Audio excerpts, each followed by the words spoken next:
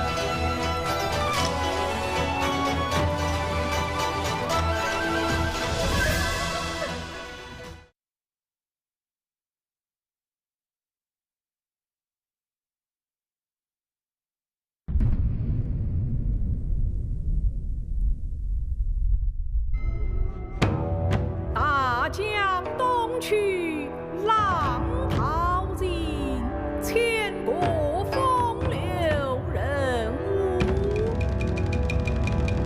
30功名尘与土，8000里路云和月。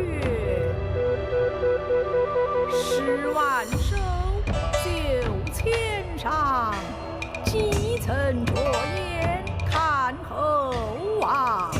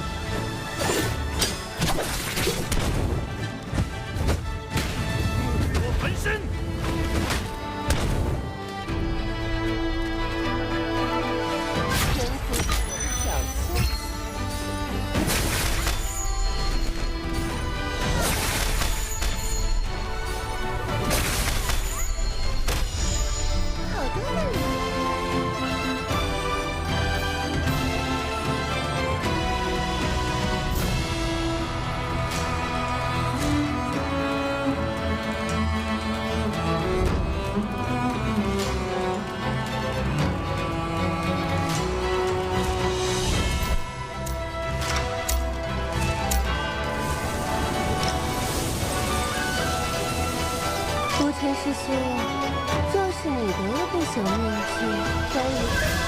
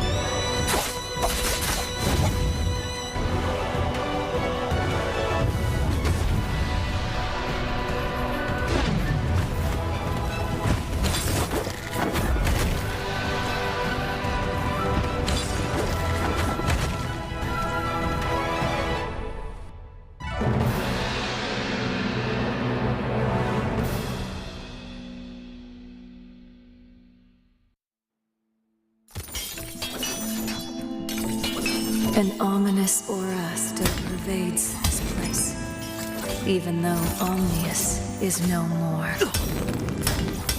If you happen across Sai, you must remember that she is no longer the little sister you once loved. Don't worry, Mama. I'm going to bring her home. No matter what. Sai, this area is perilous. You can't stay here alone.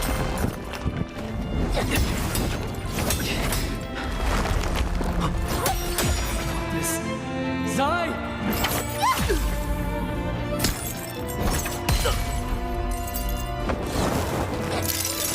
This is too dangerous!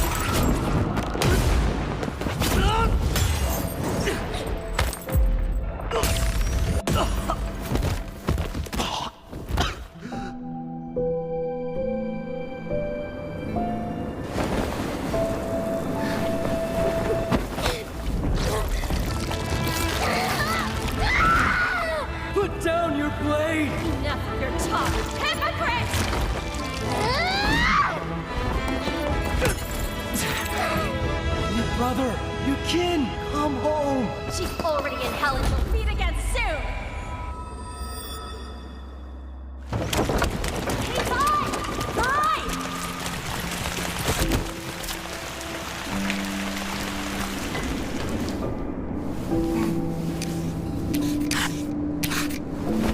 Check out what your big bro just made for you! It's a horse!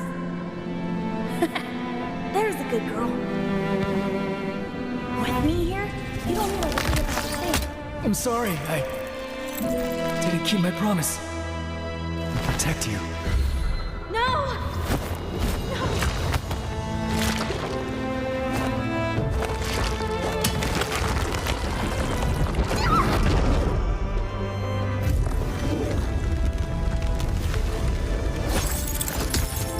Sai, I won't make the same mistake twice. This time, I'll keep you safe! Brother. It's hell I must descend to save you. Then so be it! I'll bring you home no matter what!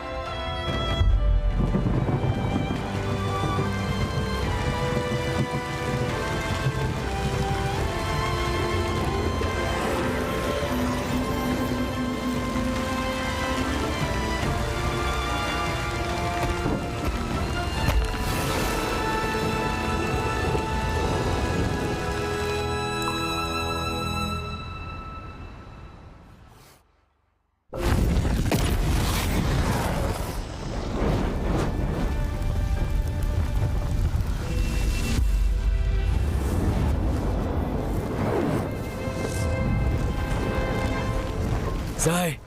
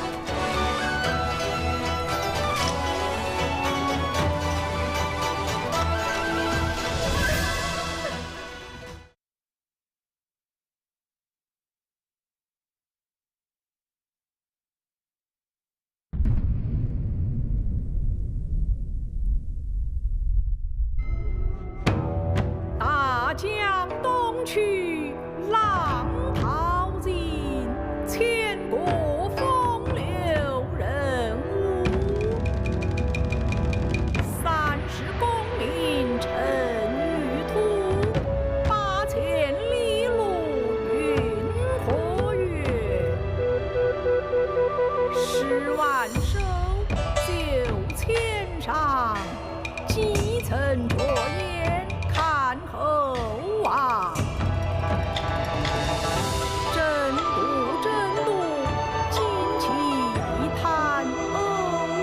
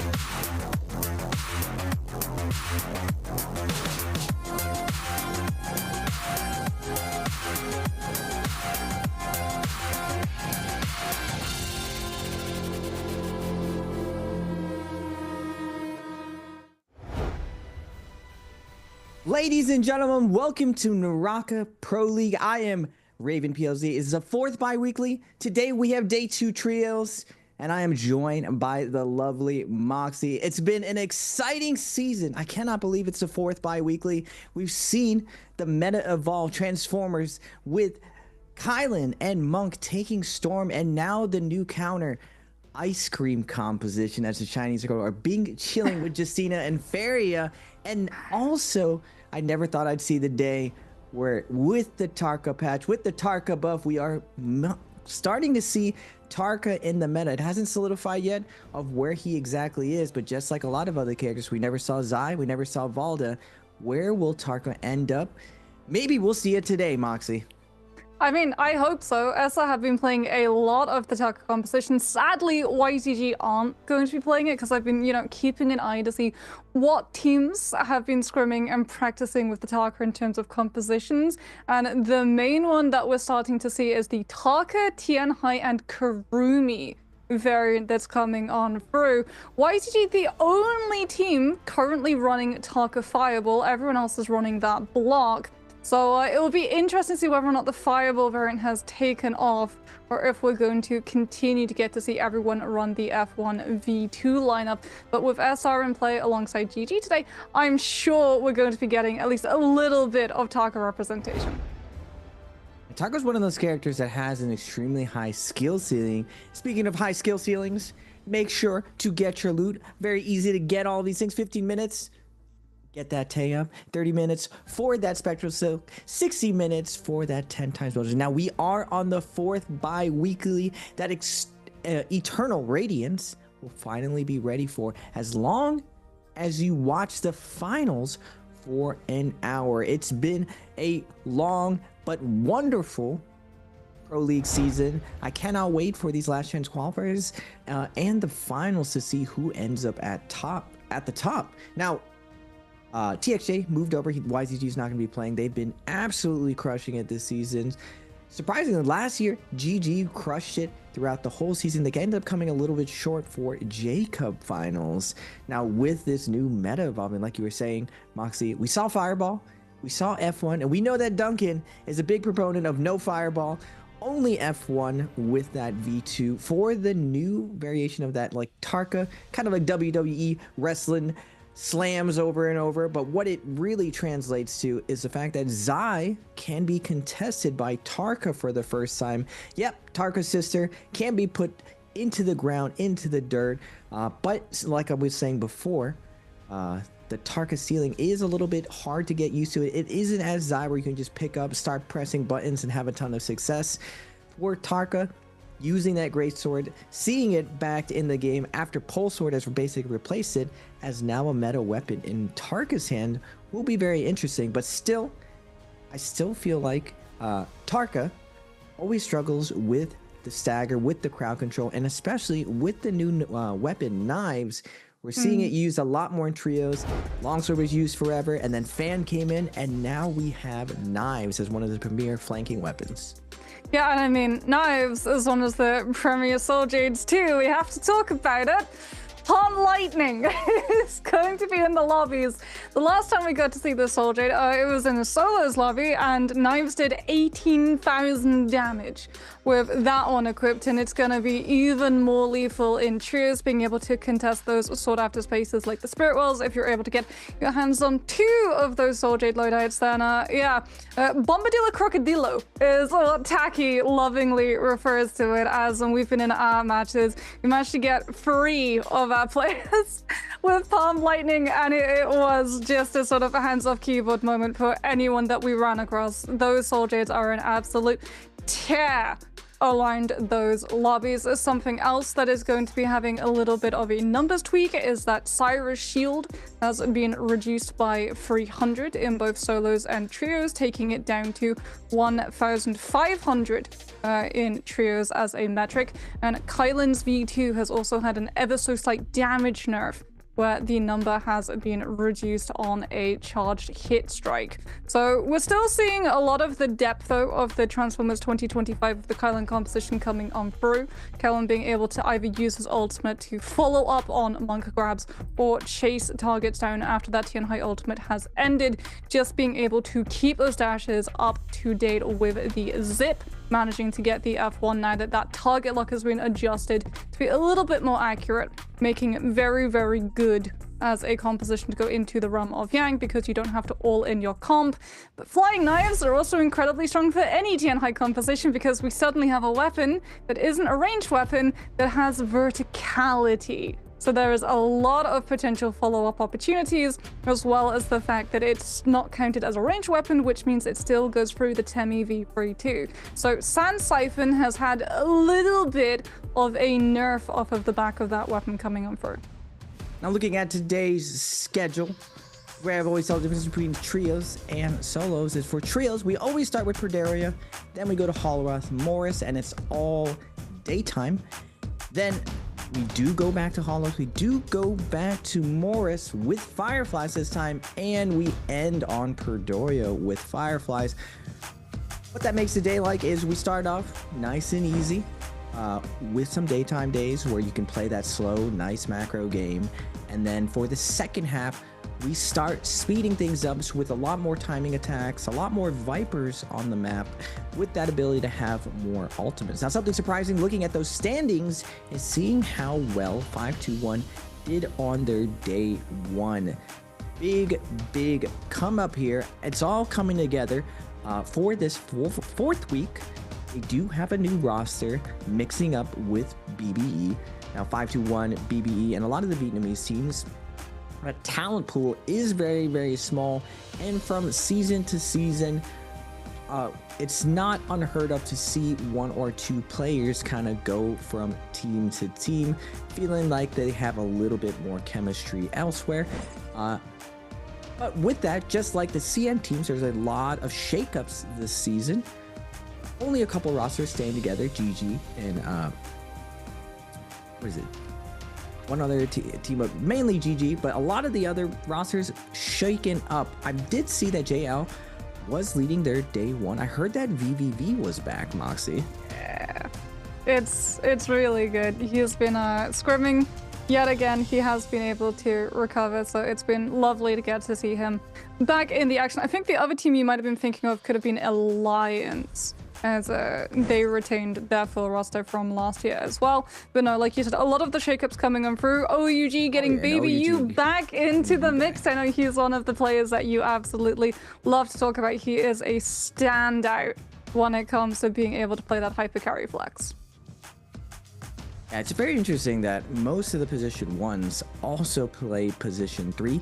Now, in the global scene, position 3 is not looked at as one of the most important roles, but I've always heard from CN teammates who happen to be in NA that position 3 over in China, and even in how they're perceived in their teams, is actually the hardest role, not position 1, because a lot of the times you are getting focus fired and you need to be able to fight your way out of it. Now, Bauda coming in with a different roster, Wolves, YZG, and the reason why YZG has been doing so well this season, besides TXJ, is they have one of the members also from the championship Wolves team, so they are incredibly stacked.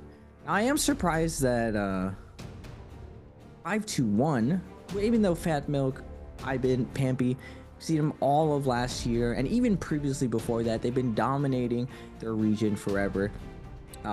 Will they be able to show up this year? At Jacob, it was very close for one of the Vietnamese teams to take it in that game 7. They end up coming just a little bit short because of JL stopping them in that end game, but they were a couple points short of being one of the first global teams to take it. So seeing them be able to put this all together, this 4th bi-weekly is very exciting for the future for the global scene. If you're able to get into the Pro League and play a season, it shows that sharpening your skills in the Pro League is definitely where to start. And interestingly enough, Moxie, I said day 1 usually a nice warm-up game, but the CN side feels like for Perdoria, they don't need Fireflies daytime. Oh, wow. They're going to start it very fast, and we are going to have a 6 Viper first game already. Potentially 7 if TE decide to lean into it. SR and OUG both saw that Viper, Tessa, and Wuchan were made more expensive. They knew that it would have been locked for a majority in phase number 1. And yeah, there it is, 7. 3 teams in phase 2 decide to splash the cash in terms of those hero points so that they have so many conversations which can just overwhelm any potential Transformers comp, whether it is that Transformers 2025 with the Zipping Kylan variant, or if it is that new Taco variant. Tianhai does struggle historically into the Viper composition, and off of the back of that one, I feel like we're probably not going to see any Taco or Tianhai coming on through, as Syra has been left open. She's not going to be made more expensive, and therefore Xiphon, especially with that Matari in play, is going to be looking like a tantalizing prospect for these teams. Just looking, scrap that, we've got 8 Viper teams. 5-2-1. Actually pony up and spend even more. I've always been saying, and this is something my team even applied. I learned this from Hex, that playing Viper as a game one, and even one of the strongest teams from our region, the only global team to ever make grand finals trios, like Kuhn DCR, shout out to them. They would always start out game one by going very, very aggressive. Now, most teams use game one to kind of warm up. When you get to play that Viper Wuchen, you do technically have a second life as long as your Wuchen gets that first pour down, and you don't really have to put so much pressure on yourself to win that first Yang fight. A lot of the times, you go into Yang, most of these teams have, if you're with one of the best teams, you have an over 50% win rate. So you have to be able to win coming out of it. And it's very, very hard with Yang depletion coming out. But if you play Viper, you take a lot less pressure on there, where you can play situations out on the outside. You have a second life at all times with Wuchen. You have to play for Spirit well. And you really are just aiming to play third party. What ends up happening is you get a lot more of that Battle Royale warm up going in and out of things. Now, we aren't going to see anything outrageous here with the Vipers compositions. It's looking like most people are playing F2V2. We do get a little mix up from ASC running the V1 Mrs. Viper, running something a little bit as well. Everyone else anything about it. Matari being a very good counter to all these compositions. Now, most people don't realize it, but the V2 tether, even though it doesn't AoE silence the second you see the Viper press it, as Matari, you can always react to it, especially with the low ping that all these guys are playing with. You can pop the counter instantly, or break line of sight and instantly counter it. It is very hard to lock down Mataris. We'll have to see how this V2 actually works. I do think having silence catches a lot of people off guard, but the F2 anti-heal and nuke off spawn makes it very, very hard to win, and that's where you start snowballing your momentum with these Viper compositions. Going into game one, we'll have to see how this all plays out. A lot of isolated 1v1s with a couple 1v1 or 3v3 b3s, and in the center, one team. We got 4 teams over here with 5-2-1. Can 5-2-1 keep up their momentum today? Now, FPX and Alliance going head-to-head almost immediately at NY7 on that side. Going to be burning that F2. Fun the isolation onto FPX's ZGE. That Matari going lower and lower, gets juggled up into the air and does not manage to touch the ground before they can recover. Syra F1 is also going to be able to buy a little bit of heal proc for NY7 to come on through, so he can live the duration of that Dragon Stage into Nessus set up by FPX's Kiki with that spear. But now the Zai having that F2 back into play doesn't even need to use it. Alliance have the full numbers advantage, and they're able to take out one by one every single player from FPX's side. Is OA, OUG, and we've got another team in the mix here too, DRG, I believe, all going to be scrapping it out for control over towards Arcadia. We're in Arcadia. OUG fighting out for this red Jade. Such a big advantage, denying it to one of these Zai teams. OA, Matari ended up getting it up, and DRG, also one of the OG teams, no roster changes here. Gonna go on to chase down Tut YC. DRG is YX98 gonna connect to the Zai, but the F is gonna give him a little bit of space. He looks for the stag, he's not able to get it, but he does land the overhold on 3 of them. 1v3 situation. Can he find a comeback? No, he cannot. The light attacks oppressive, cleaning himself up. Baby you versus Meng in the corner. Tesla ult's gonna be invested. They don't want any part of this stall. Matari ult's gonna be invested, but they see the tether, they see the Tesla stagger. Now against the wall, Shinyu's gonna lift them up. Nice job, able to tap out of the situation, get a little bit of space, break line of sight, get that max range, grapple, buying more time. He wants to keep this purple longsword. He's not going out without a fight, but SS with that F2 shredding his health. And OUG is going to pick up that purple longsword. Shinyu, though, the V2 is going to be coming out with the third party from DRG. Silence is going to be coming out. Baby U's going to get taken down. Tessa cannot help with it. Ultimate from the Silence finally gets to bring it out, but two of his teammates are taken down before it even matters. And now Shinyu with that purple longsword is going to be going to another team, and that team is DRG. Another big thing about that Silence is that if the Viper is able to land it onto the Wu Chen, he can't teleport the team out of it. So that Silence is going to be really impactful, especially given the fact that we have 8 Tessa, Viper, and Wu Chen teams all running around the map, and they're going to cannibalize each other's opportunities to look for a third party. There's no Tian high comps, there's no Transformers, there's no traditional Sand Siphon. The only thing that they can run into is either a mirror fight or a Xiphon composition, which, as we've covered, Matari has the means of counterplaying into that Viper ultimate. So we're not going to be seeing a lot of lull downtime. We're going to be seeing a lot of these teams just trying to loot on up and then figure out whether there's a fight that they can try and third party into. And if there's not, they're going to have to be very careful about whether they start one, because they then could get third partied by another Viper Tessa Wu Chen team rolling on into the mix, just as OA, unfortunately, find themselves having to experience when they were running from both OUG and DRG. As ASC and SR and I going to be going head-to-head. Xiao throwing out that Tessa V1 before coming on through with the RMB on that pulse sword, making sure to cover the urn before his enemy can interact with it and cancel out that stun. There's the Viper ultimate, but it's the V1, not the V2, so they will be able to Wu Chen teleport everybody out of it. And now we go back again. Viper ultimate's coming back into the play. 521's Pampy does get hit, but it's SR Xiao who features all of that follow-up off of that Tessa enchantment. 8 seconds of CZ. There's absolutely nothing that could have been done. And ASC are picking apart these players from SR, but here's the third-party opportunity that we talked about. Viper ultimates have been exchanged. Wu Chen teleport has been forced. It's going to be a full reposition for ASC over towards the Forbidden Seal so that 521 can't take advantage of a potential ultimate advantage.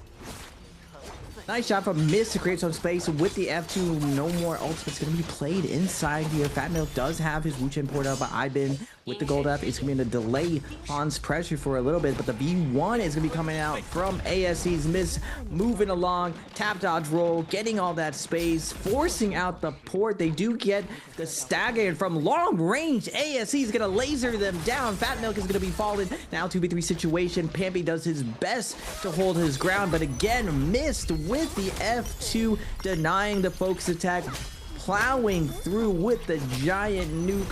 I've been in a 1v3 situation, going to get Tessa ulted and staggered. They don't want to hesitate. They don't want to draw this out. Instantly shredding him. Now moving over to Alliance and DRG. V2 is going to be popped.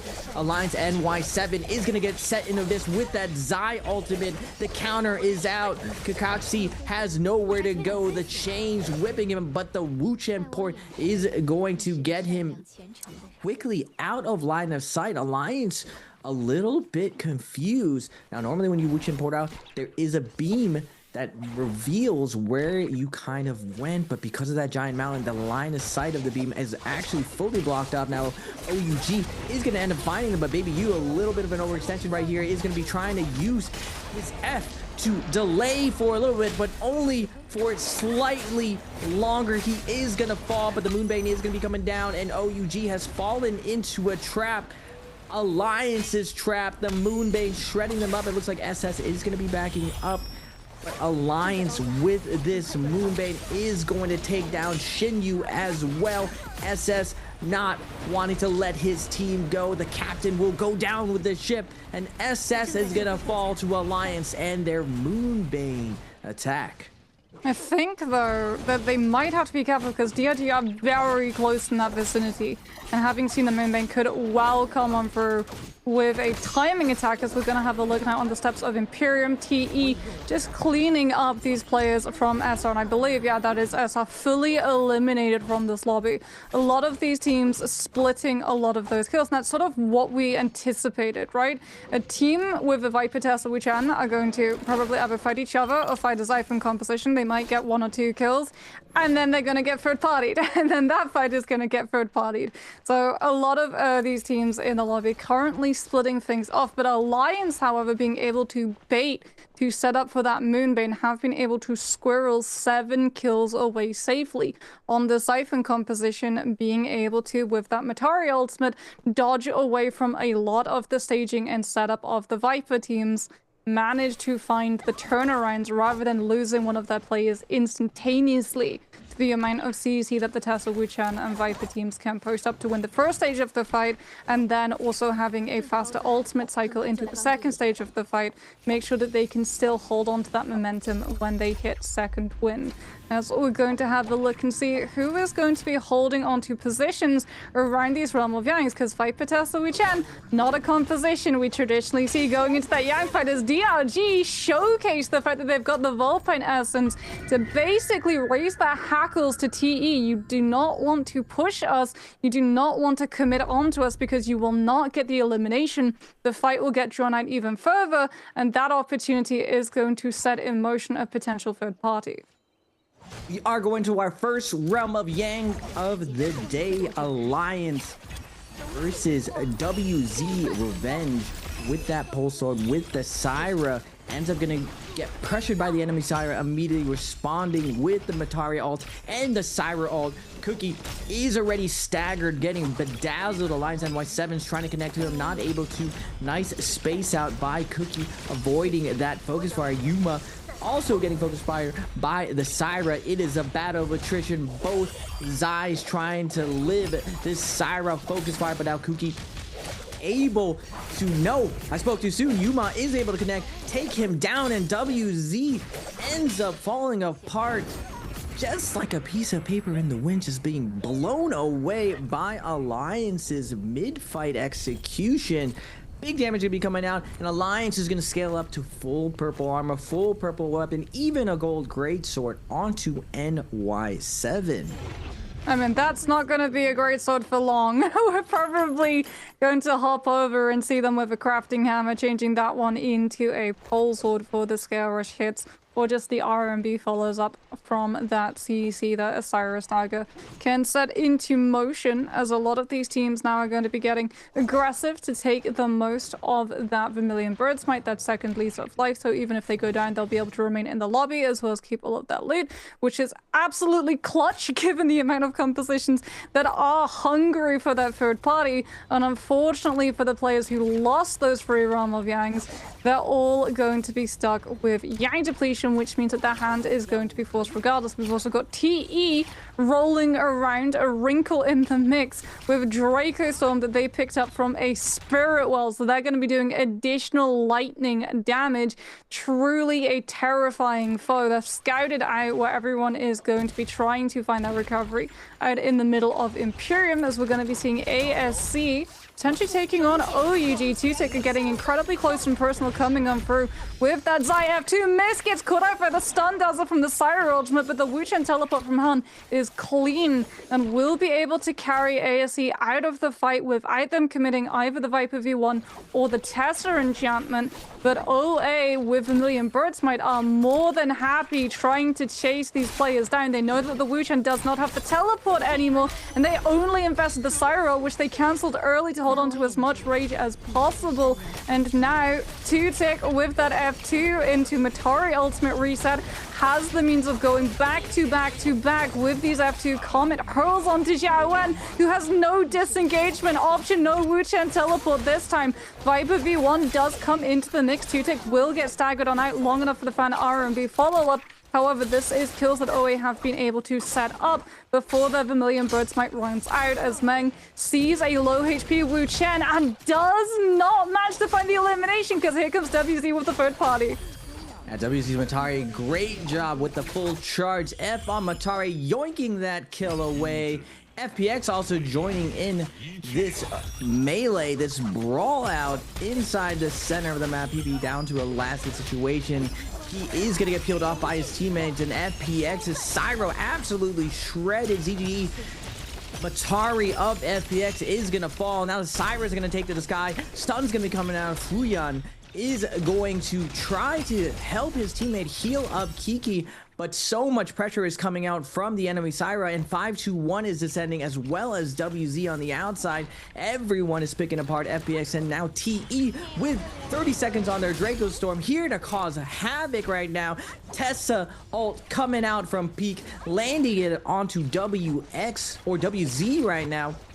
WZ scale rushing, moving, weaving, left, right, trying to get out of the situation, but the stagger's gonna come out. The RMB spear coming down, chopping him half with Shionan's F2, just deleting him, vaporizing him from existence. TE with that last 30 seconds of their Draco Storm, getting tons of value.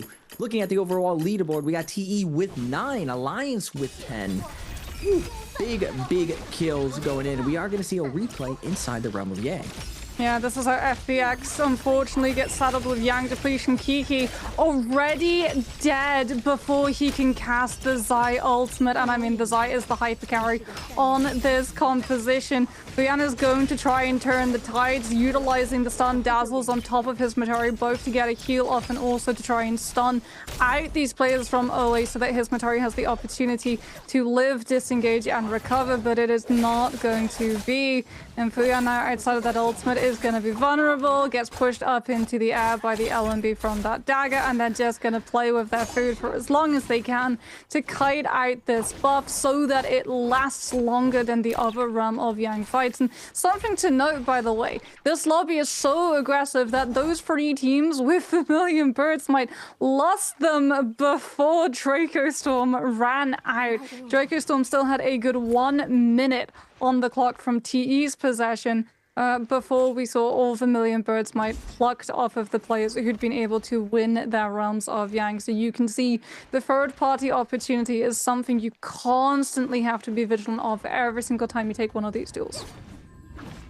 Alliance with NY7 on that hyper carry role on the Zai with the gold pulse sword, posturing well. Going into this endgame now, 24 people left alive with an 8-man Viper lobby. Spearwell is going to be popping out. It looks like DRG and TE waiting to contest for this, but focus slide, it looks like, I believe on Peak, on losable neutral, sliding through with the spear. Looks like they're going to be backing off here. They don't really want to all in with DRG just yet. Looking over to buying some armor now. DRG ends up getting the Spirit Well to 99%. And it looks like OA is one of the few teams waiting inside the realm of Yang. Is anyone else going to risk it, or are they going to get this for free?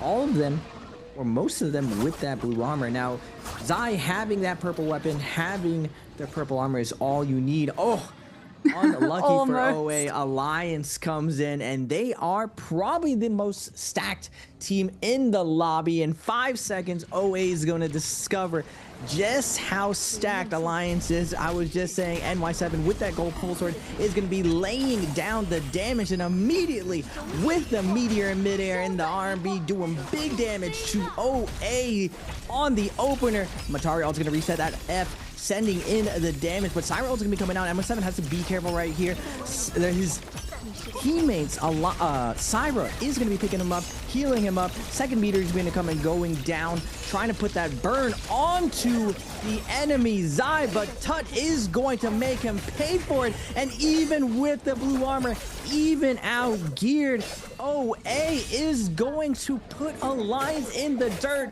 Parry coming out from Tut, taking that insult to injury. I believe he grabbed that gold weapon as well, but OA ends up shredding Alliance. What an upset, Moxie.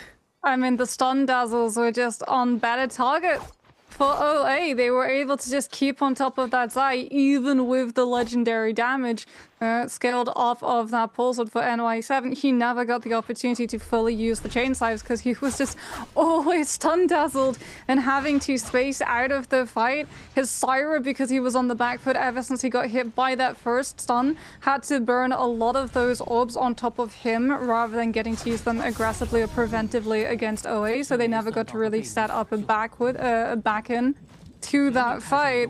And now they're gonna have to play all the way on the back foot with not just there we go, they just finished off Revenge that with the Zai F2. So Alliance now are going to be in soul form, headed on over to an altar. They have to be careful that they don't run into some of these teams as OA pick up Draco Storm rather than White Tiger's prowess. And I mean, yeah, that additional damage that you can do is definitely going to make yourselves a very big threat for a lot of these teams. I would much rather third party into a team with White Tigers than Draco Storm. So OA very much taking that one as a way of keeping the Viper Tesla Wuchang compositions off of their backs for as long as possible. Bauda opting for that Mystic Might, looking for the straggles here. Now TE and Bauda both really restack, sitting at the storm. Mutual destruction assured with both of these SAC teams looking at each other. Now transitioning to this end game, it's really about picking up all the scraps in the lobby, all that extra credit, and trying to get some nice Jades for these end games. End game is all about this positional war where you can control the Spirit Well, or you can easily pick off people coming out from Spirit Well. And the way you do that is through these Jades, either through range Jades, mainly Rupture Gale with cannon that allows you to have burn so you can pressure from range, or having one of the really good crowd control Jades, either Merciless, Dragonvore, or the new Knife Jade. If you, even with blue knives and even without the Jade, the Knife RMB, just because it comes out at one charge and you're able to walk it around, you're able to really selectively send out that focus attack. And in trios, the name of the game is landing parries, denying a lot of focus attacks. But when you can mix up when you throw that focus attack and which direction you're actually throwing it, it becomes easier to open up your opponent trying to guard against staggers where they can get 100 to 0. We are going to see Alliance coming in, spotting the weakened wolves, the blueberries of the lobby.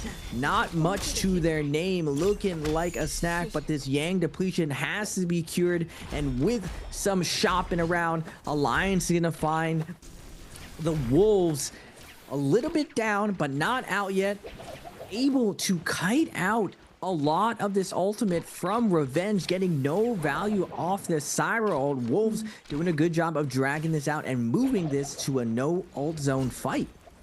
Oh, and that's really bad for Alliance because that Forbidden Seal is going to be noticeable to every team in the area, and you can already see DRG mobilizing, WZ also looking for that third-party engagement. Even if Alliance find the kills to be able to cleanse the Yang depletion, they are not out of the woods just yet. The Viper is going to fall. That is one Soul Bloom going to be secured, but NY7 has already gone down to Bauda showing up to the mix. Revenge will be able to dodge around that Tesla enchantment, but unfortunately for him, he's having to fight deeper and deeper into the zone. Good parry comes on through from Yuma to be able to secure up that kill onto HQ. But Alliance, unfortunately for them, now have their actual challenge, which is navigating around all of the teams in the area. Wolves were not under the depletion of Yang depletion, so they will be able to actually backtrack over to the Kens of their teammates and revive them by hand. HQ a little bit too deep into that zone though, and LJX is about to go down potentially. So, oh, he does go down to the zone before his teammate can try and secure it for him. As Revenge now forced immediately to proc that Syra V1 and utilize the microwave, the laser beam, as just a threat to keep all of these other teams at arm's distance and potentially run them into another team. But unfortunately for Revenge, he might be getting far away from the teams, but he's getting closer to that Moonbane, and that Viper V2 is going to take him down with the silence not letting him navigate with any of the mobility that Syra's kit normally affords. Yeah, he had a little bit of an option to pop F there, but with the investment of the V2, completely denied. Everyone was looking at him. Range coming in from all directions. We are seeing that knife jade, the gold jade, being probably one of the fastest crowd control jades in the game, plus Aurora Burst of OA's PP. OA looking super stacked to hold this Spirit Well. Now remember, Matari ends up being a good counter to a Viper, so even if a Viper team wanted to contest this, all they'd be really doing is trading out their cooldowns. Now with OA delaying the Spirit Well for as long as possible, we've seen teams wait for even the zone to come in, cover the Spirit Well before they actually claim it, just so they get extra time. If you're able to stagger the Spirit Well, wait to that last second, you're able to take the buff into the second Spirit Well, giving you a huge advantage over the other teams. Now, it doesn't mean you just get out of get everything for free. As the meta has evolved, the rest of the lobby has realized that whoever has the buff, if everyone kind of ranges them, then no one really has to die. So we do see that happening a little bit of the time. And like I was saying, the zone coming in, holding it to the last second. It is going to be a Draco Storm. They are going to pop ultimates and all in the situation, looking to cherry pick the fights. You can calculate it, take fights, pick off a little bit of kills here and there, and hopefully feel out the lobby of whether or not you're going to get focus fired. The Vipers in this end game, there is mutually assured destruction, so a lot of the times we're seeing these Viper compositions kind of wait out to kill everyone else who doesn't have a Viper first. But with this endgame, with all these rocks and all these trees, it's going to be really hard to identify exactly where each team is posted up and waiting. So much ambush potential here with this terrain.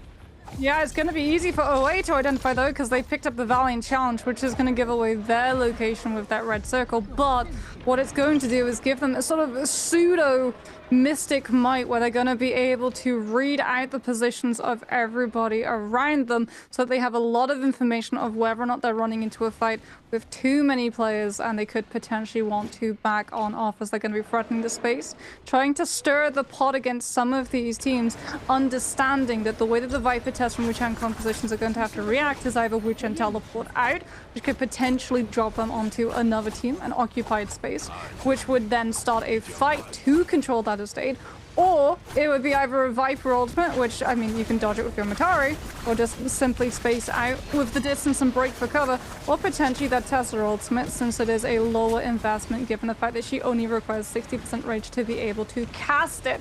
But OA showcasing the strength that they have on their side. These two Soldiers of Destiny, the Moonshot Storm and that Aurora Burst. They have to be careful, though, as Moonbane has zero respect to the Soldiers that you have in your pocket, so that they can try and control how these teams are going to be setting on up for that next Spirit. Well, OA aren't going to be able to cap it until Draco Storm is done, though.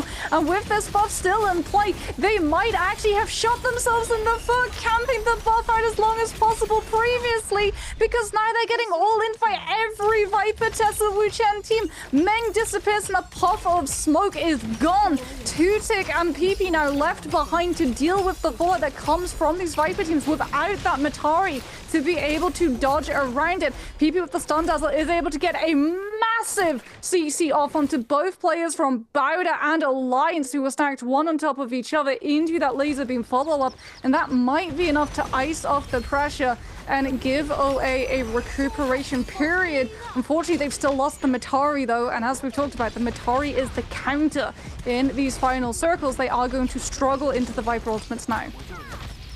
What an all-in from the rest of the Vipers. They're like, no. You got the first one, but not the second one. Bowda. Everyone dives in there, just full Viper ult coming from every direction. XCM is going to pop that V1 mainly as a zoning tool to control this high ground here with the Draco Storm. They are going to be able to stabilize. OA still struggling to find their footing.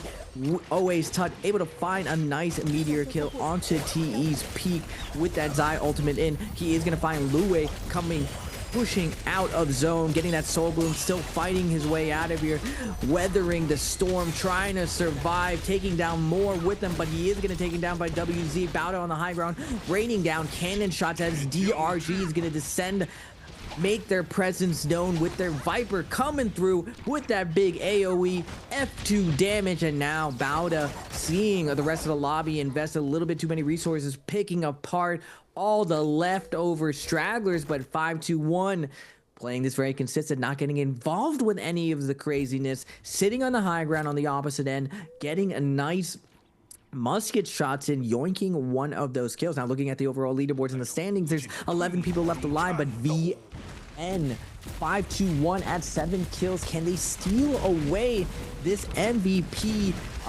TE's already at 9 though, DRG at 6, very, very close. They do have to pass Alliance, who is now dead at 13, still in striking distance with the placement points there. Kakashi is going to get knocked down with the Tessa ult and the F2 down to his last leg, but the Wuchen port is going to get into safety, but for how long? Wuchen wall is going to be coming out. Tessa ult creating some space, trying to force 521 off this high ground. Big investment from this team to get 521 there, but 521 is going to respond with the Wuchen port and bring back some of that aggression, but Bowda is going to be scooping up on the low ground with the gold armor on their Viper and Wuchen and Cavalry Bloom. 521 has played this so well. They're able to get Tessa down to this low health, but she finds a blue armor to reset. Now Fat Milk is going to take a ton of damage and get shredded and taken down. Big play comes on through from the Tessa, identifying as the V2, not the V1. Has the time to go into that zone, pick up that blue armor, and comes back on through with the Cavalry Bloom. ZZT as well, picking up the Soul Bloom, is going to start recharging to that next Tessa. V1 does get hit by the enchantment coming on through from the enemies and has to make sure that they're not in a position to get punished off of that 3-second enchantment walk forward force, as Zem is just patrolling with the palm lightning on those knives. It was a matter of time before we saw it, and a lot of these teams are going to have to give the respect that Bowda are looking for to be able to stabilize off of the back of that soldier. They can run around with it, they can use it to force out the other teams around them to have to try and space one on top of each other, which is going to give Bowda a nice little safe shelf to recover. Swap over to the cannon. We've got twin shot bounce shell actually coming on through from Bowda's end, alongside that palm lightning that's being put under so much pressure for Donkwing, who's an absolute sliver of HP, but is going to go down now. Two of those knives coming on through. Kakashi isn't even able to go into the R&B. Will be able to find the parry off of the back of that one. Anticipated the palm lightning coming through as fast as it did. Tries to use the V2 to save himself. Will be able to get the silence onto two of those players, but unfortunately for him, that Cavalry Bloom is going to start shredding away his armor. The knockback from the F2 is good. It will be able to push one of those players into the zone, and Kakashi finds a rock to be able to crouch around to dodge out of the Viper ultimate coming on through from Bowda's end. Gets punted into the zone by the knockback though. Swaps to the Flamer. There's a Soul Bloom right there, but I think it's one of his teammates, and it's Bowda's ZZT who's got the position, making sure that even if the CC comes on through, he is going to be dead center of that safe zone and is not going to start losing his HP directly to the corruption ticking off of the back of that one. Bowda will be able to walk away the MVP. What an exciting endgame right there. And Predoria, known for those buttery rocks, those slippery cliff sides, not much footing there. And you see the dynamic of those knives and the palm lightning end up doing a ton of work with nowhere to line of sight. That out in the open cliffside, one of the Viper havens. And we see the Spirit Weddle meta constantly evolve, and we thought that the Matari and Xiphon composition was going to be able to hold their ground, able to stagger their ultimates from place to place. But the Vipers knew the win condition. They had to stop the Xiphon composition from claiming that second Spirit Well. You see the Vipers all activate, putting all of their cooldowns and all their Wuchens getting a nice pour down so they don't get all in committed. But who gets all in committed? Both of the Xiphon compositions. They end up trying to fight their way out, but death by 1,000 cuts from all the Viper compositions in the lobby. And we see Bowda perfectly navigate that end game, sitting on that low ground, picking off all the pieces. You see 521, why they're at the top of the leaderboard, making some veteran decisions right there, icing off all of the commotion by sitting on the outside, just looking for pickoffs, looking for any stragglers, but never committing themselves. Now, unfortunately for them, the scaled team's Bauda ends up committing onto them, picking them apart, forcing them off the high ground. But valiant effort from them. It shows why they've been very, very consistent. Still, very, very exciting day, Moxie. I think that's the first time I've ever seen an NBPL an 8 Viper day. I've seen 7, I've seen 6, traditionally what we've seen on these Viper days, but 8 is absolutely wild, and the only really chance anyone else has. So they've completely made the Monk teams extinct on this map. No Tarka Monk, unfortunately. I did want to see some Tarka Monk today. I heard a lot about it from everyone. Didn't get to see it though, because of all these tests. We gave the question away. How many players chose Tesla at game number 1? I wonder.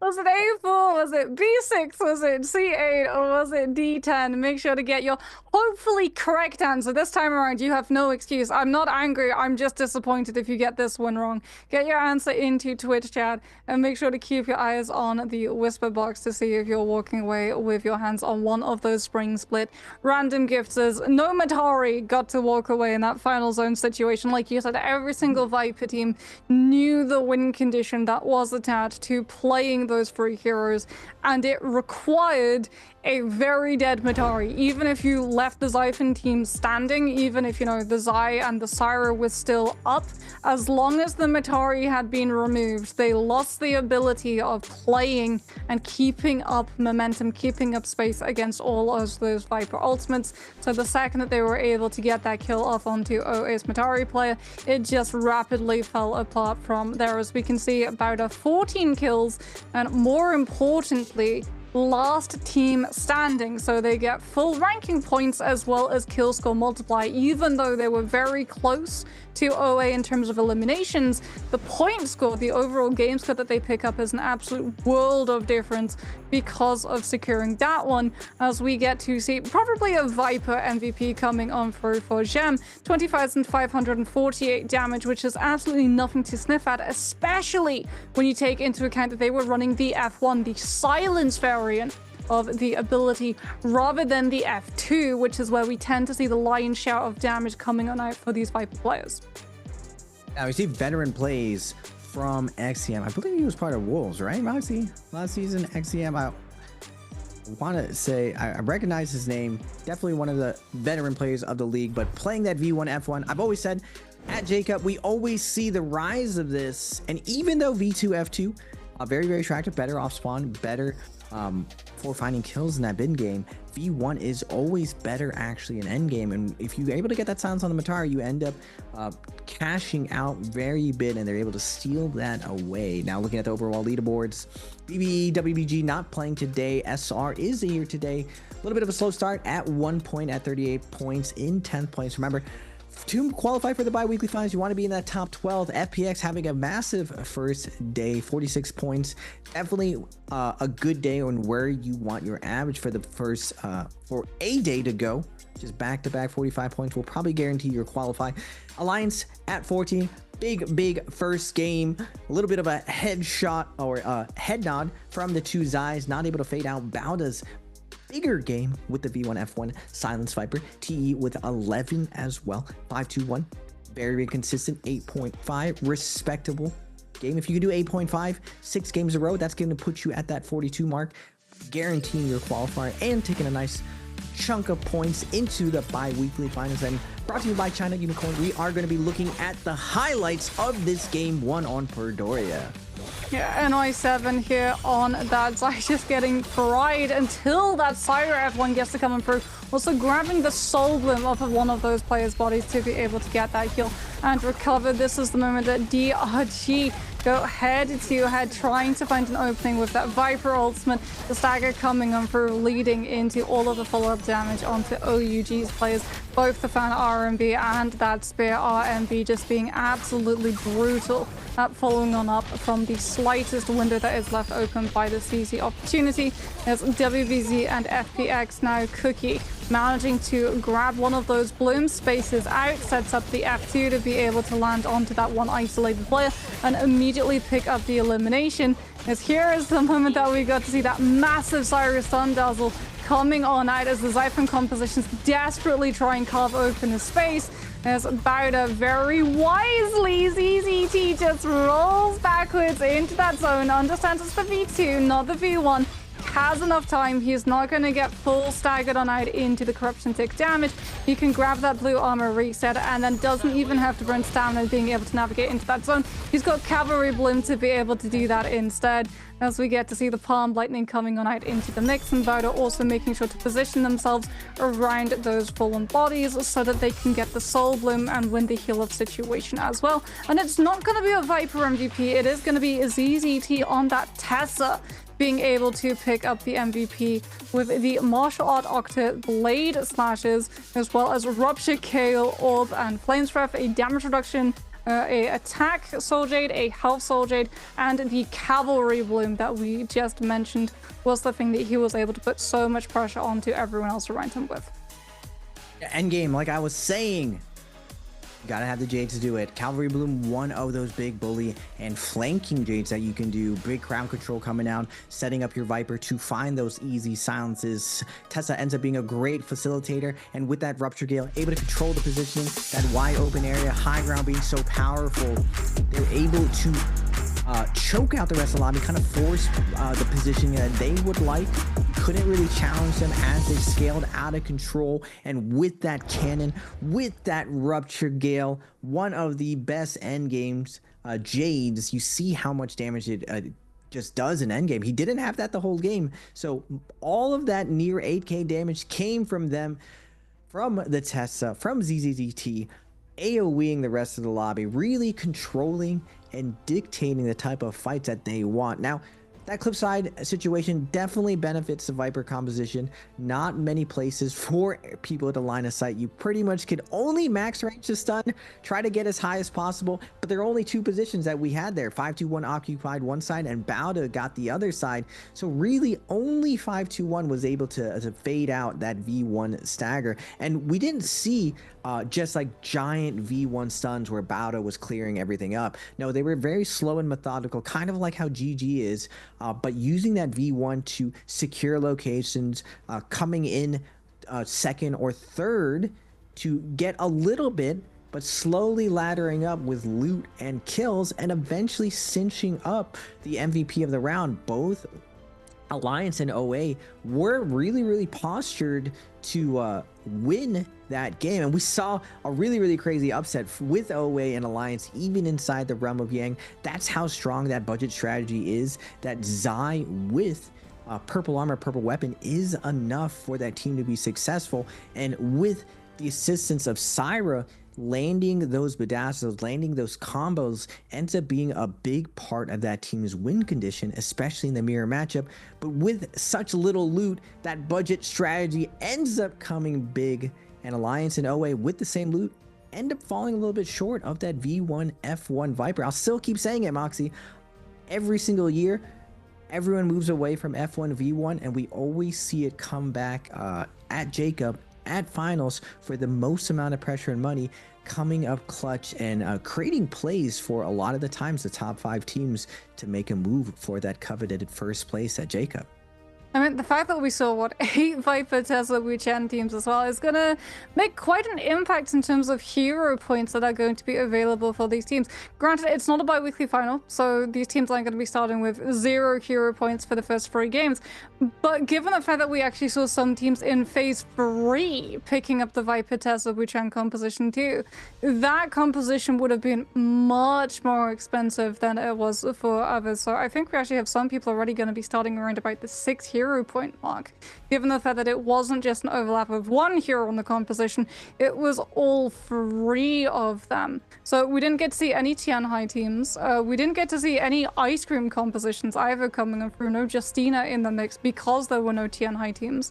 So there's no point in running things like the Cannonball variant or the Justina coming through so you can catch the freeze, the longer lasting freeze duration onto those transformer units. It literally was Viper Tessel-chan against Xiphon with that Matari, who would come out on top? And obviously when you only have 2 Xiphon compositions and you have that many Viper Tessel-chan teams running through to the final circle situation, only one team has to burn that Viper ultimate to first force the Matari into burning their ultimate.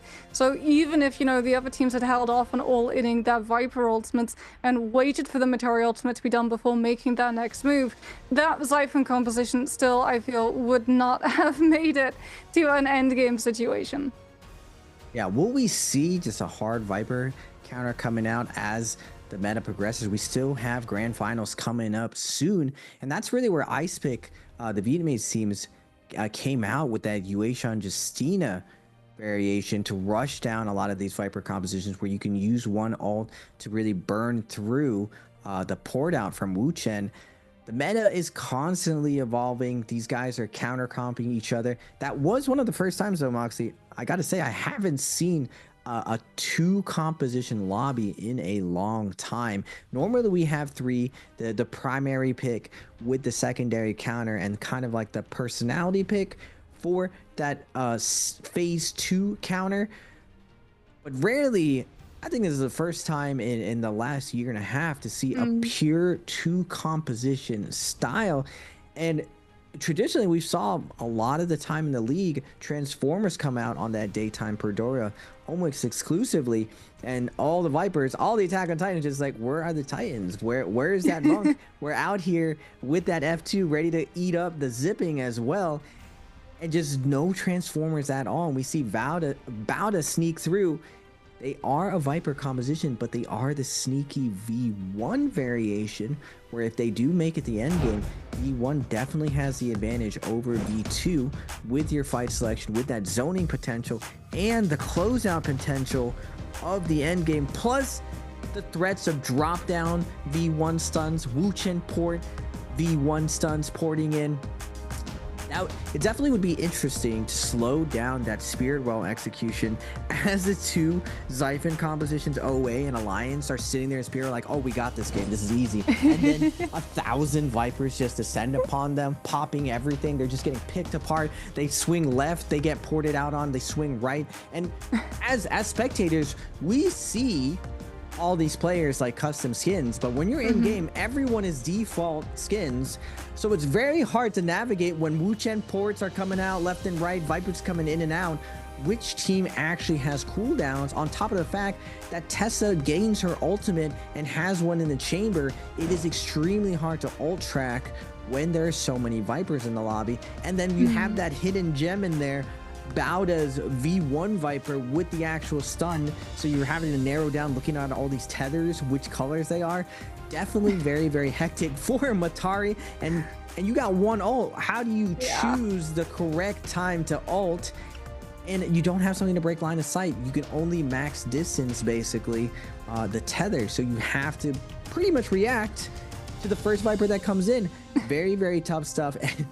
The critical mass of 8 Vipers. What does it take to counter Xiphon? 8 Vipers might do it. Yeah, especially since like Octopus of Vipers, 8 legs of Vipers. It's Vipers everywhere. What?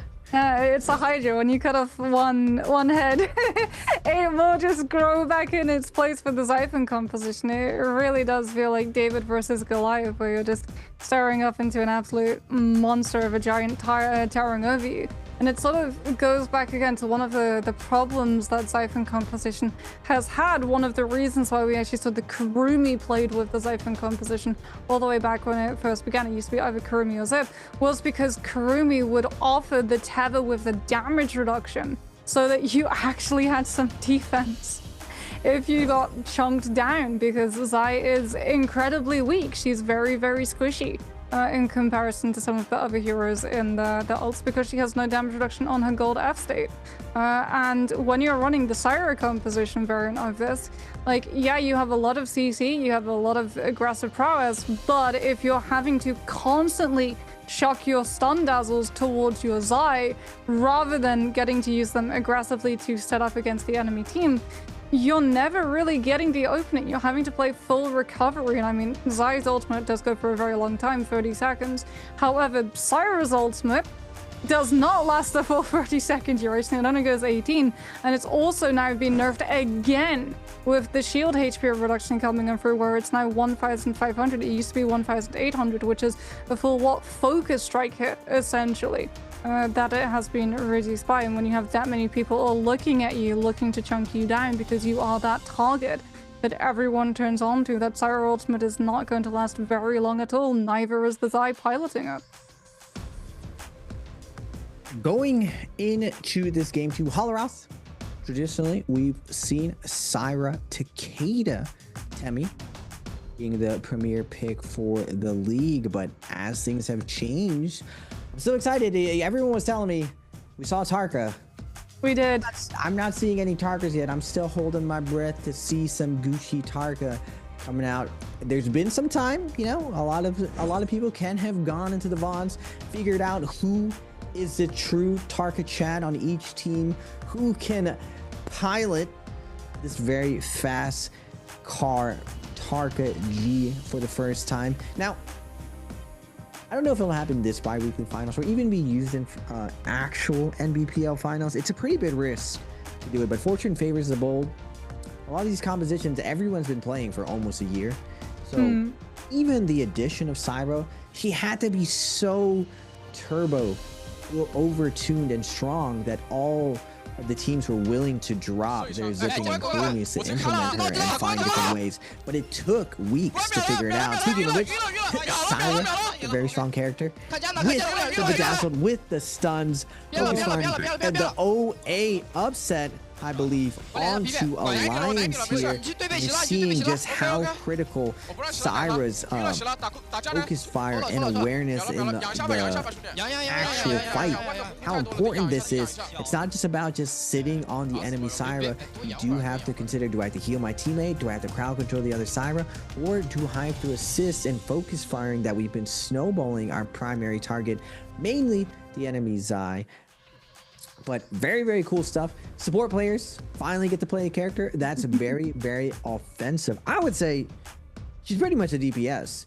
Yeah. Guy, she is a wolf in sheep skin, a DPS hiding in the support role, and she does have a ton of impact with her kit, and she is extremely durable with how mobile her combo break is, sending her into the sky even a little bit further than Feria and allowing her to float around.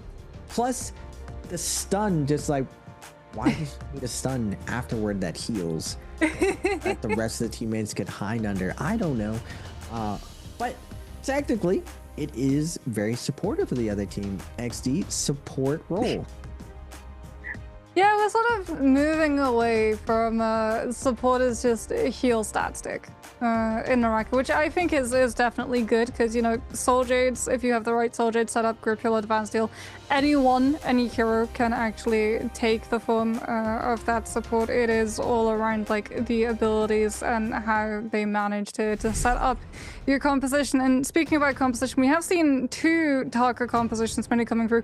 WBG played Tarka Kurumi Syra, and then we have the Tarka teams with the Tianhai that we talked about previously, which has been favored by YZG, GG, and SR. So I'm really hoping now that potentially we don't see a whole horde of Viper Tessa Wu-Chen, these teams actually have the confidence to opt for that Tianhai composition.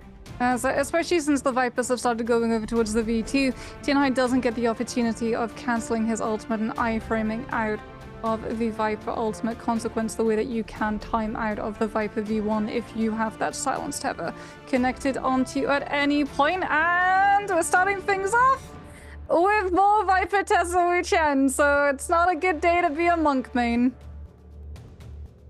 No, it is not, Moxie. What a change of opinion. Now, V2 Viper was recently buffed.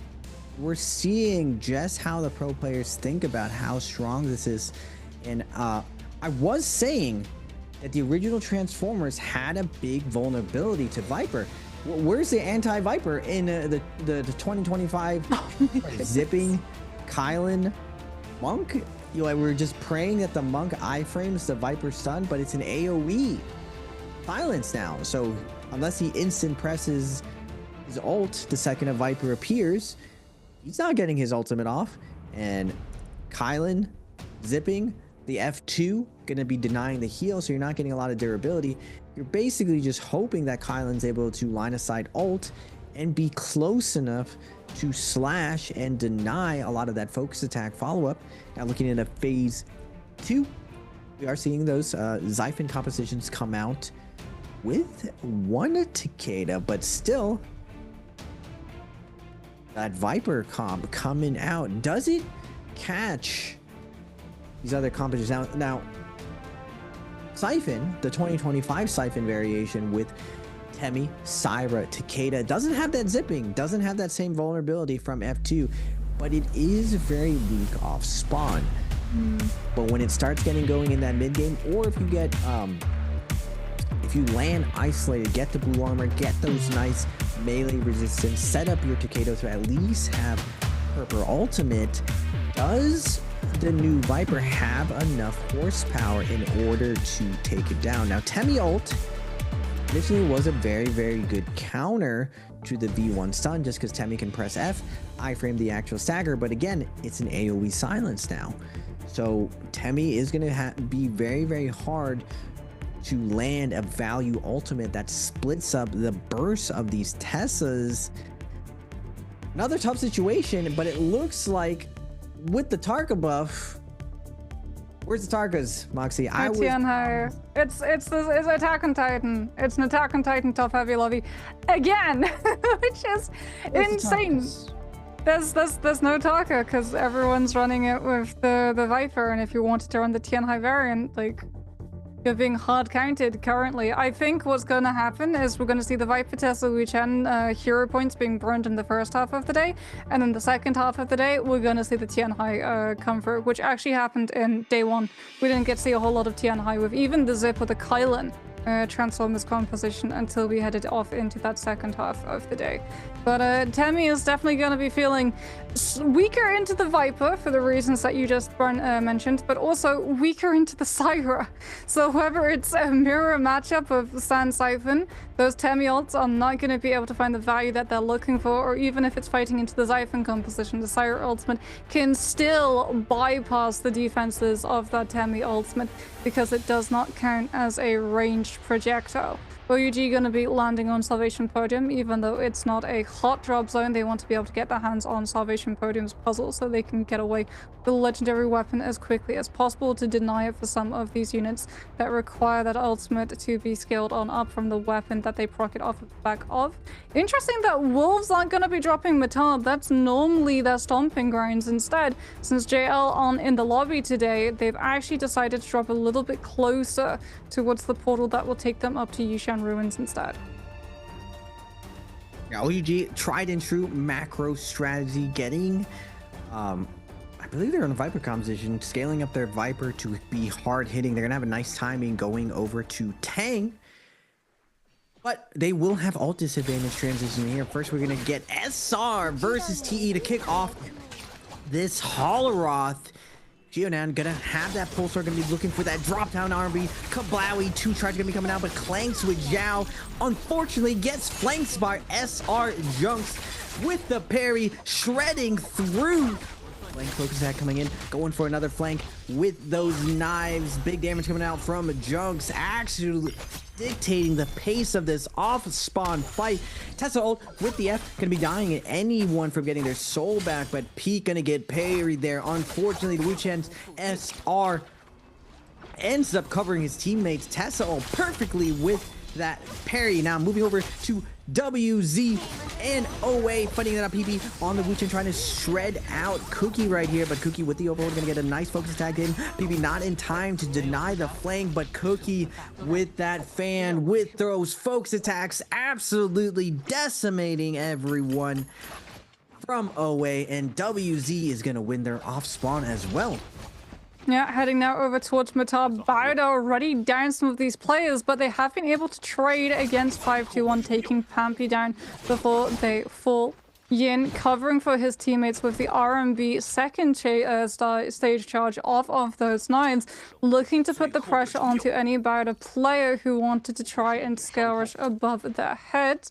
As ZZT, it looks, has actually committed to the run back potentially. Pampy has also now entered into soul form, and 521 are going to be repositioning immediately, following along with that player to make sure that the area is going to be safe for when they try to revive. Bowder actually decided to take a revive much closer. They went for the soul altar directly in Matab. They know that they've got a numbers advantage, and they are going to be able to collapse onto 521 before 521's Pampy has been able to revive. We just saw him pop up there, so we do know that he's in the vicinity, and XEM a little bit caught out of position. Now has to hold on with the Syra F1 leading into the V1 to buy enough time for his teammates to follow up. Temi ultimate's going to be coming on through from both sides. However, Syra ultimate in play for both teams as well. So that is going to be counterplayed into with the laser beam being able to absolutely beam everybody down and pass through it. And Bowder have lost Jing. Ivan comes on through with the RMB off the fist blades into the jump LMB catch to try and take advantage of Bowder's XEM, who is incredibly low and stands that combo breaker as he swaps now over towards that pulse sword to close up the distance. Looks for the RMB off of the fist blades, does get caught out by the LMB coming in through from XEM's own. But with the numbers advantage, 521 will be able to see the fight done and can punish the fact that Bowder rezzed one of their players that close. We're going to see the Wuchen port coming out from WZ Luye. Very, very low, but DRG does see where the Wuchen port did go. WZ's Cookie is going to be in the crosshair for Kakaxi. They are stuck in a hole on the mountain, but WZ's Wuchen ends up getting that Moonbane. DRG's Syra is going to be popping that bedazzle. Those beams coming out. They're trying to make their way into the house. The Moonbane is coming into play right here, but Wuchen stuck out in the open, makes his way out a little bit ill-advised as the Syra Kakaxi, at least getting that beam down, he's able to get out narrowly with his life. Luye on the Viper ends up coming in, but Don Q with the Nbpl, get off my Syra, backs him off real quick, and both teams are going to be able to take this nice reset here. There is a no ult zone in that left corner right here. Cookie's going to be looking for that Tesla ult as the no ult zone is going to be going down, but Don Q and DRG is able to space out here. Kakaxi being covered by his teammates, able to get one heal off, but the F2 from the Viper of WZ is going to take them down. Third party in the background lurking. Does WZ see this? They are being able to space out. OUG's going to be coming in hot with that third party, and then DRG now in the crosshairs of OUG. Oh, SS legendary fan to scale up the hit of that F2. That is going to be a shockwave and a half if it lands onto these players. However, they did manage to see OUG rolling on up in that Forbidden Seal, so no ultimates were able to be cast onto the back of either of those teams, either the Viper or the Tessa, and SS is actually getting spaced back into. Good peel comes on through from WZ's Cookie, being able to throw out the RMB onto the Viper's spine, so that SS isn't able to land a potential gap closer and manage to find the F2 connection off of it. Now it's going to connect, so away goes all of the armor that Alliance's Yuma had to his name, and SS gets the reposition, swaps over towards the fist blades, does not want to lose the fan in case he gets parried, because that would significantly descale the damage that that F2 can do. And since enough time has been done and Alliance have also rolled up to the mix, these teams understand it's going to be really hard to keep a track of the Viper Tessa Wuchen teams that actually have their ultimates. It's much better for them to try to get away, as here comes NY7 going for the commitment. Viper V1 did come through first, and that's going to cancel out WZ's. Oh, tragedy. Big stuff coming out from Alliance. We see OUG showing up with that gold fan, landing for the puzzle, putting the gold fan onto their Viper, scaling up that F2 big time, and you get the most value with gold weapon early game, just because the rest of the teams haven't hit their second Yang, haven't hit those spirit walls where they have that purple armor and purple weapons to match out your damage output. OUG with the blue armor and that deceptively hard-hitting Viper. TE lurking on the outside, but we are going to be going to the north. Wolves, Kings of the North here, looting up, playing this very, very slow. They want to set up for the first Realm of Yang. That's one of the downsides of Viper. You're not really able to challenge Realm of Yang just because Wu Chen's port, very, very useful on the outside. Not so useful inside Realm of Yang in a tiny closed place. You can get a little bit of value, able to iframe and move your team around, but it's very easy to follow up with it. We are going to see Alliance finding WZ in the money spot in the south. Moonbane's going to already be invested, but the team's able to rotate out of it. Cookie, though, tries to get away. Double spear, just absolutely holding in place. Nowhere to go. So much stagger and range oppression with double spear. WZ ends up losing Cookie. Luye does get out with his life and is trying to make his way to the right. Cookie does have a second life. First Realm of Yang is coming up. You see FPX and TE posturing for that Mystic Mike. That's generally where the Vipers teams go. They stay on the outside. They challenge that first Spirit Well. And now we're going to see all the Xiphon compositions, all the Zais and the Takedas roll up to the first Spirit Well. I'm so interested to see how the meta is evolving between Xiphon and Siphon as they set up for this first Realm of Yang. Now, traditionally, the reason why Zai is so good and was figured out to be useful is that budget strategy. She's able to scale up a little bit faster than Takeda. That Xiphon does have a little bit of edge going into this first Realm of Yang, unless Takeda and Syra is able to scale up massively. And we're seeing just how scaled up 5-2-1 as we go into the first Realm of Yang for Holoroth.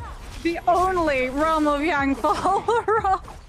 As it's going to be a 5-2-1 versus Wolves. Wolves with the slower scaling strategy, going to be head-to-head with the mirror composition. Smudge ultimate already on the field. Cyrus starting to come on through, putting pressure. Ivan getting focus fired with the stun dazzles coming on through from Wolves' end.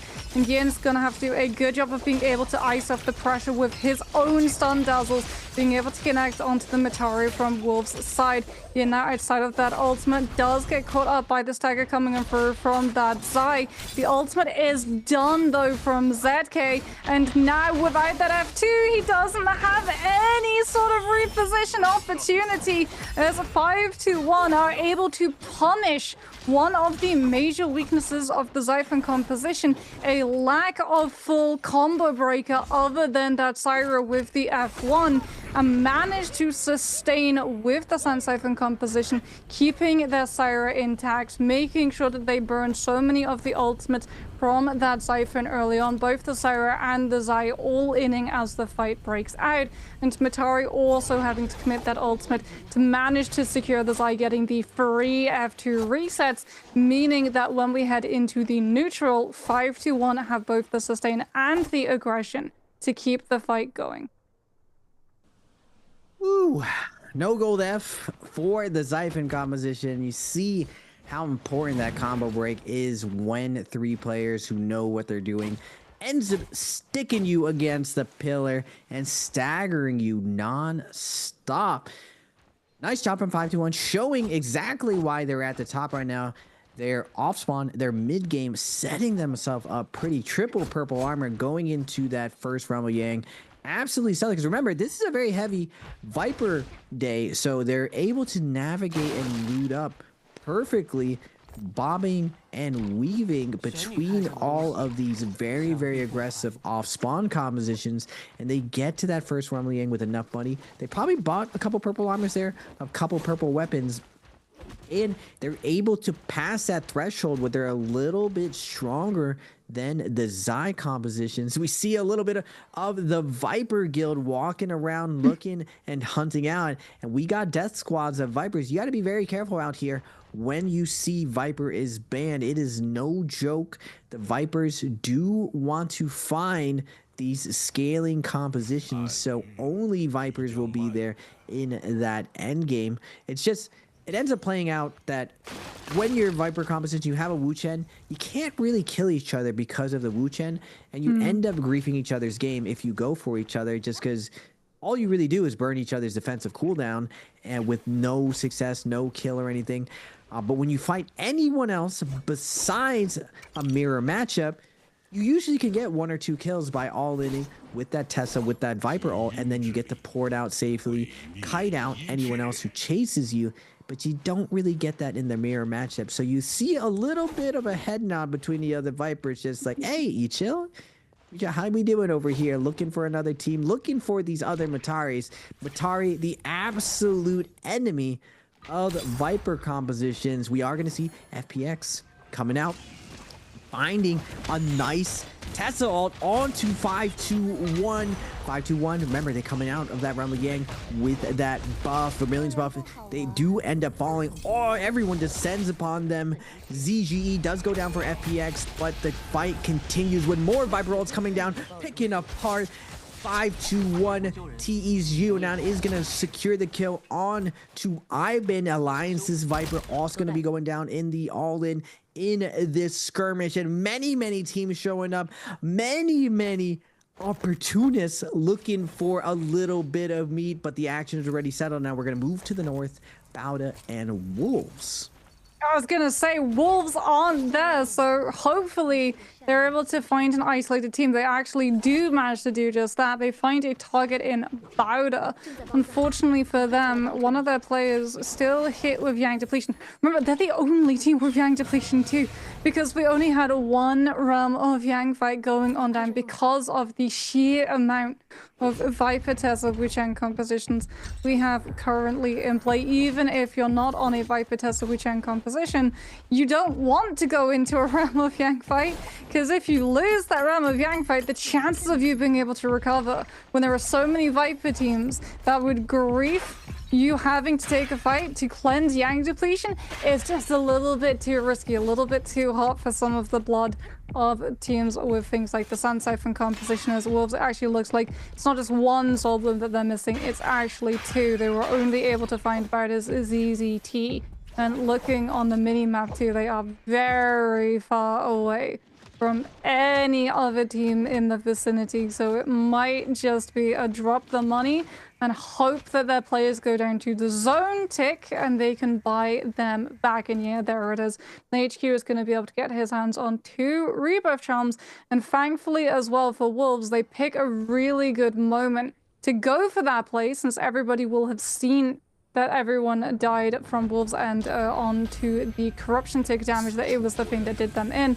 So teams will not have the opportunity to start to rotate to where the zone could be, and where Wolves will be hold on up, since everyone is going to turn their attention to the spawning up of the next Realm of Yang, which is why we're going to see 521 actually res over here, so that they can immediately posture on up, go to the Rift Dealers, potentially pick up some very nice Soul Jades of Destiny before they head into that next 3 versus 3, with the isolated bubble of space providing a much needed respite from all of the Viper teams who have gravitated towards the Spirit Well, which unfortunately for all the Viper teams is directly on top of a Forbidden Seal. Interesting scenario here. No ultimates will be used now, but going into the Realm of Yang, we see Bauda's XCM trying to ninja this, trying to go in. Unfortunately for him, he is going to be fighting against a full team now. We are going to see 521 versus WZ. Loy on the low ground looking for the scale rush. WZ going to be scaling out right here. Save a Viper composition, dares to go into Realm of Yang. V2's going to be pressed with the Wuchen pour, and a little bit of a miscommunication. Double ult's going to be coming out, and now 521 in the driving seat, having that Temi ult, having that Cicada ult with the Cyber ult. Loye, nothing, no ults to his name. Going to be shoved into the corner and absolutely shredded by 521, and now the Wuchen Xmoo ends up getting cooked up, and now Cookie going to be dipped in some milk, but not yet. He's not going to be eaten just yet with the pole sword, holding his ground. It doesn't matter. Stone forming and getting an RB and getting a crouching LMB. Wait a minute. 1v3 situation. Cookie will not go down easily. Getting some nice hits in, but 521 wants to keep him alive, wants to delay that buff to keep it as long as possible. Now going back to the outside. Alliance and SR poking, prodding at each other. The Spirit Well situation has been settled. Now Alliance going to be moving on. Scout hovering SR as the Vipers are hunting on Holoroth right now. We got a train of Vipers going across the map, searching for anyone who doesn't look like them. And now 5-1, even with the White Tigers buff, 29 people left alive. They have to be careful here with the Viper train down in puzzle. They are on the corner of the map. A lot of sustain coming out from the White Tigers buff. A little bit more tanky than the Draco Storm. Plus, when you get a kill, you do get that AoE stun over and over. And if we got tons of Vipers everywhere, we need as much sustain and AoE damage as possible. Now, WZ did dare to go in Realm of Yang, and this is generally why, like I said, Vipers do not go into Realm of Yang. That Wu Chen port does not get a lot of value, and it's very easy, contrary to popular belief, to double ult and mistakenly lose out a situation. Viper gets low. She ends up defensively popping her ult, but Wu Chen sees that Viper needs help, ends up porting her out, and you get a little bit of a grieve situation, especially inside Realm of Yang. Now, 31 teams still alive. Majority of them Viper. Moxie. Yeah, this is probably going to be the majority of the first half of our day here at Nbpl. The Vipers are on full patrol. Thankfully, the good news for 5-1 is that they're currently hovering around Plumed. They're not actually in the area of the map that 5-1 are rotating to see if they can pick off any team that's a little bit lower in terms of scaling, hugging the edges of that zone in the hopes of not getting scouted on out. Bowder trying to grab one of those Realm of Yangs for free. Unfortunately, do have one of their players hit with Yang depletion. They're going to actually be right next to WZ, who also have Yang depletion.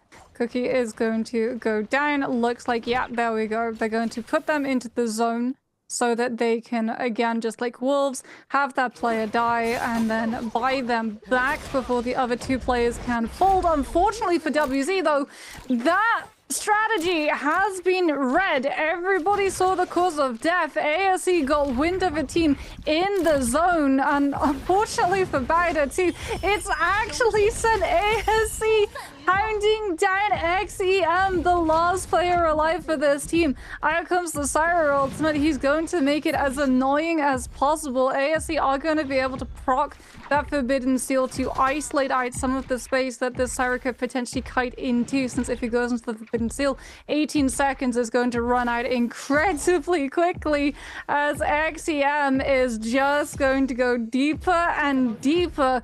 Is this worth the chase? And at this point, ASE might get caught losing some of their players.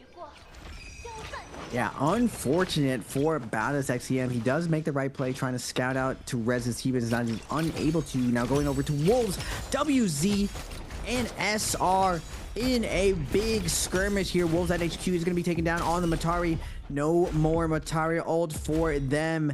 LJX trying to make his way into zone as they fade out the pressure of all these Viper lobbies. Going to try to break line of sight here, make their way into Tang to hopefully find a reset here. Now the Shadow Corruption isn't very strong right here, so as long as you have some white heals, you're going to be able to AoE damage right here.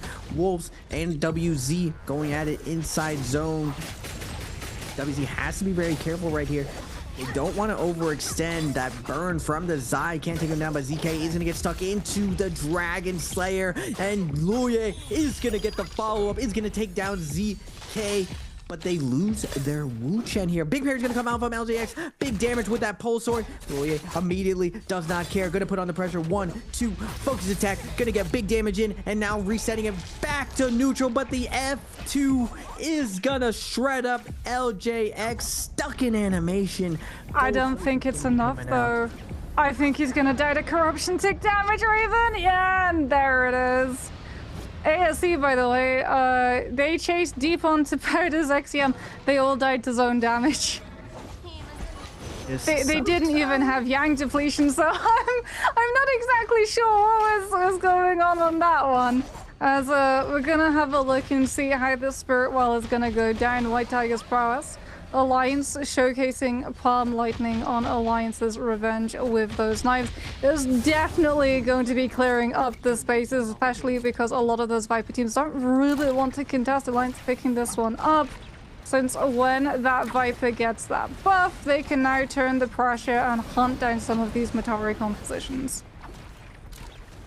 Yeah, it's interesting how the meta is evolving with Spirit Well, that you can follow Alliance, let them do the heavy lifting, and just yoink their kills. Now, Alliance was technically underscaled, but you see how much respect the new Knife Jade commands, that it's not really worth it to fight another team who has it, because as long as the team facilitates for it, Palm Lightning ends up just doing so much stagger, so much damage, that you can just get exploded out of nowhere when you do not have a combo break. And you're seeing Alliance Revenge leading the charge with the Wu Chen, trying to get DRG in a bad position. Remember, they do have White Tigers left for a minute 40. DRG kiting here, trying to get away from this aggression of Alliance, but they are keeping up the pressure. NY7 following, waiting for the opportunity to utilize his F2 and I believe his V1 here. Alliance seeing the multiple teams in front of him, don't want to overcommit, sees DRG's Kakaxi popping the Cyber Ultimate, trying to keep them off. Yuma is going to get bedazzled out of there, pushed into zone, but Alliance going to continue the pressure as OUG and DRG are going to be going into the scrimmage as well. SS as well with the gold armor, and the Viper trailing down DRG. The threat of that F2 ever looming, and again flying knives. SS sitting on the outside, throwing those knives in. DRG makes their way into the building, trying to ice off this pressure, but there's nowhere to go. Everywhere, looking left, looking right, looking forward. We see a Viper surrounding them.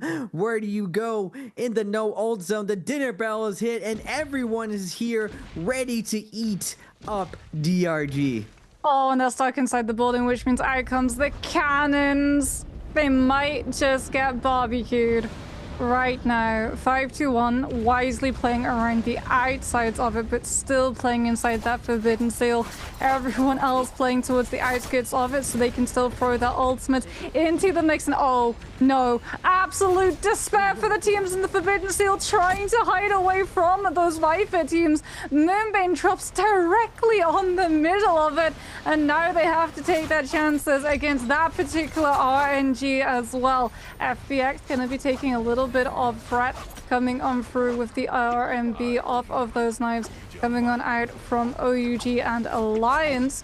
As NY7 still with these legendary nunchucks, does have that F2, does have that V1. No longer do they have the White Tigers though, so it is going to be a full rotation reposition for these teams, as they're going to be prioritizing setting on up to pick up the Draco Storm. And as we saw previously, when Alliance were in that position, even down the loot scaling, because they had Palm Lightning and they were showcasing it, no one wanted to try to challenge them for control of that spacing. Are we going to see the same thing occur, as they're already in the first place position? Out comes the Palm Lightning. SR actually tried to stand up to it and exchange ultimates instead. Spirit Well is not going to be for free. This is absolutely going to be scrapped over. SR understanding two of their players are going to get caught out by that Tester enchantment, will reposition, and NY7 having to burn that Viper V1 to give Revenge the space to recover behind his Wuxian Windwalls, since he lost so much of both his health and his armor. And now the Alliance out of position, not there to set up spam for the Palm Lightning. OUG and SR are juking it out with a dreadful will to control the space instead. Yes, the truce is over. The extended family meta has gone into fighting, just like all families do. We all fight, and now the Vipers are out for blood for everyone. And OUG's SS is going to be the first Viper with the Draco Storm. The Wu Chen port is going to be coming out from Baby U. Baby U stuck in a tough position, but the Viper ults on the other side going to be popping off. FPX is going to get staggered by a V1 stun out of nowhere, but Pampy is going to be feasting right now with the Takeda ult, with the Temi ult, and his first victim is going to be FPX's ZGE inside the house. You got to remember, there is still a a Siphon team rolling around with fully scaled. A lot of these buildings providing coverage for them to take advantage of it. Alliance's NY7 is going to be running around getting hit by that Draco Storm, but it's pure mayhem as everyone is going to be battling out. The Tessa Vipers are fighting amongst each other, and now DRG is as well taking advantage of it with their Syra ultimate. They've been fiended for this whole lobby. Finally, they get to go to the offensive and go after some teams. But now all is quiet as things settle down with 5 teams left. OUG with the double gold armor. 5-1 again, scaled to the moon going into this end game, and Alliance on the high ground with the commanding position. Who is going to be taking down this game 2 on Holoroth? Who's gonna get the kill claim onto the Zai? It's gonna be OUG's baby. That's so unfortunate. DRG had the Zai, had the Syra, didn't have the Matari, got all in by OUG, checking the bush that DRG's 2 players were trying to hide into. Again, the cannon comes on for 5-1, trying to provide as much cover as possible inside that building as SS with that V2 sets up the LMB off of those knives into the RMB back to back. OUG go getting full advantage of the Draco Storm. That's still going to be going for a little under a minute yet. 2 sets of legendary armor, that F2 scale to purple rarity. 5-1's Pampy is getting turned on to the Takeda, will be able to come through with the ultimate, but unfortunately he gets hit into the animation of the Tessa V1 connection and will not be able to Fury shove his way out of that one. No more wombo combo of Temi ultimate, and Takeda shoves into those wind walls, and Alliance now have been able to take out one of the main components of that Sand Siphon composition. With that job done, they are going to look to just live as long as they possibly can, setting themselves up for a position on the other side of the building. But the Tester enchantment does go through walls, so OUG are going to have to be very careful about how they rotate out of the corruption damage when the zone closes even further. Alliance will be able to claim another kill onto SR's Rico, who is going to go down as 5-1 still have a surviving member of the squad. Syra is going to be alive and potentially sitting on that V1 to try and win the heal of situation and squirrel away the kill score multiply from some of these teams, as FPX have been spotted down some of those resources. The Tester enchantment connects onto them through the floorboards, and Fuyan is forced to walk into the corruption tick damage. Out comes the Viper ultimate. Jinyu closing up the distance with the wild wind spite on that legendary fan. Will be able to claim the kills onto a couple of those players from Alliance and now deal with the straggle members of OA. FPX have also lost their player. 5-1 Yin has gone down, so no Syra shenanigans coming on through, and it looks like it's just OUG cleaning up shop right now.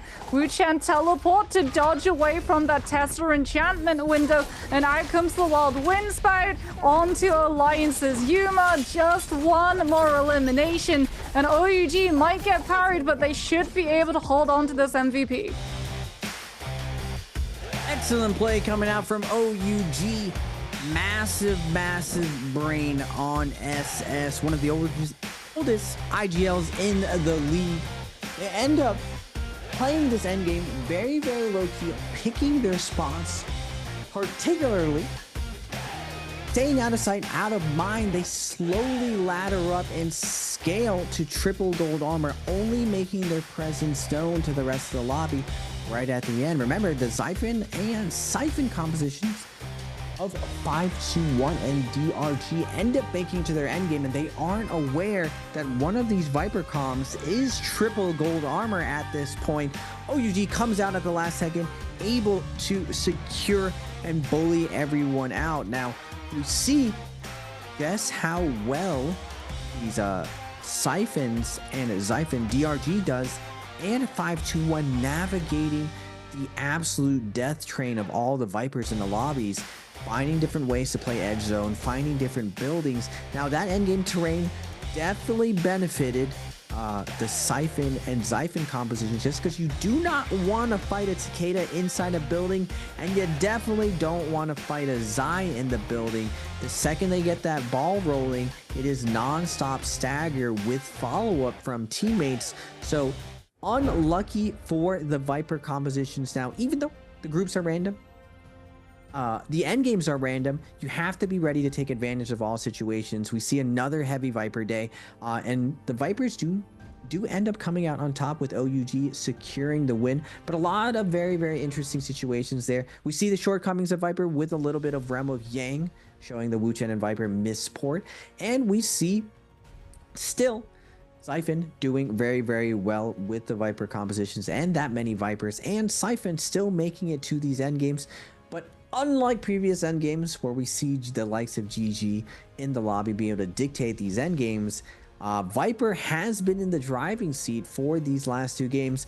I was promised Tarka, Moxie. There's been 2 games of no Tarka. Where are the Tarkas? I need more Tarka in my life. Where's the Tian Hai? Remember, we've got 2 compositions that utilizes Tian Hai. How many players chose Tessa in game number 2? There we go. This time around, we didn't give it away. Was it A3? Was it B5? Was it C7? Or was it D9? One of the answers for sure is a lot more than we traditionally see. Like, this day has been insane for amount of Viper Tessa Wu Chen compositions that we've spotted. Like, those hero points, that composition is going to be getting really expensive when we head into game number 3, so it'll be interesting to see whether or not the teams are going to stick with it, and we're literally going to burn through all of those hero points so that when they play different compositions in the second half of the day, they become automatically free when they run things like the Tian Hai afterwards, or even if they try and lean into either the Sand Siphon or the Siphon composition coming in through from the Syra. But finally, we've found something that actually leads these teams away from auto-locking for Syras in phase 1. Viper Tessa Wu Chen. Time and meta is a funny circle, it seems, and yet again we have returned to the days of skirmish attack on Titan. Now we see at the overall leaderboards, OUG with 14 kills, sneaking away from house to house, climbing up the ladder. Baby U showing up big for his team. SS leading them to victory. Now, before they had Baby U on that Viper, now he's going back to that Wu Chen. 5 kills for him, 8 assists for SS, 7 assists for Xinyu. I always felt like Viper should be your IGL. She definitely dictates the pace and who you kill. And Wu Chen ends up being a lot of the time a pseudo position 1. He can't get silenced, but he ends up getting in the front line because he does have a gold F and he has a lot of stagger potential to set up his Viper to get those silences, get off the nice V2, and Tessa is there as a secondary guard to make sure if anyone gets parried, that gold F comes in, knocks people down. OUG's first day, 22.8, able to climb up with that big win right there. Wolves having a little bit of slow start, but they've always been known as slow starters at 4. ASC with 9, DRG with 13.5. DRG very, very consistent. We've seen them consistently make finals throughout the years. WZ at 14, OA at 19, both having very, very fast days now at the top 12. I believe only SR is playing today at 8. A little bit slow, but still a lot of NARAKA to be played today. We are only on the game 2, moving on to game 3 to Daytime Morris. Now the top 6, FPX at 11. This is their day 2. They need to get up there. I think 75 to 80 points will be very comfortable securing that top 12. Bauda having a very, very nice start to the day at 21.8. TE at 14. Alliance at 24.5. 521 at 20. Overall, though, Boop getting close to that 80 point threshold.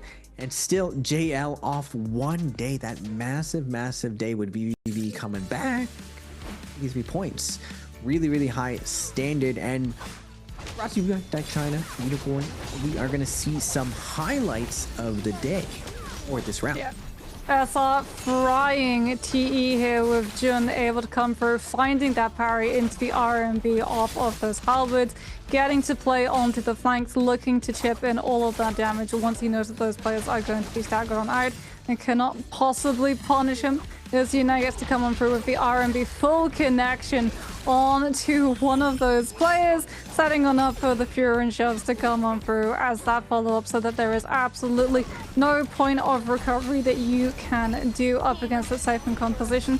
Yuma falling on out that Tessa enchantment as we get to see a whole host of CEC breaking on through as OUG, this is the moment that they decide to make that move, coming on through with that Wild Wind Spout, managing to track down VN, the 521's Pampy, so that he does go down, removing one of those dangers that the Sand Siphon composition poses, and now they don't have to worry about those Fury and Shoves punishing if they play a little bit too close to the edges of that zone, and can all in on every other player left behind.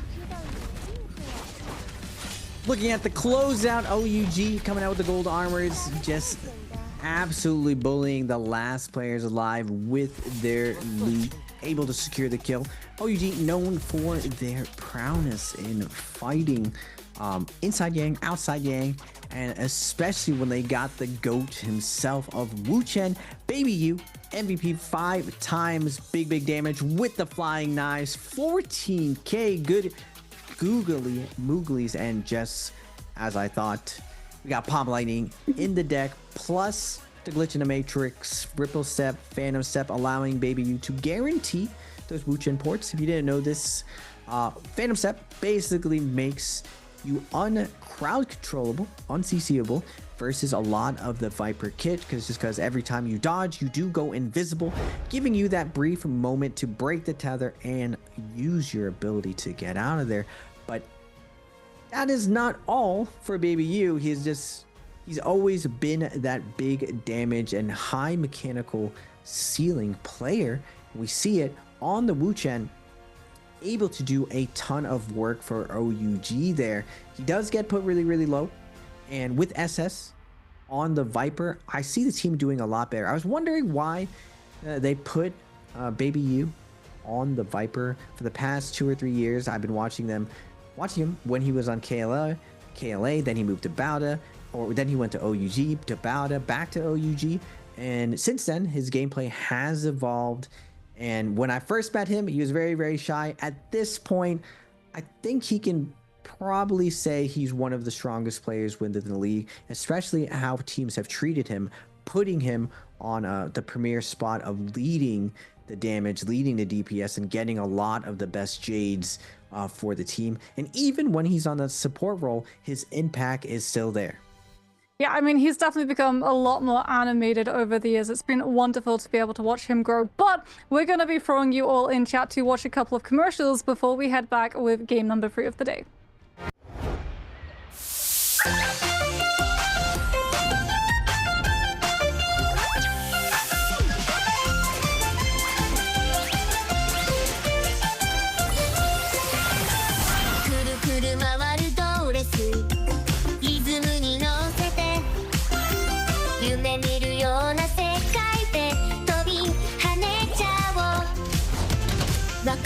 するステージ視線を集めてキラキラした瞳でさあ遊びに行こう一緒にいればもっと輝けるよピカピカ光るステージで君だけの物語ぽよぽよなリズムに乗せて弾けようよどこまでも広がる空勇気を持って進もう君が主役のストーリーさあ始めようこの瞬間が宝物だよキュンとするでしょ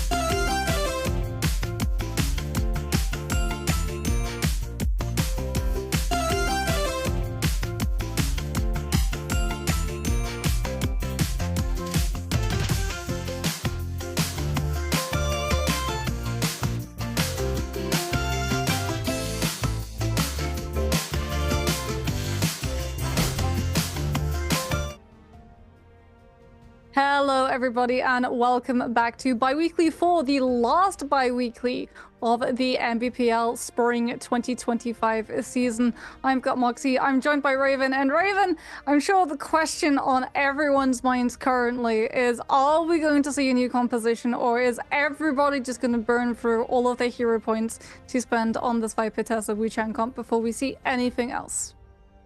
I mean, it was inevitably going to happen. Traditional Transformers always had Yueshan, and with Kylan being paired with Monk, you see a lot more offensive power with Monks be able to get that nice wombo combo in with Kylan. But I always saw it as like, how does this beat Viper? And with Viper's changes coming out with V2, the F2 neutralizing zipping, and the V2 really able to rush down the Titans, and now with the big chill, the ice cream composition with Justina Feria, also a big counter to Transformers. How does anyone play Monk again? We are seeing the fall of the early meta of the league. Now, initially, Syra was very, very strong. Syra has received a ton of nerfs, so her impact is a little bit less, still impactful. And we saw the rise of Transformers coming in, able to neutralize a ton of that Syra pressure with the tankiness, with the double grab potential, with the wombo combo with Kylan. And now we're seeing the third rise of the meta. Viper compositions coming out, shredding out those Transformers, and the ice cream composition of Justina Feria rushing down Monks as well.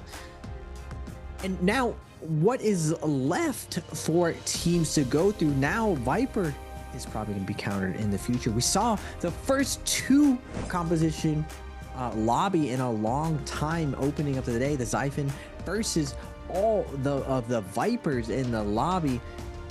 Will we finally see Tarka though? That's what I wanted to see. That's what I showed up for today, Moxie. I was promised Tarka. Everyone told me that GG ran the Tarka Monk Kurumi variation, the synergy between Tarka and Kurumi, a little bit of friends but benefits, and being able to get that nice fire damage off. But I still think in trios, the question has always been there throughout the 4 years of NARAKA. How do you deal with Temmie? How do you deal with Viper? And how do you deal with Monk? Now we have the addition of Zai and Feria, and with the recent buffs of Justina and her guaranteed freezes, how do we deal with Justina to a certain degree? Now, Justina's mainly a facilitator. I still don't give her credit for being a staple in the current strategy, but Feria definitely is in there because of her ult rotation potential. She brings so much durability to a lot of teams. She's kind of that pseudo support within teams, just like Syra is, even though her role does a lot of damage. Her F2 silence is very utility based. Her V2 summon is very utility based. Now the mech doesn't have a lot of hit points. Over the years, it's been tuned down, and I feel like that's one of the weakness of the ice cream composition that in the future will be exploited by really, really good range play. We've seen a little bit of a fall of the Xiphon composition. Takeda has normally dominated the league. Then Zai came in, started taking away a little bit of his pressure, but still, for almost 2 years, Takeda has been the premier bully of the lobby. But for the first time since 20XX has rolled through 2025, Zai and Takeda have taken a back role, more taking in that facilitating ability role rather than being just a primary DPS. We're seeing, Oh my goodness, shades and mixtures of compositions coming out. And again, I think this is one of the first times we've seen an actual meta, at least in Nbpl, that Viper is the first round pick 3 days in a row on non-Firefly days. We're going on the full opposite spectrum. Another A-piece. Yeah, I mean, 5-1, the amount that they've invested in this composition. They're down to 3 hero points, Raven. and after this, we've still got 3 games to go. So, yet again, it is going to be a lot of Vipers. We do have that Syra and Justina coming on through. Alliance are going to try to hold the fort down with 2025 Sand Xiphon. as OUG, SR, and TE all going to be opting for the Xiphon. So they saw how expensive that Viper composition was. They know that the lobby is going to be top heavy with that one, and they want to have the Matari in the back pocket. But just as we learned from game number 1, having that Matari in the back pocket doesn't necessarily mean that you'll be able to utilize the Matari in the way that you want to, as there are going to be a lot of Viper teams looking to deny those Matari compositions access to those Spirit Wells, not just because of the scaling that it would provide for the Zai, but also because it would provide a double ult cycle for the Matari to have 2 instances of casting that invis on the entire team and blocking out any potential impact from that Viper ultimate. Wow, wow, wow. Another 8 Viper day. Now looking at the average points, who is the best Viper to rule them all? I mean, we got Alliance here. Actually, not on Viper. They are going to be on the Siphon traditionally. We do see F1 with Wolves. F1 with Bada, sneaky. But F1 V2, a lot of silence coming out of Wolves. ASE, F2 average points. That's pretty ahead of everybody else. They are on a different rushdown variation, taking a little bit of everything. Justina, Syra, and Viper. This composition very, very all in, and this is like kind of a variation of Ice Pick, I would say, but no UA shot instead. Instead, they're going for the full lockdown. I feel that UA Sean can deal with a lot of this situation as well. It's very, very much overlooked. We are seeing SR does very, very good on the Xiphon, but remember, a lot of these average points do not factor in an 8 Viper lobby. An 8 Viper lobby ends up playing a very, very differently, especially if the Vipers are going to look at each other and give a little bit of a head nod in certain situations of just like, all right, as long as you don't fight each other, you can take the loot and I will follow you. And whatever happens after there. A lot of backstabbing ends up going through these mid and end games. Navigating this situation, the 8 lobby situation, I cannot say that I have seen the prep work for an 8 Viper lobby. Normally we see like maximum 6. We've seen the rare 7. But the fact that we got 2 8 Viper days and 1 Nbpl, I think this is just a phenomena of there not being very, very strong Viper counters right now. And I knew it was going to happen. But also remember YZG. Like YZG, 3 wins of a bi-weekly finals, and their best composition is currently Viper Tesla Wuchan. Yeah, there's just no counter to Viper right now. None of the comps address the Viper threat of V2 besides Xiphon, and I feel like Xiphon at this point is outdated as being the counter due to V2 Viper existing. Well, we're gonna be having a look at one of our 8 Viper teams going head-to-head currently with another one of our Viper teams. So it's going to be T-Tick taking a lot of damage from the fan RMB. He is going to be able to return fire first with the LMB off of those knives into the second stage of the RMB. Coming on through, keeping up the pressure. WC's Cookie is going to be caught out by the Tessa Urn and is going to go down before he can interact with it. And off of the back of that numbers advantage, potentially OE are going to be able to win out this fight. They have to be careful that they don't stack one on top of the other a little bit too close to the RMB coming on through, as they're a little bit close to 2 of our other Viper Tessa teams coming on through. This is Wolves and ASE. Wolves already losing ZK to that F2 coming on through from that Viper early on in the game when they just do not have the sustained scaling to be able to live that successful hit of it. And Nai HQ trying to buy himself a little bit of time is going to go down in the animation of that Tessa F1, which a teleport was called into the mix. But here comes Zhao Wen with that Justina V1. The dash is fully utilized to chase down where Wolves ran off to make sure that they were not able to find the revives onto their fallen teammates. Oh, you're gonna be going in for the raw zero ban fight. No ultimate gonna be engaged. XCM gonna keep all the pressure on the Baby U. Baby U double tap dodge on with the parry onto XCM and the Dragon Slayer follow up. XCM stuck in a bad position. He thought he was putting pressure, but you were just falling into Baby U's trap, getting the kill onto him. And now ZTT gonna get surrounded by OUG. You don't want to take a raw fight with OUG. They are known for their mechanical skill. And Jing, last one standing, is gonna get surrounded. Every option covered. Parries denying any type of fight back. And clean work coming out from OUG, taking down about another veteran team. And now looking at the overall off spawns, a couple teams with 3 right now. DRG in the north, moving over to Temple, trying to hit a nice timing. Now, these are all daytime days. This is what's very surprising to me, Moxie. On all daytime days, there's no fireflies, there's no ult exchanges, so you're really doing some type of loot into timing attack based on who is fighting off spawn. If you have that off spawn advantage, you're able to get that ultimate first. OUG should have ult advantage going into this second, but they also have mood main advantage. Baby U again opening up with a parry onto ASC. Now ASC Xiaowen stuck in the middle of everyone. He's going to pop that Justina, but the Moonbane is going to be coming out. Can they get out of the situation? Cyro's the Syra of Han coming in hot with the heals and the stagger, able to peel off OUG, but with ult advantage now, the Moonbane being the first ability, going to set up OUG pretty to take down ASC. Nice little bit of a V2 zoning from Miss, but it's not going to matter right here. OUG is not phased. They know they have the ult advantage now. Staggering Syra into Zion. Baby U now diving in with the meteor, trying to get the burn onto the Justina, but Jiawen doing a good job dashing in and out, trying to slow down the pressure of the Zai.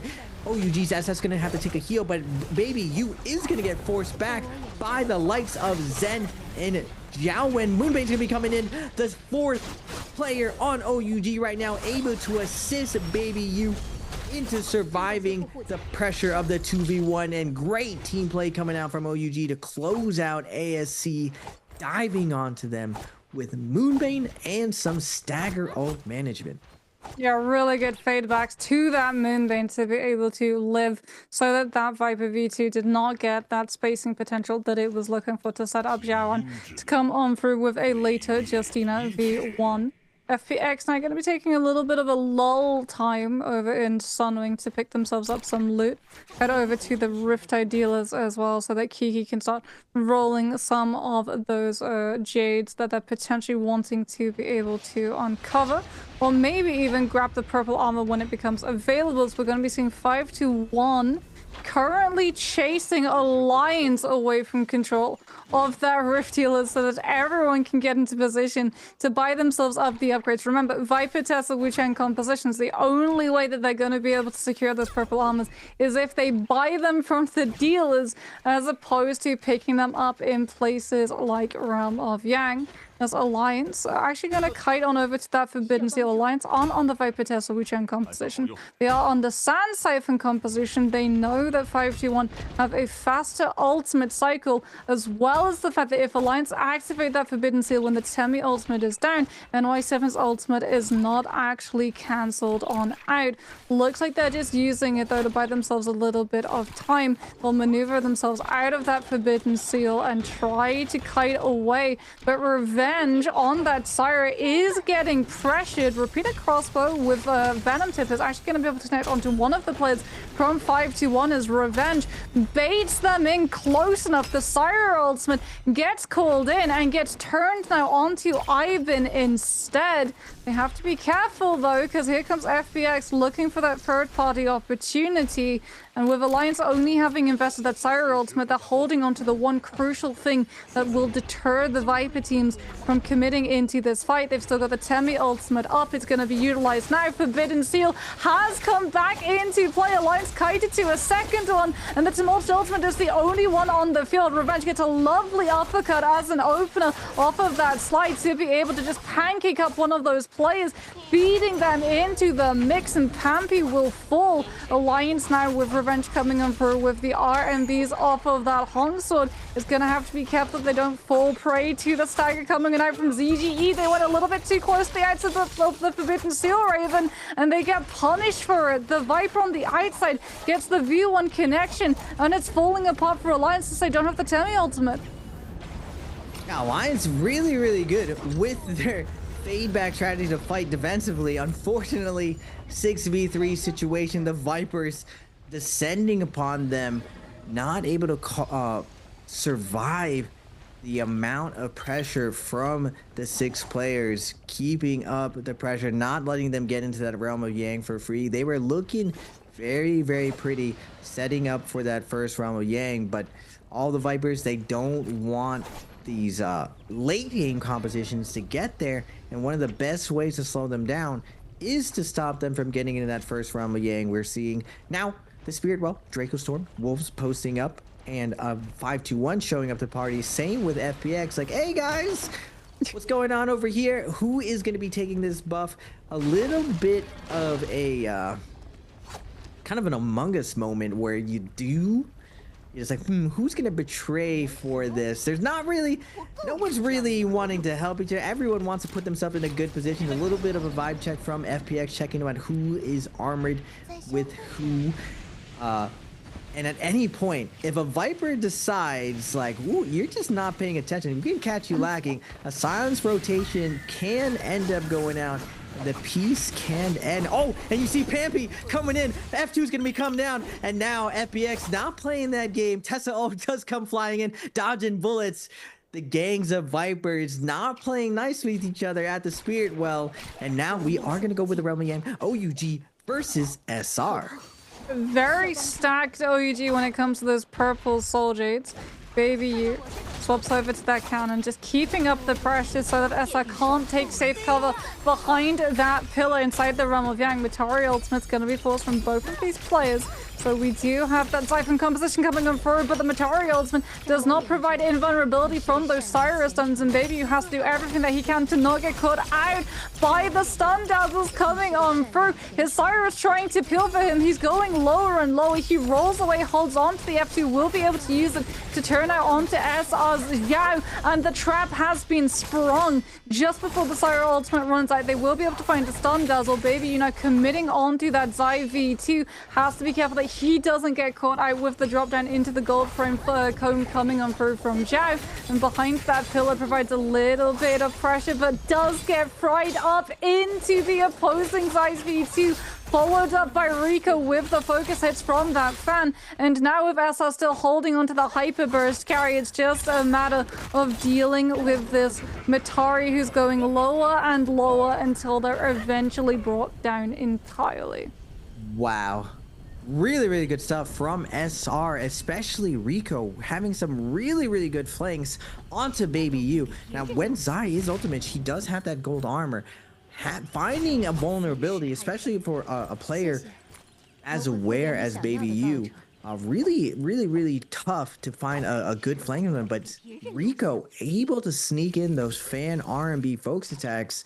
A lot of the trio's finesse is having that snake eyes parry on deck, having eyes in the back of your head where you're kind of baiting your opponent to throw a focus attack, especially with this change to how parry works, that now parry, you don't have to be facing your opponent to land.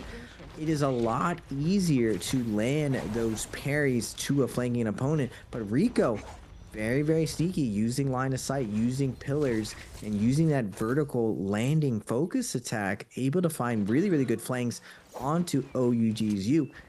Really impressive stuff for SR, and the come up is big when you win that first Rumble Yang, flexing out that engraving on the longsword, waiting to see if OUG is willing to run this back and res. They are going to be running into Bauda. Another team very, very stacked. Now, Tesla ult's gonna be invested right here. Rico taken to the skies again. Good verticality here, having a bird's eye view of the fight, looking to influence with the Syra. Nice connection again. Zai, Syra connect to Jing, instantly explode him, and now the beam's gonna be lifted up. XEM stuck in the air, and the same thing. He immediately gets blown up, but this time OUG baby, you gonna be flying in, trying to cleanse that Yang depletion, and they are gonna get the salty run back, their get back onto SR, repaying them the favor with the well-timed res and backstab. Yeah, really good scout coming on through from OUG in those Soul Altar forms. They're able to spot out the fight going on, instantly rising up when they have the ultimate advantage.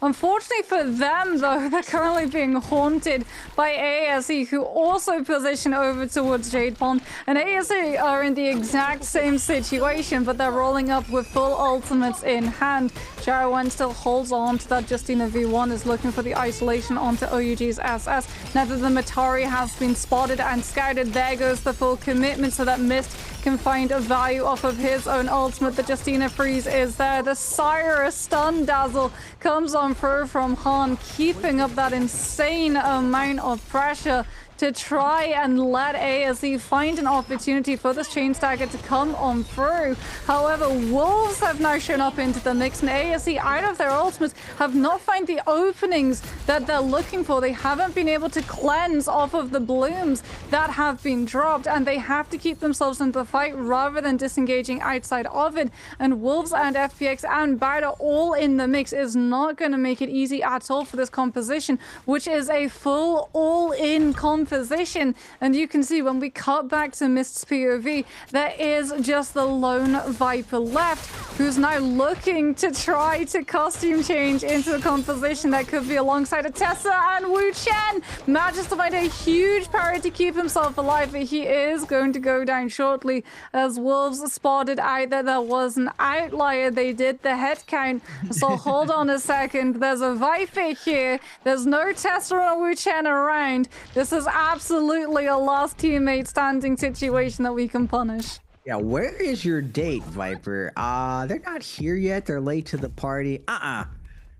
You're supposed to bring two with you. No. They do body check Miss. Like, hey, wait a second. 1, 2, 3, 1. That's not 3. Take this person out. Miss. Remember, like, the AFC's running the full oogly boogly composition with the all-in, like you were saying, Moxie, the Justina. So not part of the Attack on Titan crew, not part of the Wu Chen crew. There's mutual destruction involved when these Vipers are working together. That if they go for each other, they burn each other's defensive cooldown. When we got the threat of another very offensive composition, like, there's actually no threat here. Wu Chen is able to trade 2 for 1 with abilities. We are going to go back to this realm of Yang. ASC versus TE. Xiaowen in the Syro are going to get beamed right here. The Gene Assault is going to be popped. Freeze is going to be coming out, trying to get onto, I believe that is a Syra. Oh my goodness. Geo now just gets blown up with the dashes coming about from Xiaowen and the coordination with their Syra. Now Han and Miss have to close this out against TE's youth, down to 1 HP, but Miss is going to get lifted off and exploded by the follow-up from the meteor from downtown. Oh my goodness, now we're going to get SR versus Alliance. The Temi is going to be invested. Rico stuck in the Temi Wisp, absolutely getting 100-0 by Alliance. Great coordination coming down from the Siphon composition. Takeda ult is going to be held until the end, and boom, Yuma only one shoved in, but Yao on the Zai, putting them against the corners, shredding out revenge as he comes out of Syra ultimate, but Yuma with the Cavalry Bloom is going to get parried by the Zai. Nice job from Zhao to space out that Cavalry Bloom, get the parry, deny the Takeda the pressure, bringing it down back to a 2v2 and something manageable. Zhao down to no armor, but in the 2v1 situation, NY7 trying to drag this out, using the pulse sword to bomb. Weave gets a double charge on to Junks, and now SR has to be a little bit careful here. NY7 a hyper carry with the overhold, gonna get an RB snuck in and reveals the unlosable neutral. Wait a second, focus slide's gonna be coming in, but NY7 is gonna get staggered by the Matari. Whew. Little bit dicey there for SR. Alliance almost pulled it out, but SR Impressive Morris round for them. Definitely coming clutch with back-to-back Yang wins. That was almost the clutch out 1 versus 2 and helped along by Focus Strikers. Are we going to see the two teams immediately fighting as Alliance are going to be headed on off to a Spirit or Assault Altar? As not going to actually see where they headed off to. They're going to start prowling over towards Artisans and pick through Money Spot, as it seems like Alliance are probably going to be rising into Celestra. TE also being able to hold on to a buff from Darren, as we're going to get to see why they picked up Mystic Might and how they were able to win out that Realm of Yang fight. TE's having the full 30-second duration of this IV2, looking to keep up the pressure, forcing that Tesla combo breaker out. Witch and Teleport now also comes into the mix, but oh my goodness, the immediate stun dazzle follow-up from TE's peak, catching so many of those players as they came out of that teleport, leading now into the Matari ultimate to survive and deal with the Viper ulti coming on through. TE are on the full counter composition, and unfortunately for FPX, they are out of opportunities that TE have to solve. Youth now coming on through with the clanks, throws out the max distance RMV on that fan, will be able to catch on to FPX's ZGE, and now it's just a matter of playing with their food and kiting out that 1 versus 3 for as long as they possibly can. FPX took a gamble, hoped that they might be able to snipe out a Realm of Yang for freezies, and paid the ultimate price. They've now got Yang depletion, and the Vipers might look the other way for when a Viper team is wanting to try and take a fight against another composition. But now that they've spotted out that a Viper composition is going to be with Yang depletion, yeah, they're definitely going to be getting aggressive towards each other. DRG on the outskirts here, riding zone. Now, contrary to popular belief, you would feel like you were the safest on the outskirts of the zone, but it turns out a lot of the weakest teams end up being on the outside, and a lot of the strongest teams know this. So a lot of the strongest teams end up kind of hunting the outskirts. That generally the center of the map and around towers are probably the most safe, especially utilizing the no ult zones that we saw Alliance do earlier. A lot of these teams will go to these locations in order to survive the onslaught of the very, very stacked teams. Because the one thing that you don't want to do is get caught out by a singular strong team out isolated. Because for sure, if that team has better armor, better weapons, they are going to take the fight with you. And as long as their lockdown is very good, you're not going to be able to get away. And you are going to be committed on the outside versus being on the inside. Around Celestra, around a lot of these very, very nice kiting locations, the threat of third party of multiple teams makes stronger teams actually hesitate to engage. And that's why you see a lot of really, really big fights in the center. It's that relationship between all of these teams. We are going to see FPX dive into Bauda as they're looking for the Yang depletion. Oh no, FPX is the Yang depletion team. They did go into zone and they sneak up. Sneaky. The FPX of B1 silence. They're gonna find PP stunned in the corner. But nice Tesla coming in with the gold focus F, knocking everyone down, buying PP a little bit of time, and he's able to survive long enough to port his team out of there. But I think, did he survive? No, he did die to zone. He's the last hit point situation. FPX is going to come through, pick up that soul balloon. What tough situation here. Oh, A also has the V1 and the silence and catches Tessa or Viper silence right here. But the Wu-Chen port is going to come out, and now Orwade's going to be able to trade their Wu-Chen port. But the Shadow Corruption is climbing right here. Going higher and higher. Are they going to make it back into zone? And on the inside, Bauda and a couple other teams are going to be waiting. Are they going to vibe check and realize these Viper teams are a little bit shambles and scuff right now? Will they take advantage of it? No, they will not. Instead, we're going to move to the tower where we got TE and Alliance dancing around. And as well, Alliance does not have or needs their Yang depletion healed up, and they only have 30 seconds, but it looks like they have enough money to possibly rest with each other. But SR is going to spot this out and commit that Temi ult. Yeah, I mean, they have kited over to that Spirit Well, which is going to force a fight. Semi ultimate is going to be committed, but Tessa Enchantment also comes on through. Two of their players do get tethered on up as the Tumult ultimate ends, and out comes the web work of all of these Viper ultimates now coming into the mix as well.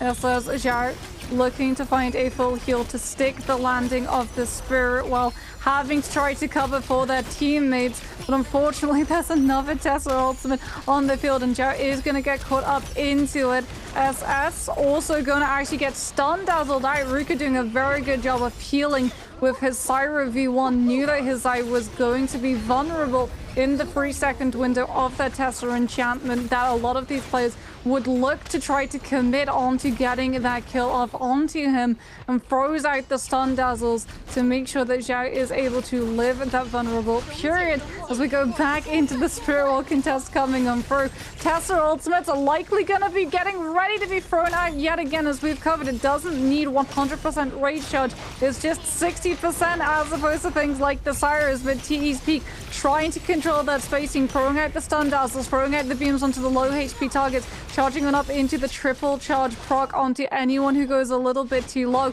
But now that the ultimate is done and TE weren't able to find the footing they were looking to establish, they're having to distance themselves from the fight and hope that someone else is going to draw the attention instead. SR go for the full ultimate commitment, Jun still holding onto that Matari ultimate in case a Viper tries to throw a silence a little bit late to the party as that dome drops. And now the two Xiphon compositions on either side actually griefing each other out of holding onto the space. So many Tesla ults coming out. You just see Tesla ult flying one left, one right, just straight bullets, straight Tesla ults coming left and right. Everyone is fighting for this Spirit Well. I believe the whole lobby of 26 players are all descendant upon this Spirit Well. Zhao down to a low hit HP situation. Their Zai surviving the Tesla ult onside. I don't think anyone's gonna be able to claim the Spirit Well. The amount of peel coming in and out. He gonna be investing in Matario, dashing through in and out. Cookie is going to be committing to the center of this. Tesla ult going to be coming down, and they do end up getting a Mystic Mike and a refresh onto their ult. Flying out of here, will they isolate and find one of the Xiphon composition, or are they going to betray and go onto one of the Viper composition? V2 going to be flying out, and they are going to spot this out. Cookie is going to dive in and try to steal the kill, but Wolves and HQ going to steal the kill onto Gio now with those knives. Kiki going to be fighting back on the outside with OUG, but Cookie with the Mystic Might, just even though you can see all the pings on the map, when everyone is around in here, all you see is red. They are looking for one of the Matari compositions. They do see the Matari zip out of there, but Cookie's not able to hold him down. SR is able to make it to the building, but the V2 is going to get committed by Luye. They are going to find Junks, and the F2 is going to slay down the Junks, but 5-2-1 on the outside right here, taking advantage of the mayhem. Luye is going to get overcommitted right here. The 80% Moonbane is going to come out, taking him down. Now Cookie's getting juggled by the Moonbane. They are going to all in commit and heal inside the Moonbane. Will they get hit one more time? They're all standing together, healing back all the way up to full. They're going to get juggled one more time. WZ playing with fire right here, getting burned a little bit, but they are going to make it out and survive, and we are down to 20 players as we transition to this end game. Oh my goodness, that Cookie looking a little bit charred, a little bit burned there, but thankfully not to a crisp. It's still a recoverable angle, as Biter are going to be setting on up alongside FPX, two of the Team Viper teams wanting to hold on to the spacing as long as possible. ZGE actually going to get interrupted from looking for a little bit of a repair on that fan by the knives coming on for on the side of Bowder's Jing. As we're going to see everyone try to hold on to the space. Draco Storm, the most sought after buff at this instance of the fight, and ZGE is not letting it go easily. Out comes the Viper V1, zoning all of the players away. Dome has popped. FPX will be able to pick up that buff. As WZ, even with the damage reduction on the Mystic Point, cannot possibly afford to show the composition that they are currently running. As DRG man the Ballista. Thankfully for all of the Viper teams, they've got the Wu Chen F, which will be able to block the range damage. But if they're hiding from the Ballista, they unfortunately have to take the fight mano on mano against an FPX with Draco Storm, as we can hear the Ballista shots timing on off in the distance. All the while we follow FPX running the show. Out comes that Viper V1. ZGE burning all of that stamina, forcing two teams to immediately reposition with a witch and teleport, but I think they both just teleported into the zone and directly on top of DRG. DRG gonna be pouring out, making their way to the high ground, trying to steal this last little bit of high ground in the center. But do you want to be up to the Tesla ult's gonna be flying in left and right? WZ's Cookie as well, checking out the vibes up there. Bowda looking up there as well. Do you really want to be on this platform? As the Ballista on the low ground of FPX, triple gold armor plus Draco Storm. They are absolutely laying down havoc onto this lobby at range. But the burst arrow is gonna take him off of the Ballista, and now the lobby's sick of that Ballista being utilized against them. Nice shot from DRG to able to force the Draco Storm DRG off of there. Wolves now with the purple armor stuck on the left side is going to be getting pressured to make a move right here. DRG with the cannon shots, non-stop pressure coming to them. The Tesla ult is going to be coming out, and FPX, they spot weakness, but they end up getting all in, and Tesla ulted the Wuchen walls coming out to defend against this range. DRG doing a good job of slowing down the tempo of FPX. Even though they have the advantage with the gold armor and Draco Storm, they are getting a ton of pressure. Now Wolves ends up getting picked apart on the opposite side. They're trying to make a move towards this high ground. Is the high ground actually worth it? DRG's Kakaxi at the top, and again we see FPX taking the Ballista.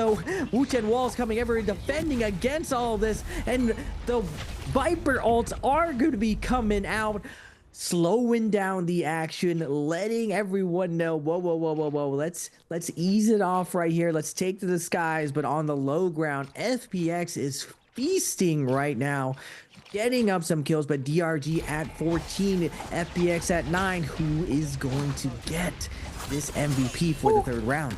Oh, that's so many players stunned out by the Viper V1 in the zone. DRG lose one, WZ lose another as well. And suddenly it's looking a little bit more even when we weigh up FPX and DRG. DRG, though, were able to take advantage of that Viper V1, taking themselves up to 15 eliminations, and it could very well come down to the last team standing. FPX still on the low ground, one of the only teams still left with 3 of their players all intact, will be able to claim another, taking themselves up to 12 eliminations. 1 more minute before the zone fully collapses. Surely a lot of those people on that aerial are going to be running out of grapples. Kakashi is on 8. He's being pressured. Out comes the Viper ultimate. The V1 looking to chase everybody into that zone damage. You either take a fight against FPX or you take a fight against the corruption damage, and that corruption damage has hands that are going to take DRG's Kakashi down. FPX's ZGE is going to chase down one of the last players from Bowda's side, who was looking to try to take advantage of the Soul Blooms left in that zone to win the heal-off situation stealthily, but they get scouted on out. FPX past the perception check will be able to follow up and punish and walk away with the multiplier and the MVP. Nice job from Bowda's XCM to make that presence of mind play. Just get one more kill. Does it go out with his back turned to his enemies, but still FPX, very, very solid play. Maestroing orchestra of that end game, letting everyone know, using that Ballista, even though the wind walls of Wuchen. Nice play from all the Viper compositions to minimize the range pressure. DRG does their best to try to slow down the onslaught of the super stack team of FPX by playing Burst Arrow, pulling them off of the Ballista multiple times, and with that cannon pressure, but still not enough. FPX keeps up the pressure, able to stabilize even from the likes of all of the Viper ults going off.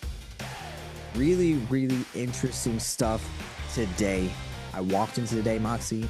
I expected to see some Tarka, maybe a little bit more Transformers, but the Vipers have made them go extinct. Now, you guys are telling me that second half of the day, traditionally where we do see Vipers on Fireflies, we have seen this before in metas, where daytime ends up getting picked apart by Vipers just because Vipers don't really need Fireflies to stop all these Titans from getting their ultimates. They can just stay on top of them because off spawn they're way stronger. And if you can't get a Firefly to defend yourself, and I can't get a Firefly to go after you, we are just at the mercy of our regen. So also, Transformers are very vulnerable on 9 non-Firefly days. We've seen some counterplay in the future, and we'll see the meta evolve, that a lot of these scaling teams, they end up having to buy Moonbane first instead of investing into either weapon bag slots for their Takeda or rare weapons for their Titans, either Feria or Monk. Now, we have seen the rise of Cannonball, now Ice Cream composition with the Justina. Are we going to see this for this second half as Transformers come out, or will the lobby be playing more Viper? Now, you brought up an excellent point, Moxie, that everyone's using up other points. Are we going to keep seeing Viper? And rarely, there was another point in NARAKA history that Viper became very prevalent. Are we going to see it slow down, or are we going to see more Viper as the day progresses going into Game 4? Well, we know that some of these teams are not going to be able to afford playing that Viper. Like 5-1 are down to 3 hero points, which is actually kind of crazy with how early in the day it is. This we can have a look to see how close that end zone actually was. FPX and DRG, two of the teams that went into an absolute tug of war with each other. FPX, the team that were able to pick up the buff from Spiritwell. DRG, the team that tried to take advantage of the aggression that FPX posited to all of the teams in the lobby, making sure to stay clear of them. DRG were the team who initially actually controlled that ballista, taking advantage of the moments when FPX decided to take up the fight personally into the spaces of all of the teams in the lobby. Wolves, unfortunately, being one of the first opening victims, as we can have a look and see that FPX did do a tasty chunk of damage coming on through. Numbers that are a little bit higher than we would expect to see coming through from these Viper Tessa Wuchen teams, purely because there were so many of them. And that means that this composition does not get to play to the ebb and flow that it traditionally does, where you come on through with an assassination, matching to get that last little scoop of damage necessary to be able to stake a claim on those eliminations. Because there were so many in the lobby, they had to actually take fights and win them with a 100-0 rather than that last little chip of percentage coming on through. So we can have a look and see how that last game has affected the overall standings. DRG very comfortable so far. This is their first day of play in the current meta, and they look to be adapting to it very comfortably. Yeah, overall standings, Wolves at 9.5 at the top 12. We are on day 2, so there is still one more day to be played. Some of these teams, though, we only get to play 2 days, so they are on their second day. OUD first day at 35.8, on pace for that nice 45-point comfort zone. At the top 6, so 27.32. Bauda with the overall 66.3. TE at 21.5 for the day at 70.6. Alliance at 27 at 72.2. And FPX 34.2 for the day at 80.7. Overall, JL 1 day at 83. And finally, 5-1 showing consistency, representing the global stage, even though, I'm not gonna lie, 5-1 and BB are basically CN at this point. They spent a year last year in CN. They always practiced on the CN server even prior to being part of Pro League, but still, it coming together for their team. Very, very cool stuff for 5-1, and to really show that it doesn't necessarily mean that you need to be a Chinese team. You just need to practice with the very best, which all are in Pro League right now, and 5-1 have been sharpening their blade, coming out very big. One thing that's very interesting that we'll see in the highlights, you see a lot of V2 Vipers. You see Kakaxi coming through, looking for the deep fried double charge, gonna be coming out and eliminating Zhao. Kakaxi again with that F2, big nukes gonna be coming in. ASC missed the rush down composition to Justina. Syra, Viper try taking down Wolves initially in the scrap off.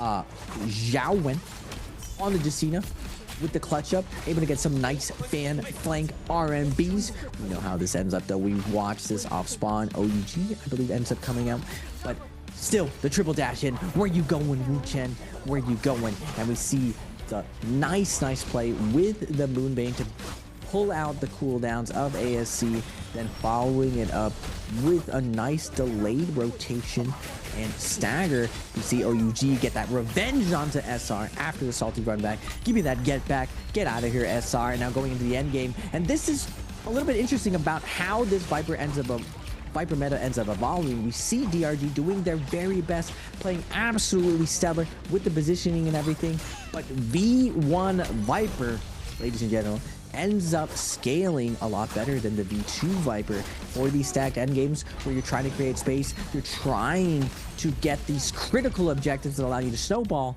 V1 ends up snowballing at the right times to claim the Spirit Well and claim these endgames. We saw it with Bauda, now we're seeing it with FPX, and the meta keeps evolving, Moxie. We always see this same thing.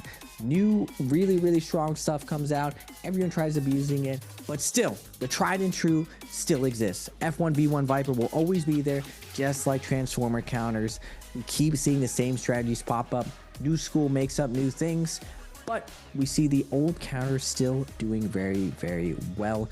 MVP goes to ZGE 2 times right here. Look at it as Jades. We do see that target lock with the fire arrows, a sap juggernaut basically going for that big burst damage. And one of the things overlooked of why Viper composition is so strong, unlike Zai, unlike Titans, really you only have to invest in your weapon. If all of you have purple weapons, as long as you kill other teams, you take their armor, but it's all about that big burst and lockout combos that you get to do. The more damage you're able to do, it doesn't matter how scaled your opponent gets. If you get your combo, you are going to take someone down. Yeah, there's damage reduction as well attached to those Vipers, but we're going to be having a look to see who is going to be on the interview stage before we head into the second half of the day. Hi guys, welcome to the post-game interview. I'm Leah. So this time we have OUG 新宇 come to our interview. So please say hello to our audience first. 有请小雨先跟我们大家打个招呼吧。Hello， 大家好，我是 OUG 的新宇。Okay, welcome. So we already know, like for the first 3 games, there's like 1,000 Tesla combinations in the game. Is there any maybe good solution to deal with Tesla combo in the competition? 那其实我们也能看到了前三把比赛有一种成千上万只红狐在打比赛的感觉，有没有什么好的办法可以解决一下？就是除非现在就是红狐跟那个技嘉5-5开，红狐多的话，然后就别的2选或者3选的人就拿分拿技嘉，然后这样就会平均一点，就会好打一点。Okay, so I think the only solution is maybe to let the number of Tesla combinations and the number of Syra combinations is like the same. Maybe for the first round, who choose Tesla, and let the second and the third round the team to choose Syra combination to do like a balance to deal with this kind of situation. Okay, let's move on to our answer for treasure, please. So this time our question is, which hero did OUG 新宇 use in game 3? 那这次我们的问题是，小雨在第3把用了哪个英雄呢 ？A 是迦南 ，B 是季莹 ，C 是季沧海 ，D 是席拉。So please count down the time， 也就请给我们倒计时一下吧。3, 2, 1。Okay, screenshot everyone, and what's the answer? 答案是什么呢？答案是 D 席拉。Okay, the answer is D, Syra. Well, we also curious about Tarka combinations because in the first day of the regular game of Trials, we also saw several Tarka combinations. But why we can't see Tarka today? 那其实在第1天的这个常规赛，我们也是有看到一些队伍去使用火男的阵容的。为什么来到第2天的时候，发现没有人去用了呢？可能因为红狐变多的原因，因为火蓝一般普遍要配大佛嘛，因为配大佛强一点。然后就是因为红狐太多了，决赛圈站不住场，前期就死了。Oh, maybe it's just because there is so many Tesla combinations. If you want to use Tarka, you have to use 10 high with Tarka to put in the same combinations. But if you use this combo, it's not very easy to control the situation in the final circle, so it's easy to die. So maybe if there is a lot of Tesla, we won't use Tarka combinations. Okay, thanks you come to our interview. 也谢谢小雨来到我们的赛后采访，那祝你在之后的比赛有更好的运气以及更好的成绩，好吗？ Okay, that's all for the interview. Bye bye everyone.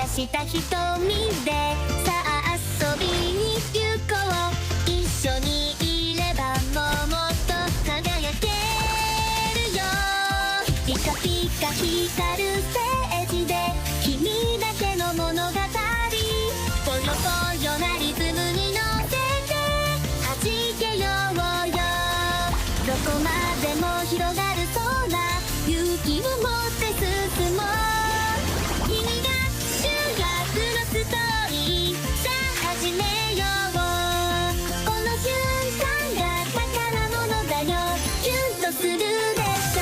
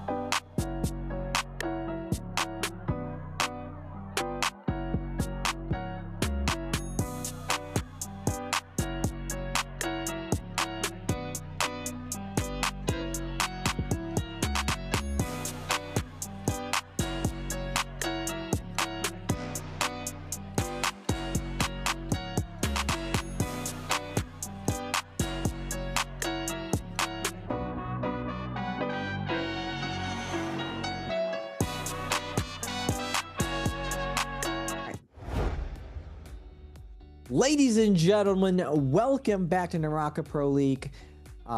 Fourth bi-weekly, day 2 of trios. I was looking forward to a lot of Tarka. We saw OUG admit to it. The lovely Leah in her red dress asked him the most important question of the day: why no Tarka, OUG? And he did say there's too many Tesla and Vipers. And we were talking about during the break, Moxie, I couldn't put my thumb on it of what killed the Viper meta last time back in the day. Because for a little bit, Vipers did dominate even on Holoroth, especially as people learned how to Wuchen port V1 stun in. And what stopped it was Sandformers, the Yuashan, Temi, and Monk, just because you're able to rush down Wuchen compositions with all three singular ults. You're able to pressure them. And even though V2 Silence does very, very well versus Temi, Sandformers has always been a very, very hard counter to it. And the Vietnamese in 2024 showed another hard counter to Viper with Ice Pick, as you like to call it, with the Yuashan Justina variation, rushing down all of the CN Viper teams during J-Cup, even to the point where the CN teams copied them and started utilizing it themselves. And then we saw the full rotation all the way back to traditional.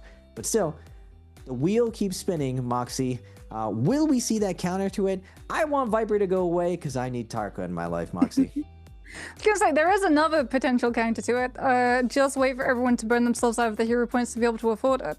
Because the more you play the composition and the more other people play the composition, the more expensive it becomes. And they don't get a hero points refresh as we head into the second half of the day. So we're going to be seeing compositions forced to change no matter what. So I'm sure we'll get to see maybe some Tarka coming on through. But more than likely, we're definitely going to get to see the Transformers 2025 of the Kylan and the Zip, even though Kylan has had a little bit of a damage nerf in terms of his V2 ultimate. He has still been able to take MVP positions. And in fact, on day 1, while we did definitely see less representation of the Tianhai compositions, we did manage to see a Tianhai zipping and Kylan composition actually picking up an overall MVP, which I believe, if memory serves, was from 5-1 side, because Pampy has been impressing as the Tianhai. His grabs have been absolutely exemplary so far. Woo! Moxie. 5-1 has been impressive all day. It's really cool to see those guys in form, in stride, showing a lot of consistency. We saw a lot of really good performance from BBE 5-1 last season as well, starting earlier in the season. Now it's really, really good starting later in the season. You really want to peak in potential right as you hit finals. Now Nbpl finals around the corner. Last chance qualifiers into the actual finals. This is when you want to peak. You want to win the big one. And before J-Cup, the biggest, and I even think the most prestigious wins are actually in Nbpl, because this is the hardest competition in the world, all consolidated into 12 teams. And it's the hardest variation of competition where you're grinding against each other day in, day out, going into scrims, all 12 coaches, watching every one single position, all of your neighbors, you know what they do, when they do it, why they do it, and you're all just trying to figure out the absolute most beautiful counters in NARAKA. It kind of is like classical chess at that point, where you have so much time to study each other and put in so much effort.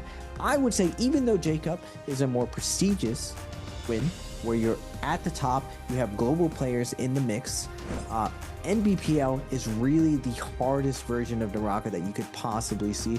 And we see that you don't necessarily have to be a CN team. You can be some of these Vietnamese teams, or maybe one day an EU and NA team get a spot in Nbpl and get to sharpen themselves against the veteran CN teams. But it's really, really cool, especially, at least for me as a competitor and now a caster, to see how the wheels have turned over the years. And still, we are still seeing the same strategies win out. And it's like I always said, in trios, we always create new ideas, but how do you beat Silence Viper? A lot of the times I see compositions getting away with murder because, like, they are neglecting the fact that there are no Silence Vipers in the lobby, and we're seeing that pendulum swing back, and FPX and Bauda taking advantage of all these F2 and V2 Vipers. Now, you do win off spawn, you do have that strong mid game, you do counter zippings, but no zippings in the lobby. The V2 silence is buffed right now, but still, you do not win the scale off with the V1 Vipers in endgame. Now, will that be the case moving forward? Will Silence V2 be there? We saw, I forget what team ran it, but that the extended silence seems even more deadly, just because with the pairing of Tessa, people only consider the actual Tessa charm at the end of her V1, but that initial stagger, we saw how hectic it is at a Spirit Wall, where you have multiple Tessas, their double barrel shotgun just tossing out ults left and right, stray bullets hitting other teams, and positional wars happening.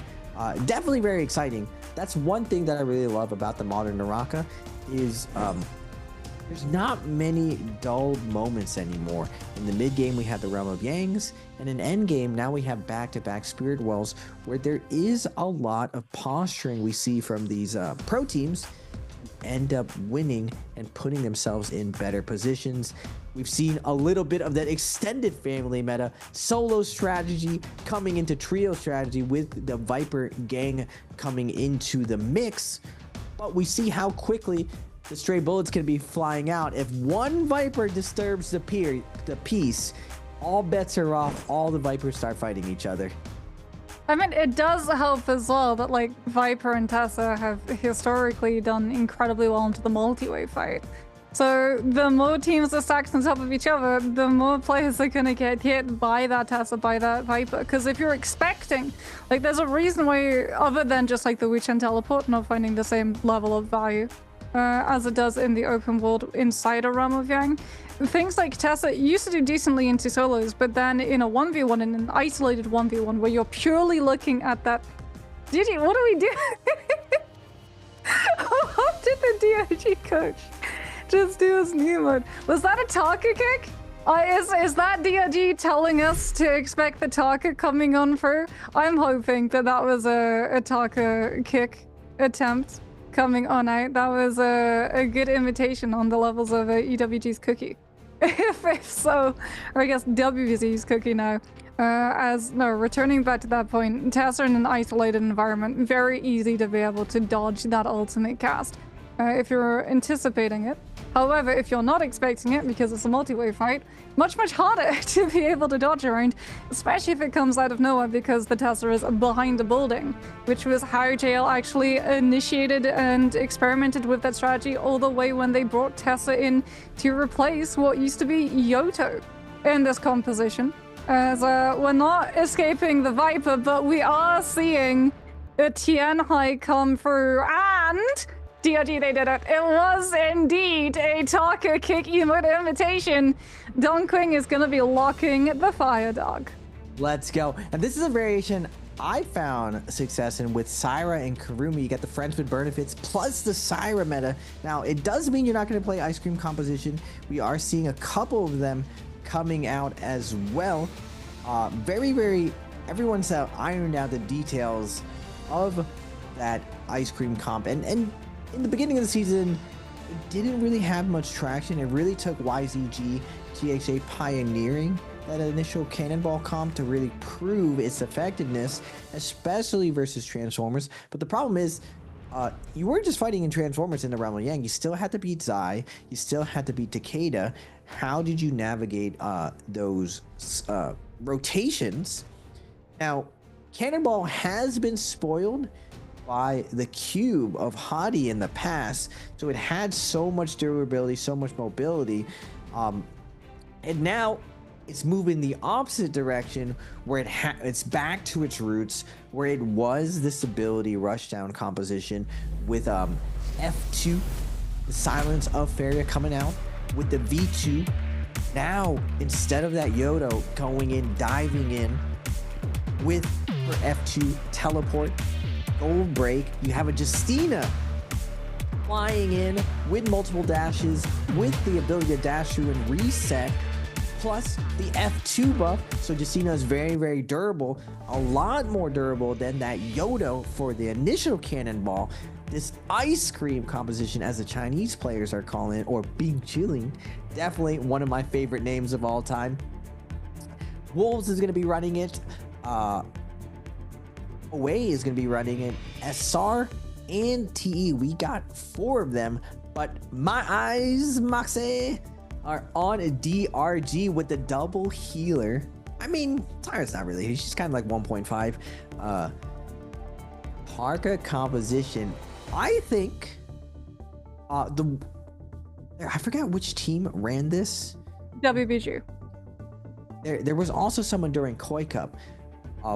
Even though people see a double healer as kind of a cheesy composition, strategically, it actually is very, very strong with buildings and a lot of like terrain situations off spawn, because you have so much sustain. And when you're a pro player with very, very good disengage and teamwork, you're able to stagger and really sustain fights off spawn to the point where it's very, very hard for teams to get momentum. And remember, only really Xiphon and Siphon do well in like claustrophobic areas. So we're looking at city like Tang and the center of the map, where you have a lot of building situations where you could take advantage of this.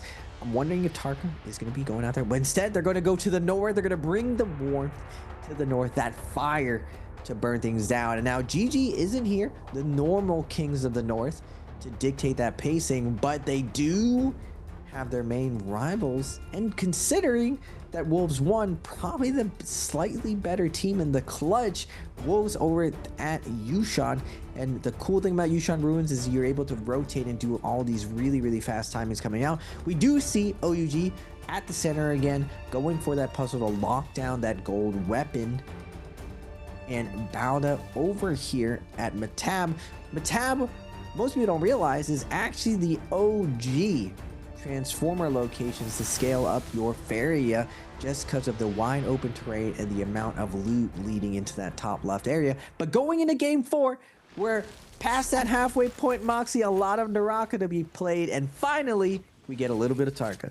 Yeah, the observers know exactly what the people want, and that's Tarka POV that we're going to be starting with. However, Tarka POV is a little bit dull at the moment because they're just looting. It is going to be a fight. Free versus free, OA versus Bida over towards Matab. Tutik already out of that. Justina combo breaker is not going to have it to be able to escape out of that parry punishment. And it comes on down with ZZT claiming up that kill with that pole sword. And off of the back of that, we're going to head over towards ASE and SR. DRG, currently, we know that they're in the area. They were over towards Beast Pit, but they're not showing up at the moment on this minimap, as it is just going to be ASE's Han inside this Syra ultimate, trying to find the stun dazzle. Will be able to catch one stun onto SR's Rico into the triple charge beam proc coming on through. A lot of that health absolutely obliterated. Double parry comes out from the Syra. Not going to be able to stick the damage following up from this fist blade. It does bounce off the Justina's F2 form. Feria now is going to be burned out of that F2 as well. We're going to see ASE's hand swap over to that cannon to keep up the pressure as SR take to the cliffs and try to scale rush their way out into a survival opportunity. Beautiful stuff coming out from ASC's Han. Nice reactional parry versus 2 players right there, and getting that nice solid one hit punish with the fist blade. We are going to go over to Tang with FPX. The Temi ult is going to be invested right here. Cyber ult is going to be invested. Wombo combo coming up. What is this? X-New going to be juggling Kiki here. Wait, Cookie with the Takeda. Will he get 2? Will we get the classic Cookie? Nice grab. No, we are only going to get 1. The follow-up is going to be 2 quick. WZ ending up dominating FPX off spawn here inside Tang. Not the best placement for Monk, but they make it work right here. ZGE gonna keep up the pressure. Wait a second, weapon swapping trios, not letting my man go, covering his wake up. ZGE is going to get taken down by WZ's Cookie, coming in with the dagger and the backstab. Nice play coming out of WZ. Now going to the north. We got 5-1 team consistency over here versus Wolves, the Kings of the North. But 5-1 challenging this situation. 5-1 really likes landing top left of the map, I believe. To get all, it's going to be invested. Ice cream composition is going to take down Pampy. Ooh, but I've been coming over with the longsword. Nice parry onto ZK. Big shred, big team play follow-up coming up from 5-1. 2v2 situation, bringing it down to a 2v1. But the jungle from NHQ on the Faria. Double charge going to be coming out, looking for the wake-up. Not able to get it. F1 going to be tossed out and freezing Yin for a second. Ivan's going to go over for that Soul Bloom, but NHQ coming in, looking for the one try. Not able to get it. And 5-1 with a cleanup onto Wolves, keeping up their momentum and winning their off spawn. Yeah, good job from 5-1 in the 2 versus 1. One always making sure to cover and fish for that parry. Will be able to find the opportunity. As Alliance now going to be trying to catch on ITE, setting on up that Tessa enchantment into Viper V1. They're trying to hold TE in position for as long as they possibly can so that Moonbane can start to come on through and chunk away these Halfa. Sharon hopping away inside this Faria mech, still able to turn around, hops into that cannon form to keep up the pressure. The Wuchen does have the wall to be able to block the range, but we've got another set of boosters. Bujanan to take the cover right back into that full-on fight. Gets hit by the Tester enchantment, utilizes the loss of the boosters to get as much distance between themselves and the team as possible, but it's not going to be enough. This Faria, surely after utilizing that F2, is going to fall as DRG come through for the third party. Dunkling on the sidelines, looking for the opportunity. WX98 has invested that Kurumi ultimate, is going to have a recast up and available. Dunkling will be able to land the Dragon Slayers into Nessus, but crucially, we're waiting to see is the Taka ultimate needed as that Moonbane is still in play. Like they don't need it with Kakashi on the Syra coming in with the beams, lasering him down. WX98 does have to invest a Kurumi ultimate, but they still have that Tarka on deck. The hype is still real. We are going to see a little bit of Tarka. Nice job from DRG to win their off spot. We're going to go over to Matab on the outskirts right now. Baby U is going to have to bring Shinyu back from the depths. F1 is going to get the slam onto Jing, but Bauda with the knives, ending up getting a nice flank onto Baby U, getting that first kill down. Now in a 3v2 situation, they're going to scoop up SS. Grab is going to come down, and with those knives really paired with the grab, Jing is going to shred up SS, and Bauda is going to secure the southern part of the map. Now we are going to move over to DRG versus ASE with the V1 Silence. Moving over, ASE was not running that V1 Silence before, and now coming in with the V1 F1, trying to make some moves right here onto WX98. Syra is going to be backing out her Donku in the jungle, and now Alliance showing up to the party, stealing the kills, scooping up DRG right here. WX98, if I don't move, see me crouching in the corner here. Kurumi circle kind of being a dead giveaway. Just no Kurumi is here. Wait, he moved. You did spawn. Oh no, him. oh they saw him. Oh, they saw him. Poor Oh, that's so Kurumi. unfortunate. Run, Run, Kurumi, run. He has been able to utilize the parasol, and he now actually cuts noise inside the never mind. He tried to cut noise inside the tent and unfortunately peeks out at the worst possible moment, and immediately Alliance get to see where that Kurumi is. Yeah, he's just gonna stand still so that they kill him and he can try and reposition back with his team before he loses that rebuff opportunity. As OA is showing up to the mix as well, potentially able to jump onto Alliance. So if you remember, did just burn one of that Tessa V1 casts, being able to secure and lock up that elimination on the Kurumi before he ran too far afield. It's going to have a little bit of downtime. Something to note too is that OUG, having lost that fight, have lost the legendary weapon that they were able to pick up from Salvation Podium. So that is now going to be in the hands of a Tianhai team, which is going to be an absolutely terrifying prospect as we start to position for the first realm of Yang Cycle. And 521 doing a really good job of scaling. It really shows their work in CN is paying off. They are picking up for that nice, consistent strategy that the top 5 CN teams are always known for. We're talking about the KLA, now rebranded YZG. GG as well. Who else was some of the Titans? JL. FPX. For J Team, all of these teams are now Wolves up there. Same thing. I would say Alliance is still a faster paced team, but generally the strongest, most consistent teams, as well as OUG, play a very, very slow macro style with a little bit of aggression and personality picks as far as composition.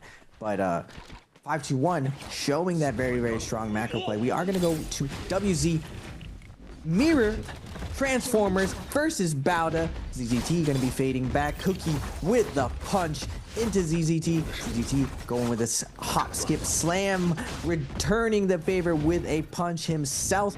Both teams trying to posture for that monk fly. And from downtown, Cookie comes in trying to help out his zipping. But the zipping takes a ton of damage by that Kylan combo. And the slam comes in from the monk. Bowda's Jing able to secure the kill onto the zipping. And now 3v2 situation. Monk's going to be de-transforming. Bowda's XCM coming in with the Kylan shredding through. Cookie is though at full health. He can bring this back for his team if he finds a kill onto XCM, it looks like. Nice job, XCM. No armor to his name. Cookie backing off right here, but 3v1 situation surrounding all the corners. Stagger's gonna be coming out.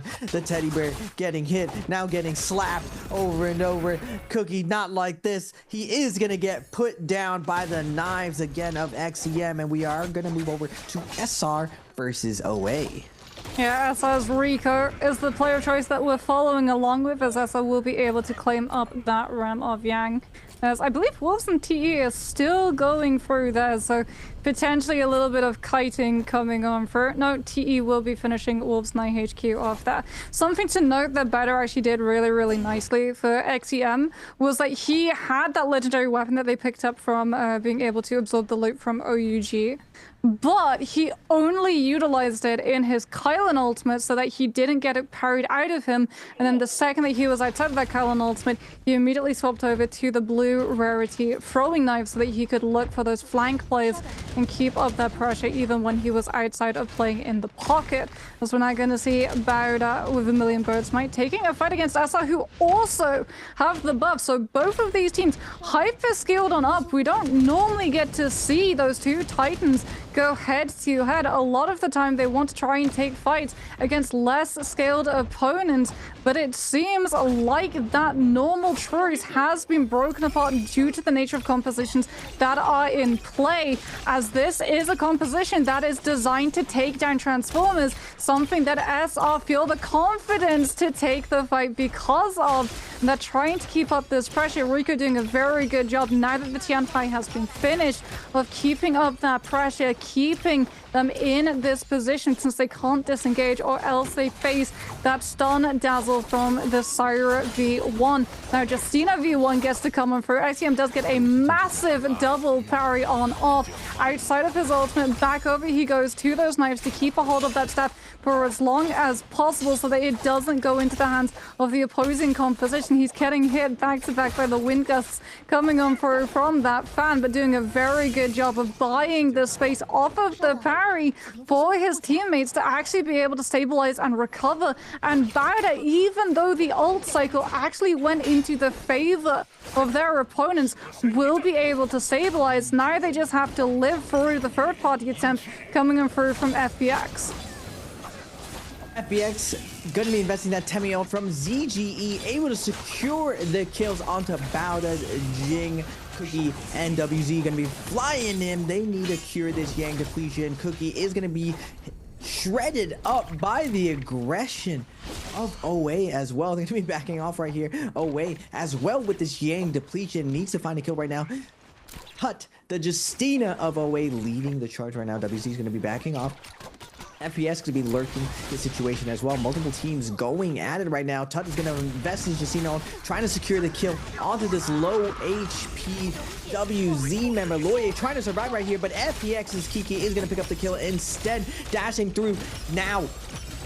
believe that is the Temmie of WE, but the Syra ults are going to be coming down. So much chaos breaking out right now. Temmie ult's going to be invested by FPX's ZGE. Blistering going to be coming down, but the Temmie wall is going to deny that burst coming out from Tut, and OA's Meng in the Feria mech laying down havoc and covering fire for OA to keep up this pressure. Now moving into the building, FPX doing their best to try to kite out the situation, but the Temmie is going to fall due to the pressure of Tut, and Big Parry's going to be coming out from Kiki. Big damage with the blistering as well. Nowhere left to go. Another parry coming out from OA, and the ice cream composition getting oogly in that building and securing the kills onto FPX. DRG unfortunately going to be down there. Kurumi Wolves relentlessly chasing down this Tarka composition. They've got Yang depletion. They don't have a lot of time to be able to cleanse it. And it looks like the Tarka is going to grief the opportunity. Goes for the portal, tries to get a focus hit, but Fury off on an unsuspecting Ferry. However, NiHQ is able to read that blue, goes in anticipating the parry opportunity. Donquing with the V2 gets the slam down, RMB drop down, as well as the parry will chase through the portal onto the Ferry to stop NiHQ from getting a reset opportunity to stabilize. And unfortunately for him, is not going to be able to live that 1v1. NiHQ will be able to take him down. Sadly for Wolves players, though, they still have one of their players. I believe this is the Syra, who is not going to be able to pick up a Soul Bloom. However, out that far into the zone, there is a Dealers, and they have been able to get their hands on a Rebirth Charm. Now they just have to be able to live and stabilize the after effects of visiting one of those soul altars, picking a good moment to be able to do so as we head into our second realm of Yang rotations.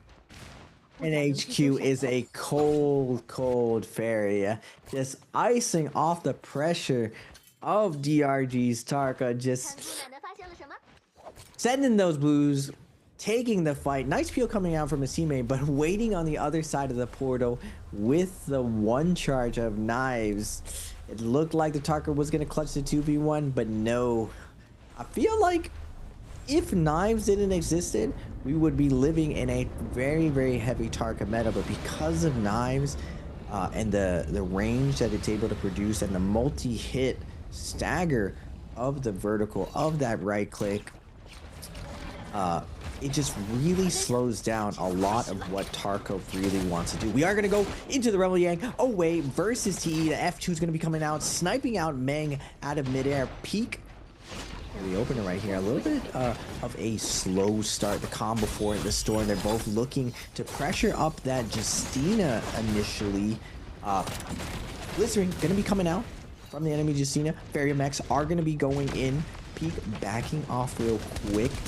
Meng in the mech as well, looking to crowd control Xionan in the opposite Feria mech. And finally, Syra also going to be exchanged right here. Focus firing onto Tut. The Justinas have to pop their ultimates right here. Focus fire on the Justina, slowing down the other Justina, but Peak is on the outside right here, keeping up the pressure onto OA Justina, and you is going to finally get that freeze and take down the enemy Justina in the mirror matchup. Justina has to be the first one. The popsicle, the ice cream of the ice cream composition has to get taken out, and then the Feria Meng does get closed down, and finally PP gets closed out. TE showing how the mirror is played right now. Lots of cannonballs going into Yang, and a lot. You'd be surprised that Justina is actually getting focus fired out of all characters, considering how many dashes she has. But when you have a Syra and a Feria going into mech, it makes a lot more sense why the primary DPS, that position 1, is getting focus fired. Even though Justina is very durable with her dashes, with a Syra and Feria chasing you around, eventually you do run out of cooldowns. And if the enemy Justina gets that momentum, you see beautiful play coming out from TE to secure that Yang win. I mean, not just that, but also the activation of the Justina ultimate. Now it has a knockback, right? But that gets circumvented by the fact that Syra gets to throw stun dazzle at you into beam at range. And likewise, Feria mech It's not going to be close enough to actually get affected by that one, as we're going to have a look back and see. Oh my goodness, the Syra, just the stun dazzle, absolutely instant onto these players, into the Justina dash follow-ups coming on through from Zhao, and gets the double dash onto SR's Jin into another dash. Every single time Justina is able to find one of these dashes, she gets another one to set on up from this V1. And off at the back of that one, ASC's Zhao Wen is taking a lot of hits of damage. Does have to come through with the F2, gets chased down. Coming on out with the katana from SR's Rico, the jump LMBs gravitating that position directly on top of the hitbox, and will be able to actually find the elimination. ASC doing a very good job of finding those chase down opportunities, as we can have a look now and see Mystic Might is the buff that they have opted for.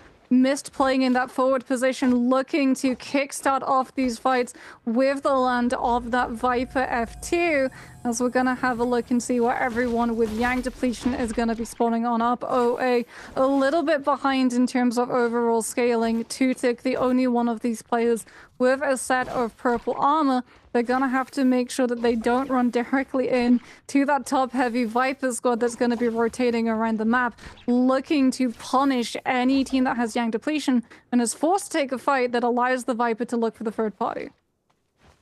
What was I looking at right there? Just all the teams just like, all right, who is the Yang depletion team? Just everyone consolidating to one side of the map. It looks like the Yang depletion teams do end up finding each other. OA and SR are going to be going at it right now. Yao on the Justina, trying to find the opener right here, is going to get overheld by the blistering edge of Tut, the enemy Justina. Yao gets sent flying. 2 charge hits him. Now 1 charge. Now Zhao down to no armor. And Asira also going to be invested. Justina on Justina violence going at it. Both the ice cream of the ice cream coming at it, but the balls and the bedazzled slowing each other down. They're just getting staggered by non-stop Syra shenanigans, and Feria on the backside. Zhao, though, doing a good job of not panicking, staying on the pressure, staying on touch. He doesn't get the dash, he doesn't get the stagger, but now Alliance showing up to the party. Everyone seeing the Yang depletion.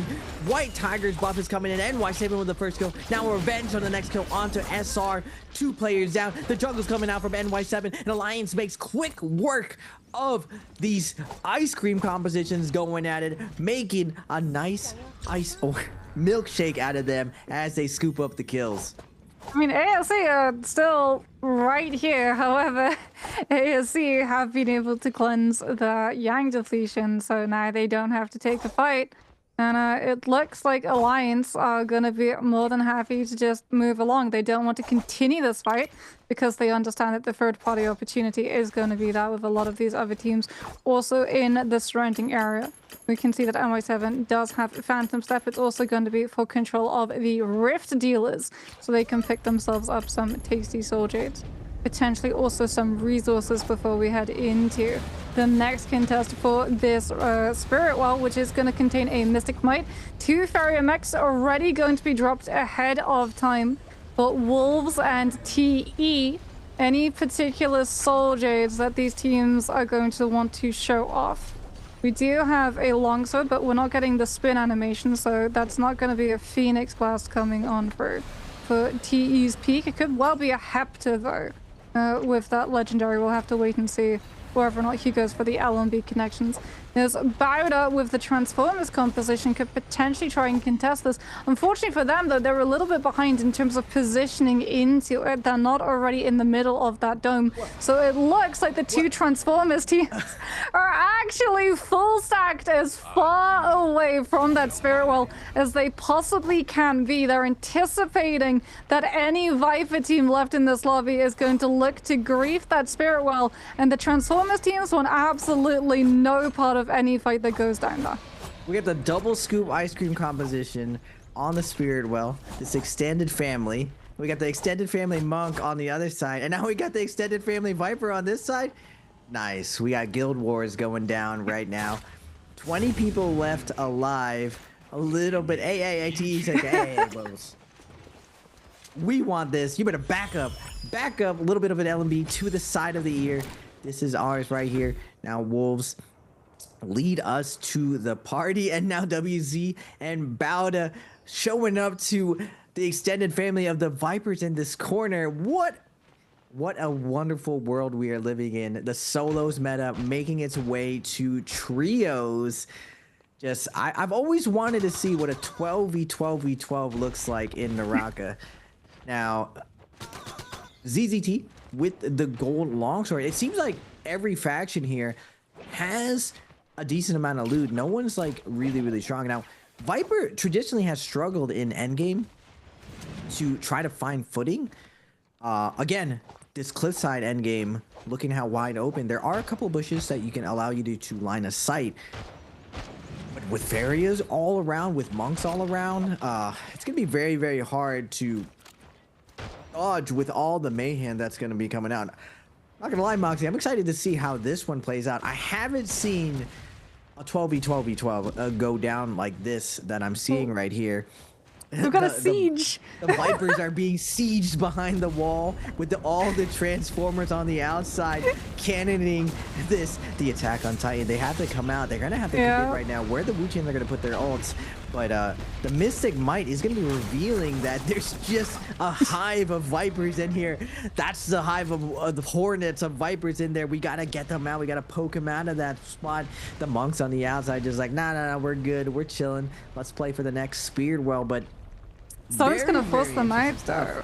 It's like the problem for everyone who is holed up in that fortification. And they're trying to like do everything that they can to come. Yeah, there's the Targa! There! Run! No, not into the moonbase! Okay, Dunkling is gonna cancel the ultimate early since it's done the purpose. It's given him that movement speed buff, so he will be able to go through the moonbane without getting hit. And unfortunately for them, they run directly into, the occupied. The Transformers team is currently stacked there. We can see WZ's Cookie just in the teddy bear suit for that TNI with the silhouette. No need to look at the ultimate icon around the name tag. We'll always get to know exactly what hero he's running with that one. As it is going to be the Spirit Wall contest. This time around, the Transformers are in position. But ZZT immediately going to be going for that one. And this is actually really good for them against those ice cream comps, because you can see TE's youth literally having to jiggle the side of that Ferio mech so that he doesn't allow ZZT to grab him out of the ultimately. He's having to go for the 180 turns. And if he's 180 turning, he's not providing pressure and knocking back the Tian height to stop him from looking for those grabs. So Bauda have been able to cement that position a little bit further.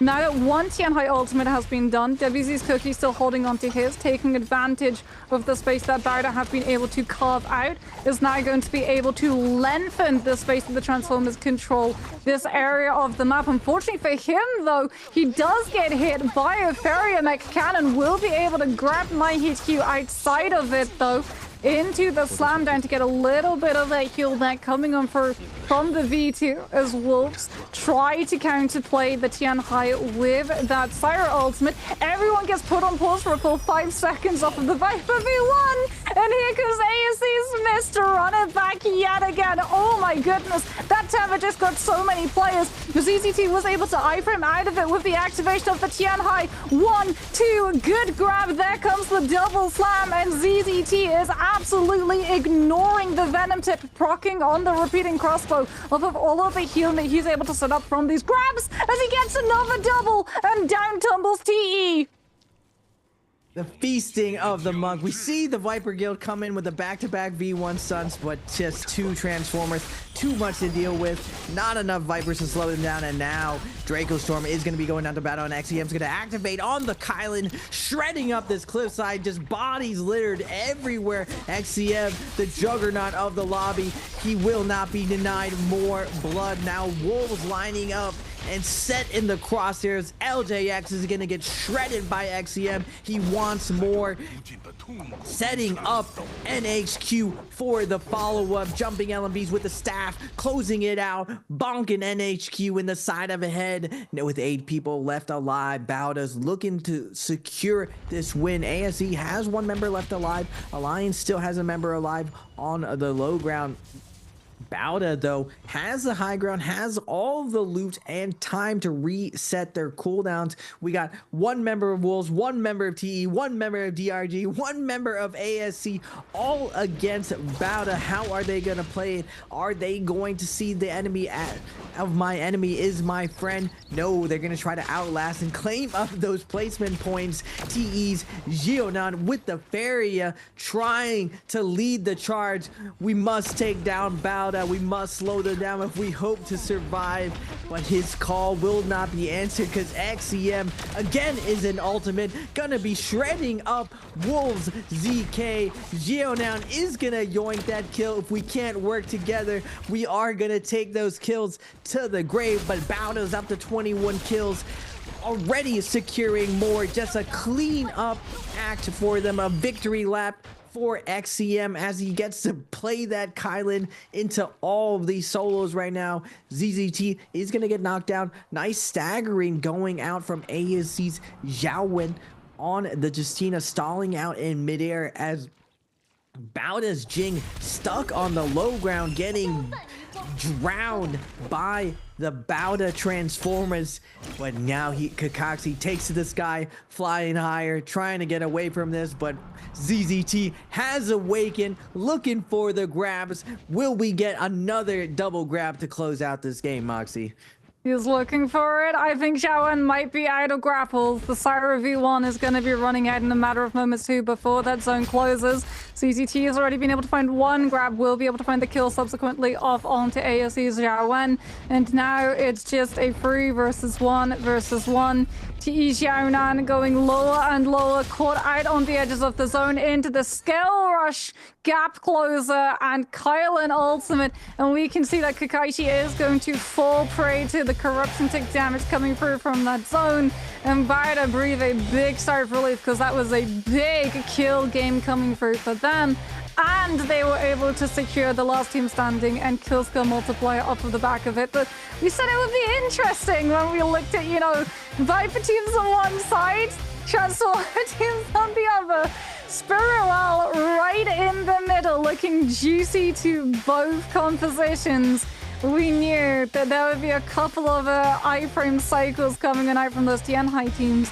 And it's very interesting that for the first time, it was actually beneficial for the Tianhai teams to ult first rather than to ult second, since when the Vipers made that play to counter with that V1, they could actually utilize the cancel of their ultimate to iframe as opposed to the activation of their ultimate, which unfortunately for the second Tianhai team meant that they were still just as much as a target when that second Viper V1 did come through, allowing Bauda to get the next cycle, the third Tianhai transformation, and finally grab up that Spirit Well and the buff that it contained.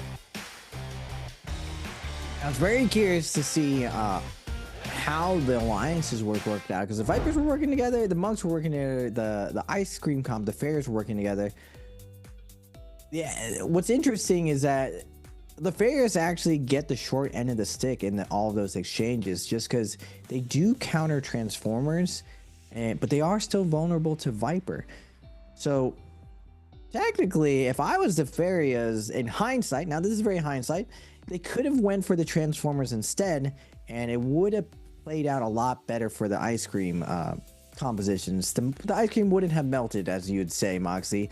But the Vipers, the V1, without that critical mass of the swarm of Vipers, it's not enough to fight against the scaled up Transformers. Now, a spring split, random gifts are dropping. Chat for your question: which player killed OUG's Shinyu in Game 4? Hey, this is a hard question. A, ASC's Xiaowen. B, ASC's Han. C, Bauda's ZZT. Or D, Bauda's Jing. Any Jinyu fans out there of who ended up killing OUG's Jinyu? Might have been one of the, my guess, Moxie, even though I have no idea, this is a shot in the dark, could have been ZZT with a double grab, but who knows? This would be a lottery ticket. We're just going with C no matter what. Doesn't matter who's there. I mean, it's definitely safer to hedge your bets on a Bowder, given the fact that they did walk away with the most eliminations. Therefore, statistically, they're the Moxie with the smart highest choice. likelihood of being able to walk Moxie away with that straps. elimination. But unfortunately, there were 2 players from Bowder's side there. So yeah, take your pick, chat. That is indeed a hard question, but no, it was a very interesting endgame, which I definitely think is going to set a precedent for how the rest of the day is going to continue, especially because, as we talked about, like a lot of these teams have now lost the hero points to be able to play the full Viper compositions. So we're not going to be seeing the 8 stack of the same compositions. So we can have a look and see the full statistics, the full kill scores coming on for Bowder, 24 eliminations, full ranking points, full kill score multiplier, translating to a whopping 32.8 game score. That is going to be absolutely skyrocketing them up in terms of overall standings. Yeah, good googly booglies, 32.8. Definitely the biggest of the day so far. TE with 10 at 12, Alliance at 10, ASC at 9, Wolves at 5, SR at 5, across the board. And we're seeing more of a traditional composition for this map. The first 3 days is just bunch of Vipers running around, just very, very straight. Now looking at the overall stats, ZZZT, 9 kills, 21k damage. Jing, lots of healing, almost 25k, 5 kills, but 18 assists. XCM on the Kylan, 35k damage with 14 assists. Big damage coming out from him. And one of the best feelings is being that Kylan claiming all the Spirit Wells in that endgame, because you get to get 2 ults. You also have zipping, assisting you with heals, so you just get the dash for free over and over. It's definitely one of those raid boss moments where Kylan gets to just feast in these endgames, assisted by one of the strongest endgame characters, Monks. Now looking at the overall standings, Wolves at 15.5, at the top 12, OUG 35.8, still on pace to get to that 45-point threshold. Same thing with DRG at 36 points. GG hasn't played today, SS1's not playing away, and YZG hasn't played today, and those are big things right there, GG and YZG. That's why I keep saying the 40-point threshold is a comfortable position to be in, because it's probably going to secure you that 80 points if you go back-to-back. TE, we're seeing them on pace to getting that point as well, at 82.6, 33.5 for the day. Alliance, same thing, getting to that 40-point mark at 38.5, now at 83 points total. FPX at 37.2. at 83.7, 521 staying consistent still at 88 points, but with that one massive performance, 32 points, skyrocketing Bowder all the way to first place at 99.1. And remember, ladies and gentlemen, it's not just about qualifying, it's about taking a lot of these points into the bi-weekly finals, where we've seen plenty of teams, Moxie, right, being held to that match point by 1 point, or even half a point. So every point does matter going into finals. Yeah, every point does indeed matter, as we're going to have a look and see the replays of game number 4 brought to you by China Unicom. This was the Moonbane play coming on from the side of Alliance, as we can see that Syra Boom just constantly keeping up the pressure, even through the Moonbane, allowing them to hold on to this position. This is the moment that Bowder were able to hit their stride, taking down OUG, claiming that legendary staff that Baby had been able to pick up early on, which was the reason why XCM did so much damage. They actually gave the legendary weapon and scaling for that Kylan V2 to him rather than the Tianhai, since he was doing the major brunt of that damage, as this is OA being able to come on through with the blistering edge, keeping up the pressure onto poor FPX. Here's the opportunity where we got to see portals come into play in Yushan Ruins. Wolves Night HQ goes for the hold of the LMB and immediately releases the second he sees that Tarka cross through the portal. Sends a follow-up. Poor Tarka, not able to get the follow-up. The NY7's going to be able to flying through as Lions blitzes everyone, and we see the double grab from ZZT, that healing monk, able to secure the heals, no Kurumi needed, just back-to-back double grabs. Kablowy just non-stop. We get the 6-piece to go and the family meal just being delivered, and XCM ends up getting the feast on his Kylan, dashing through in and up on the high ground, clearing and securing this win, leaving only the shambles of the rest of each team's solo trying to battle it out to try to survive to that second place. But Bauda, nice job picking apart a little bit of everyone, securing the kills and getting a massive pop-off game. XCM gonna be popping off onto that stage in the Kylan MVP animation. Will be able to grab that one off at the back of the 35,000 damage done. Very excited to see how much of that has been done by the ultimate. Yeah, there it is, 11,299 from skills and ultimates. Flying knives, however, surpassing that still, 13,069 damage done by that one. As we can see, 12,275 healing done, which is a massive indicator of how precise XCM actually was with those Kylan dashes. Whenever you dash through a target, you do manage to gain back a portion of your HP. So the fact that he was able to do that much healing without either group heal or advanced heal goes to show that he was incredibly accurate with his ultimates. 35k damage is absolutely insane, but Flying Knives, you have to know how strong Flying Knives is if he has jabbing and he only has 5k damage. Just Flying Knives, the superior weapon right now. Really cool, because it's the first weapon that doesn't have melee aim assist, and I knew melee aim assist is not needed in the game, Moxie. I've been saying it for a while. Without melee aim assist, with melee aim assist, I think it just makes the game more fun and it increases the skill expression. Now, Flying Knives, a little bit on the strong side, especially with Palm Lightning, but outside of that, it really shows that these pro players, it's possible for our game to have a lot more aim and a lot more focus on mechanics that make the game a lot more fun, in my opinion. Finally, we do get to see a Tarka, Moxie. My day is made. If I saw 0 Tarkas today and only Viper, I'm not gonna lie, Moxie, there'd be a little bit of salt in my blood of just like, what is this? We get the buff on Tarka and we only see buffs Viper in it. Now, it did make sense why a lot of the teams were not playing Tarka, just because they feel like with Tesla Viper running around, it's very hard to get value off of Tarka. Now, the counter to Viper back in the day was definitely Sandformers, the Yueshon, Temi, Monk. Will we see that counter come out again to slow down all the Viper compositions? And Viper really only gets a ton of benefit if there's a lot of them. We see what happens when there's majority Transformers, but that kind of goes to show, Moxie, that whatever the most amount of comps in the lobby ends up being there, generally does have a very strong advantage, especially if we're going to do an extended family meta going into these endgames. True. I definitely feel like we could see a resurgence of Sandformers. There are two things that might prevent it coming through.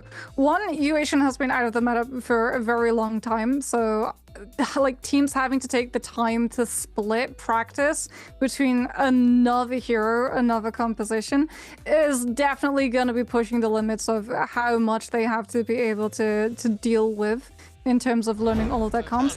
And two, it feels like Sandformers are probably going to get a little bit licked by the Ice Cream composition, given the fact that Ice Cream runs both Syra and Syra gets to absolutely blitz through that Temi ultimate. So, and gets to stagger the Tianhai too, so even if you find the grabs, like, you still aren't always going to be able to confirm the kills off of them, and even if you manage to pick a player up, you might not even be able to actually get the slam off of them too, which means that you're not getting to utilize the V2 to heal.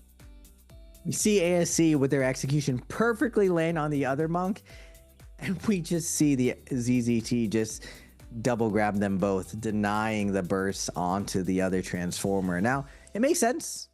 I mean, if there are two monks, it's better than one monk, and you want to take the other monk out when he serves his purpose. So after that double grab, ZZT then goes on to double grab everyone else. So nice play by him to slow down the pressure and the snowball of the Ice Cream comps and the Viper. Like I was saying, like, both of those teams counter Transformers. So technically, the monks were in probably the worst position they could possibly going into that endgame. It's just the feel like the ice cream compositions didn't get the memo to go for the monks as well, so they end up losing out anyway. I could see how Feria and Cyro feels like they could win the long game, but given the terrain circumstances and XEM on the Kylan getting multiple ults, it's pretty hard to survive versus a snowballing Transformers team, especially when the likes of Kylan is coming through getting a ton of value. Very interesting stuff though. Just you see ASC's just reaction of just getting double grabbed, just like we had the perfect execution, the perfect Viper Ning drop from the top ropes, and we just get double grabbed. Edge. I mean, that is one of, unfortunately, the negatives that you have to the Viper V1. You can get grabbed, and if you do get grabbed, it cancels immediately. And you lose all of that rage. It's long been one of those sort of like seesaw effects between the Viper and the Tianhai. She can entirely stall him out. He can entirely nullify her ultimate if he's able to find the grabs in time. It's why the drop down with the Viper nuke was such a huge strategy, because you would manage to minimize the amount of time that you showcased your Viper with that V1, so that you minimized the potential chance of your Viper being grabbed and that ultimate being cancelled entirely. But now that we head into the second half of the day, what we sort of expect to see has come true. A lot of these teams burning for those Viper points early in the day now can no longer afford it, so we're starting to see the compositions branch out a little bit more in the variety, which I'm sure is only going to continue as we head into the last two games of the day, where hero points become even more scarce. I think we see some more Tarkas coming out. We are going into game 5, that championship round. For some of these teams, they are on their day 2. They need to clutch up and get to that 80-point threshold, or they're likely not able to make this bi-weekly finals. Now, I'm not sure where a lot of these teams lie in order to get to the overall grand finals, because in order to make NBPL grand finals, there's a bunch of points that you've earned from making it to these bi-weekly finals, and there has been 3 so far in the season, and YZG has won all 3. But there are a lot of spots going into the finals, while the rest of the league will have to go to the last chance qualifiers to get the last 6 spots. So 6 people will make it in, and 6 will have to battle it out with the bottom 12 of the league in the last chance qualifier. So for some of these teams, I'm not sure where the drama lies for the edge of qualifying going into the finals. We are on day 2 right now though. Very exciting stuff. We're seeing more meta coming out. We saw the initial just full Viper first half of all of this. We're seeing the extended family meta for the Vipers working not fully together. Definitely some stray bullets, some bickering amongst them to see who gets what. But very, very interesting to see how the other teams must adjust for this, and just how powerful Transformers can be if there are just even 2 of them, 2 monks working together to be able to get to that endgame where double grab becomes very prevalent. You see the power of ZZT, you see the power of monk double grab. Will we transition back to a more monk heavy Transformers? Now, going into this game 5, we are going back to Holleroth, this time with Fireflies.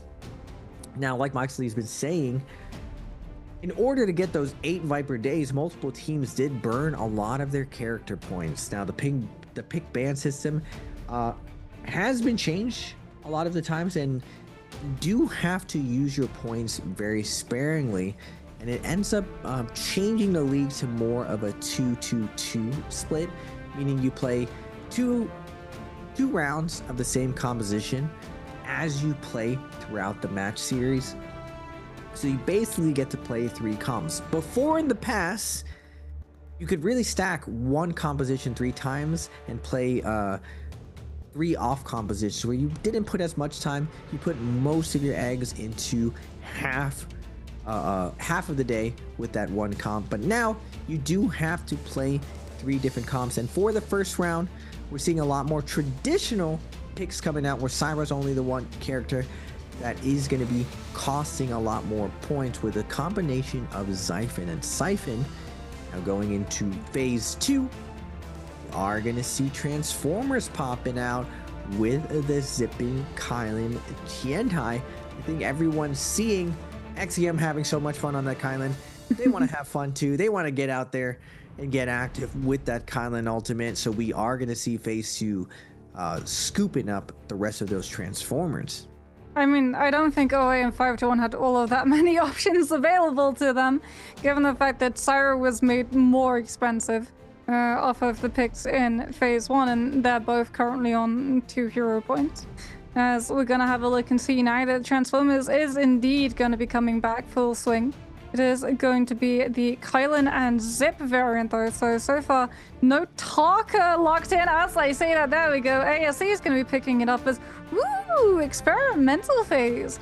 Bowder, having spotted that they're actually off of that absolute stunning performance in the previous game where they picked up almost more points in one game than they did in the 6 that they played of day 1, they're going to be experimenting. They're going to be going with a Tianhai Zai Syra composition coming on through rather than the Kylan and the Zip. So there's gonna be a lot of space that they cover, especially into the realm of gang. You'll be able to use the Tianhai ultimate and then immediately have 30 seconds of a Zai V2 to cover for the next aspect of that Yang fight.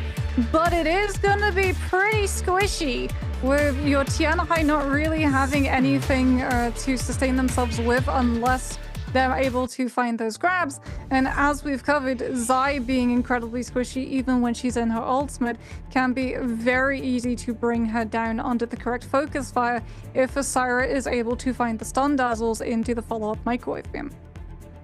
We got 7 monks. 1, 2, 3, 4, 5, 6, 7 monks in the lobby right now. One ice cream composition, Xiphon as well. Something interesting with Bowda's composition, I didn't think about this. I've seen a Zai paired with Monk before with Feria, but we never got to see a Wombo combo with Zai. Now Zai's ultimate is omnidirectional, just like Kylan's. So the big thing with Kylan is he does so much damage within a Monk's hand, and he's able to dash through and get a nice, really easy juggle for Monk to land a double grab or a follow-up grab after slamming the first time. I believe Zai could do the same thing by doing a light attack in midair, catching people after Monk slams.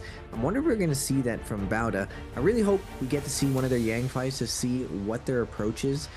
Zai eats alive zipping, but Kylan does a really good job appealing, and then Syra does a really good job appealing Kylan. So it's going to be very, very interesting seeing this go down inside the realm of Yang. Or will Bowda opt to sit on the outside and just really fight for Spirit Well? We'll have to see what their strategy is over here. And now, remember, Fireflies on Morris. So a lot of very interesting timing attacks you can do all around the map. We're seeing a big spread, but going into Game 5, it's time to clutch up to set up for the round 6, or else you might be sitting out of the last bi-weekly finals. No GG Secret Tunnel is going to be available for both SR and I believe, yes, TE for the taking as long as they can win out that fight. Xiao has not been able to get his hands on a Firefly, which is problematic for this team. In fact, no one from SR has been able to currently get their hands on one of those Fireflies. What they have been able to get their hands on, though, is loot. Out comes the Greatsword into the Halberds follow-up off of the back of the parry that they're able to find. And now on the outskirts of Secret Tunnel, Zhao Nan is taking a 1v1 against Rico. Unfortunately, he is the last player for his team, and it is going to be a reinforcements coming in through from SR. They're able to close up the distance and take Zhao Nan down without any trades. And now, off of the back of clearing up that space, they're free to loot up and grab all of the Fireflies left behind. ERG and Alliance going to be going at it at Shipwreck. Actually trying to get the opener onto Revenge. Dives in, but their zipping ends up leading the charge. WX98. Zipping also going to be forced out, but Don Q is going to be leading with that Kylan ultimate, juggling Yuma over and over. Kakashi going to be coming down with the army, trying to get the follow-up. tough break because Fist Blade's verticality just not able to connect right now. Alliance's Yuma is under a ton of pressure though. And Revenge doing his best to pick up his teammates with the Syra ultimate. Not able to save Yuma though. He is going to get taken down by an NY7 down to no armor. Revenge coming through, looking for the flank, going to be clanking out Kakaxi, but the drop down from WX98 on the zipping, getting those focus attacks in. And again, nice job by DRG to keep up the pressure and the flank. Now 2v1 situation, DRG versus NY7. He is going to get that nice LMB focus attack, fading away, gets an RB on the Kakaxi. He has to be careful right now. He isn't going to even risk it. He pops the ultimate, gets the grab, gets the slam. Get out of here, Alliance. No chance if we pop ult, and DRG is going to win their off spawn versus Alliance. Yeah, Dunkling doing a very good job with that Kylan V2 of keeping up the pressure on the Syra, both when the Syra is ulting and also just as she falls out of it, being able to keep up that disruption with the dashes into the after effects. As we can have a look and see Wolves currently around the base of Ballista ZK on this Justina with that V1. LJX on the Syra does not have that V1, but they're not currently in a position of taking a fight or trying to shadow another team. It very much feels like they are just trying to grab up some loot and play it a little bit slower. As we can have a look and see WZ all the way out towards Shadow Jade, also going to be slow rolling it with this Tiana High Transformers team. ASC are off in the distance. That is a Kurumi umbrella, so WZ do know that it's not going to be a Viper Tesla Wuchen team or a Syra composition that they're going to run into. It's actually going to be the sign of another Transformers team, so about turn they go, since the two of them do not want to actually beat each other out. They need them to survive for that Spirit World to be another target to turn onto, as DRG are getting turned onto by this Ferromech Night HQ, trying to provide any form of turnaround for Wolves, and ZK has already gone down. LTX is also holding onto the Syra ultimate. Wolves do have their rebuffs available to them if they decide to just try and get a full reset opportunity off as Night HQ on that Ferromech is going to burn every single one of those boosters, just looking to distance himself from his Syra so that LJX gets an opportunity to live a little bit longer and hold on to the jabbing that he's going to be showcasing. Swaps over to those knives, committing the RMV as Dunkling is going to keep up that pressure and try to get this last elimination onto Wolves' one remaining teammate. But skirmishing off of the cliffs is going to be able to provide a little bit more distance as we head over now and look at a fight going down between OA and SR. OA Tut is going to get the grab onto SR, but SR's Rico in the Syra ultimate going to be following up, catching Tut out of ultimate. No armor to his name. The beams are coming in. Syra ult's going to be in ending. He does go for the RMB, hits one of them, but looks for the parry, unable to land it in Junks, and Rico able to secure the kill. SR has been doing very, very well for their first season in the league. I remember Taki telling me that SR was OUG's B team, but during the Koi Cup of 2024, they did massive, considering JL was there and a couple pro teams were there, and they still absolutely dominated the lobby. Now, I thought maybe before they were pub stompers, but showing their first season, they're looking like a veteran trios team, always in somewhere in the center, not really the very best, not really the worst, but still keeping up with players who have been in the league for years at this point. So really, really cool stuff coming out from SR. Look at that overall leaderboard. DRG's at 5, Auto at 3, ESC at 3. Hopefully we get to see more of the Tarka. They're at 3 kills. Can we see more Tarka? PLZ. I need more Tarka in my life. They better go into this first Yang. I want to see whether or not Kurumi Tarka Monk can deal with the zipping. Now, unfortunately, they're going to be running into possibly Bauda as well. I'm curious to see how Bauda is going to be fighting against Cannonball or our Ice Cream composition and Transformers with their Zai instead of Kylan. Can Zai survive the Kylan pressure? Maybe if she's Gold F, but I'm pretty sure she's Meteor. She doesn't have a combo break. We are seeing 521 rotate around the map, so at 88 points, just playing super solid for the day. Besides Roy Hihi, I haven't seen as much play from Pampy on the Monk, so we'll have to see how prepared 521 is going into their first Rumble Yang. Looks like ASE Xiaowen gonna be popping the Moonbane to secure their location. Pretty sure they've got Palm Lightning too. I think when we were on the bird's eye POV, Mist was showcasing that one. We'll have to wait and see. That might explain how they were able to pick up those 3 eliminations, as it does look like they understand that they are going to get challenged for a Ram of Yang entrance, and they will be dropping the Moonbane to hold on to those ultimates and get through as uncontested as possible. Because I, like you, really hoping we get to see this composition go into that Realm of Yang. It is a scaling composition. It is a Transformers team. They are going to need to be able to kit out Xiaowen on this Tianhai. You can see TE as well, just poking around trying to figure out who dropped this Moonbane, whether or not they can slip on through and still try and take that Realm of Yang portal. As 521 also have been enticed, as we're going to get one of the Soul Jades being shown. This is Tuna. They're both missing. Xiaowen are going to be proccing. So double Tunas with that heal tick going on through, which is going to be monumental for that Tianhai to have when he's inside his ultimate. Karumi's going to tether onto the Monk. This is going to be utilized to TP and knock everybody back off of that Realm of Yang portal, but oh, disaster has struck. Everyone else was so fast into it. The Yang portal's already filled up. Yeah, and we are going to get OUG versus SR, A team versus B team. Baby U's going to be on the Takeda. Taking the sky, re-grappling in, but Rico with the stagger. Doesn't get the infinite with the dual Halbies, but dropping down onto Shinyu.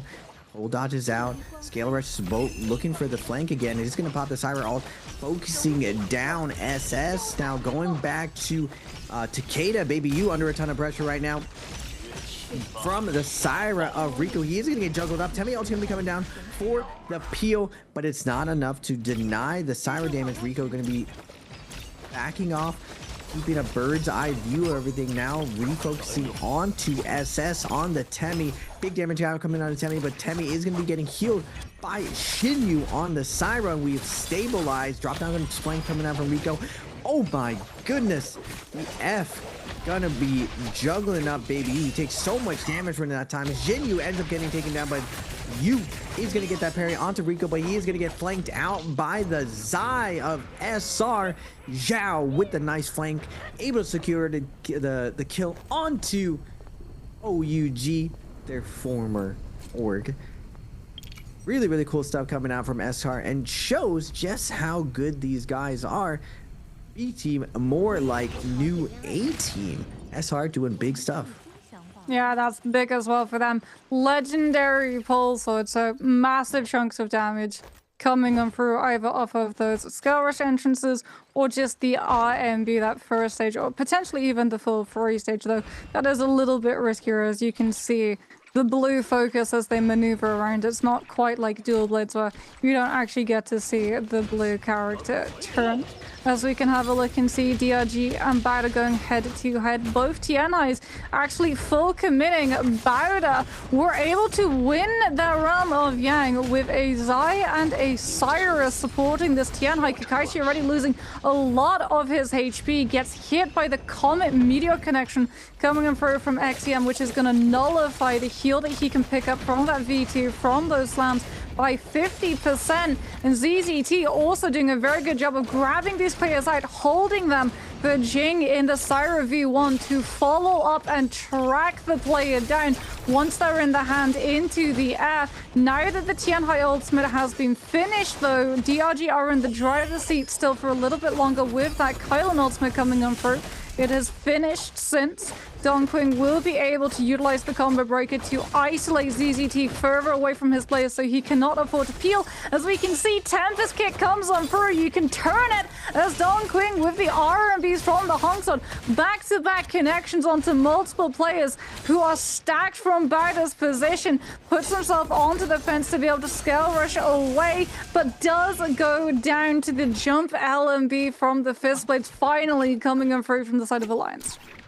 SR chasing down Wolves, with Wolves having blocking it 2 minutes left on their Yang depletion. LJX on the LJX on the Syra. Oh, these skins. RB's gonna be coming out, but SR does have the Zai ultimate. Zhao with the shred, gonna burn him up. Now SR junks, ends up finding the ISO onto NH2, clearing him up with the knives. Now going over to Sunwing, we have WZ and OUG. Zinya's gonna be popping that Cyber ultimate, baby.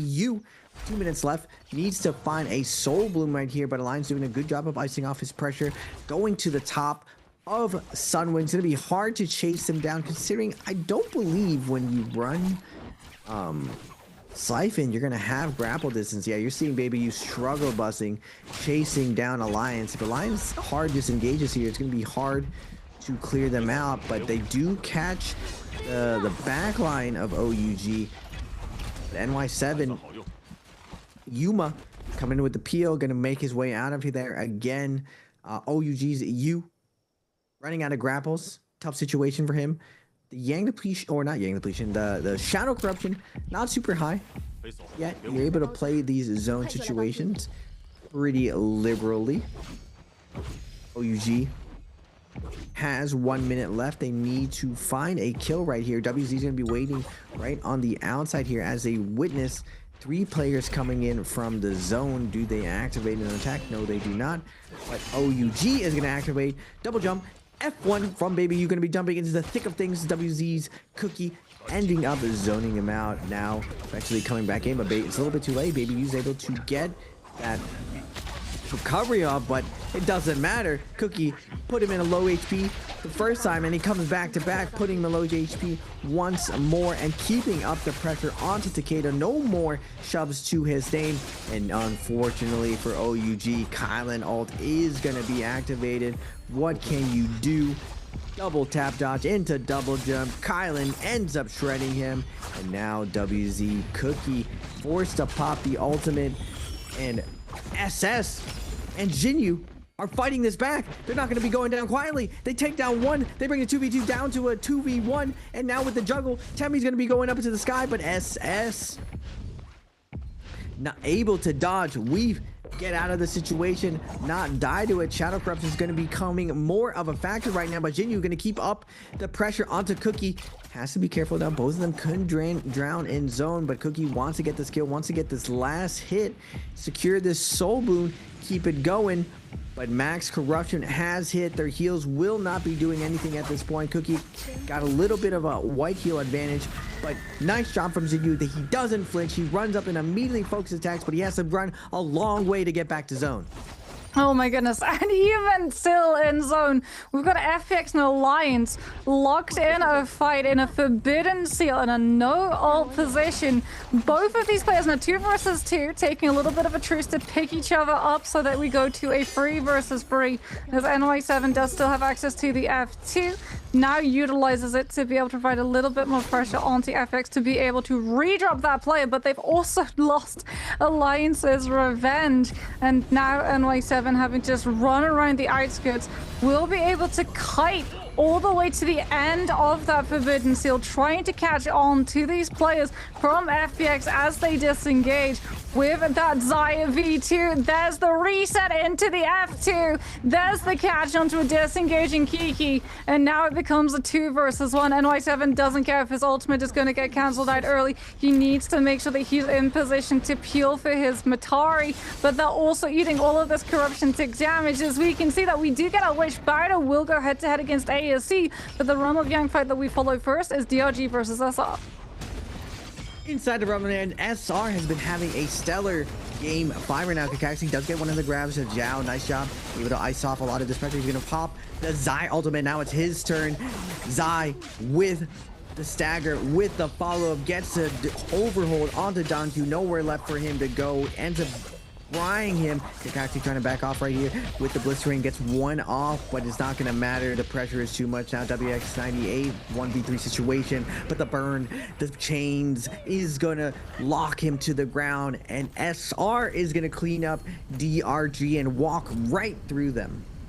Unfortunately, ASE does lose their Realm of Yang to Bada. I'm sure we'll get to see a replay on how that one goes down in the next little bit of lull phases. We can have a look and see TE, just having finished up a fight, will have been able to drop down Xiaonan's mech just to make sure that that spacing is still going to be contained for this ice cream composition. As we've still got teams fighting into the zone, which 5-2-1 are more than happy to jump into the fray. Pampy will be able to drop a player, will be able to pick up a Soul Bloom onto OUG's baby. Eugene, you commits the focus strike, does get parried, spaces on out with the Syra F1 combo break into the safety, and away from that corruption tick damage he goes, but unfortunately he is still having to face down all three players on the side of 5-2-1, who now showcase the engraving. The drop down R&B comes out from Ivan into the spam, and they take ZGE down mid animation activation of the Tianhai V2. Wait, what's happening with OUG's SS? Does he? No money. Huh. Or he just... Oh, we're just switching out Jades, scooping up some heals. It's hard to see under the HUD whether or not we have Yang depletion. No Yang depletion in this situation. SS is just going to try to navigate, find a way to res his team. But ASC, both with Yang depletion and DR.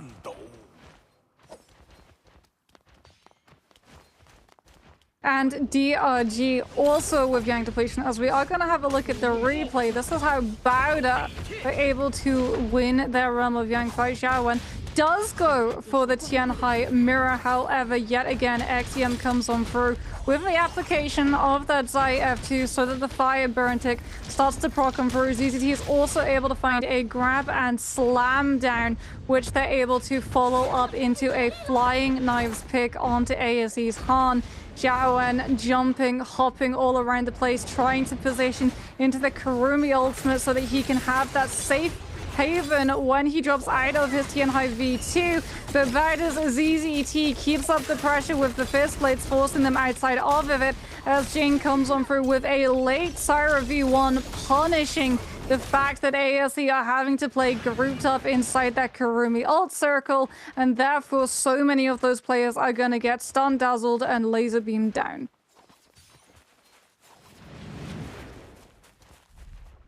Bauda now still trying to figure out whether or not they want to take this fight, as ASE have been able to find a road to recovery in an elimination coming on through from OUG's SS. Unfortunately for them, that's only one player. It must have been a straggle pick that they were able to find on a lone teammate. You can see there in the UI on that left side corner. 2 minutes and 9 seconds for them to pick up 2 more Soul Blooms. ASE's missed. Gonna head further back into that zone, potentially to ring the bell, or maybe, yep, to go and pick up some of those coins coming on through. He does have 20,000 coins. Unfortunately for him, I'm not sure if he's gonna be able to make it out. Will be able to reposition to his team. They should be able to pick up those. DRG, though, might have spotted out that someone just went down to zone damage and are indeed now doubling back. They think that there's someone potentially here. They're going to head over to that bell to see whether or not the zone death shenanigans are in their location. No player is going to be spotted out though, so it's going to be continued rotation coming on for this team, trying to figure out where exactly ASC have played from. Both of the two Yang depletion teams passing each other like two ships in the night currently, and they're running out of survivability options since they're not able to take a fight against each other. Both of them might actually go down because of this. DRG have spotted a team though. They've got all of their ultimates. They can see that SR is setting on up for control of the spirit while trying to hold on to that spacing with the Merciless Havoc spam down coming on through before DRG can close up the distance, but they have no choice. With only 40 seconds left, they have to throw themselves directly into the fray, and desperation unfortunately costs them. They're already down that Kylan. Kakaishi is about to go down as well, even inside the Thunderdome. He's picked apart by the Farrier cannon shots coming on through from Xiao Nan. SR looking to try and consolidate the space now that TE had to all in their ultimates to guard against that Transformers team. Xiao utilizes that Zai V2. The Matari ultimate also comes into the mix. SR will be able to pick up the Spirit Well, will be able to grab up that Draco Storm, and Xiao now with another cycle of the Zai V2 can get a little bit more aggressive and try and chase down onto some of these other players who were looking to disengage it fully. 521 is going to be the victim of choice. Out comes the legendary Pulse Sword into the RMB follow-up. Transformers, Pampy, the hand has been forced. The Tianhai V2 comes on through, and that is SR's job done. They did not need the eliminations. They just needed to provide enough pressure to force that Transformer ultimate out early so that they can recommit in once Pampy is outside of that ultimate. And there you see it.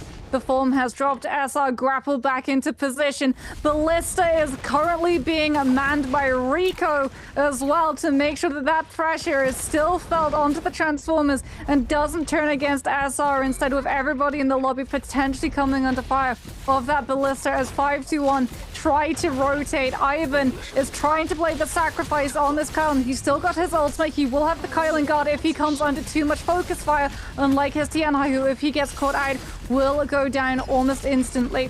521's Ivan looking now to come on through with that Kylan ultimate that has been forced, turning, trying to find another team to bring low enough in the hopes of offering them up as a sacrifice, something to satiate SR's appetite right now.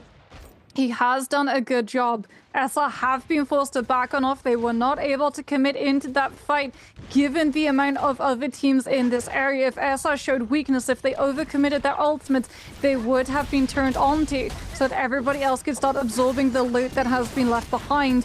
And now, with 65 seconds left on this Draco Storm, it becomes a matter of ultimates traded to see if 521 can hold on to this lobby just a little bit longer.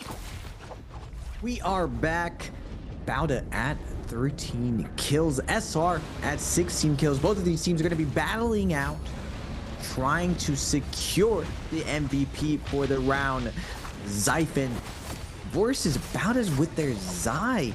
Interesting enough, 5-1 right now, getting fiended though from SR. Pampy's forced to pop the ultimate. Yin is down to a really low. The zipping ends up falling. I've been trying his best to try to slow down the pressure right here. Pampy is going to get shredded from everyone in the lobby. This poor monk getting hit from all directions, trying to get one grab to get some heal going, but Pampy's not able to, and 5-1 is going to get taken down and cannibalized by the whole lobby.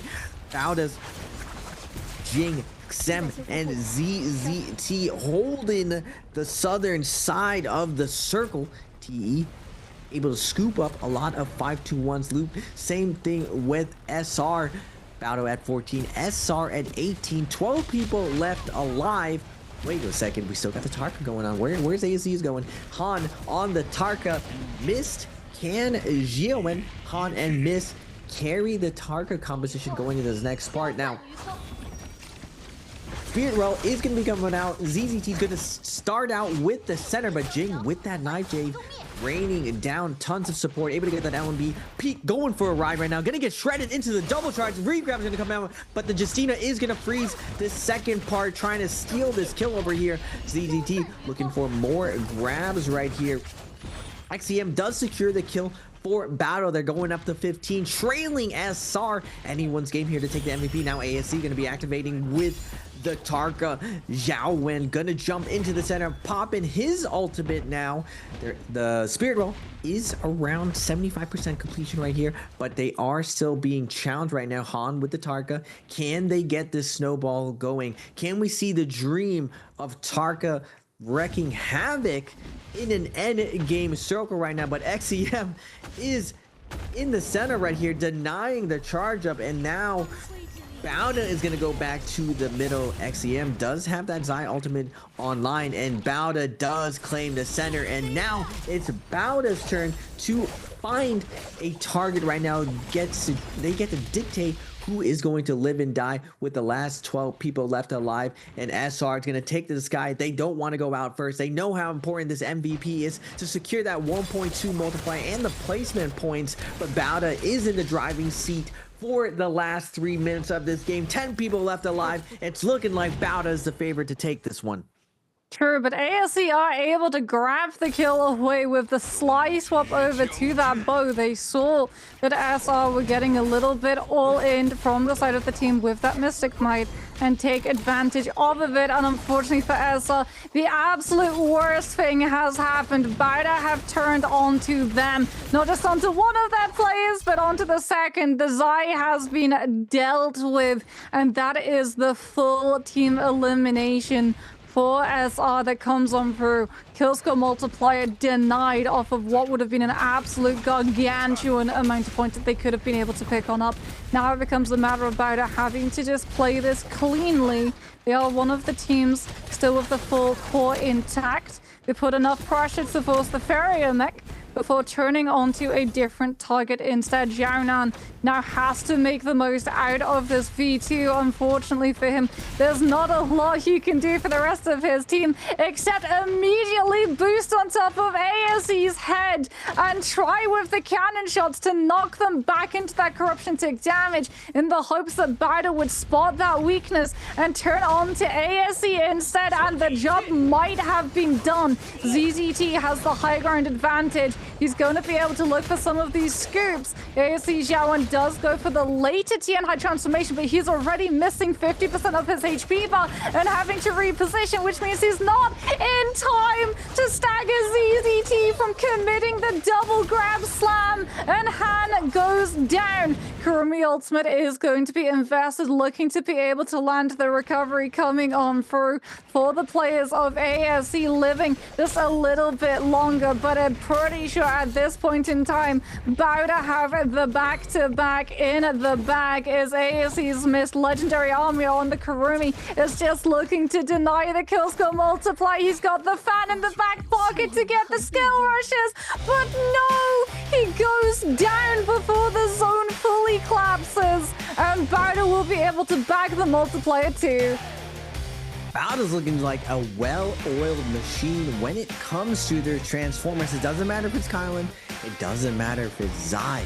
They're just locked into winning it all out. I remember they were running this composition a little bit earlier in the season, and I feel like it was just struggling, maybe versus Zyphon, maybe versus Kana, but now they've worked out a lot of the kinks, and now, especially because their Syra's improved, XEM is looking like the GOAT of that position too on Kylan or Zai. Paired up with the Monk, they're just absolutely picking everyone apart with ZZZT. Their timings, their objectives in these end games, they're looking like a step ahead of everyone with these transformers, at least. Now that all the Viper compositions are out of the way, Bauda definitely looking like those glory days of the OG Bauda when they used to just absolutely decimate the league, similar to J-Team. But man, that vintage Monk coming out and showing absolute pure dominance in this endgame. I have to consider now that that's a pretty fun comp to actually play with Zai, Monk, Syra. There's a lot of offensive capabilities, and without Vipers really leaving them in check, Monk variations and Transformer variations kind of run amok.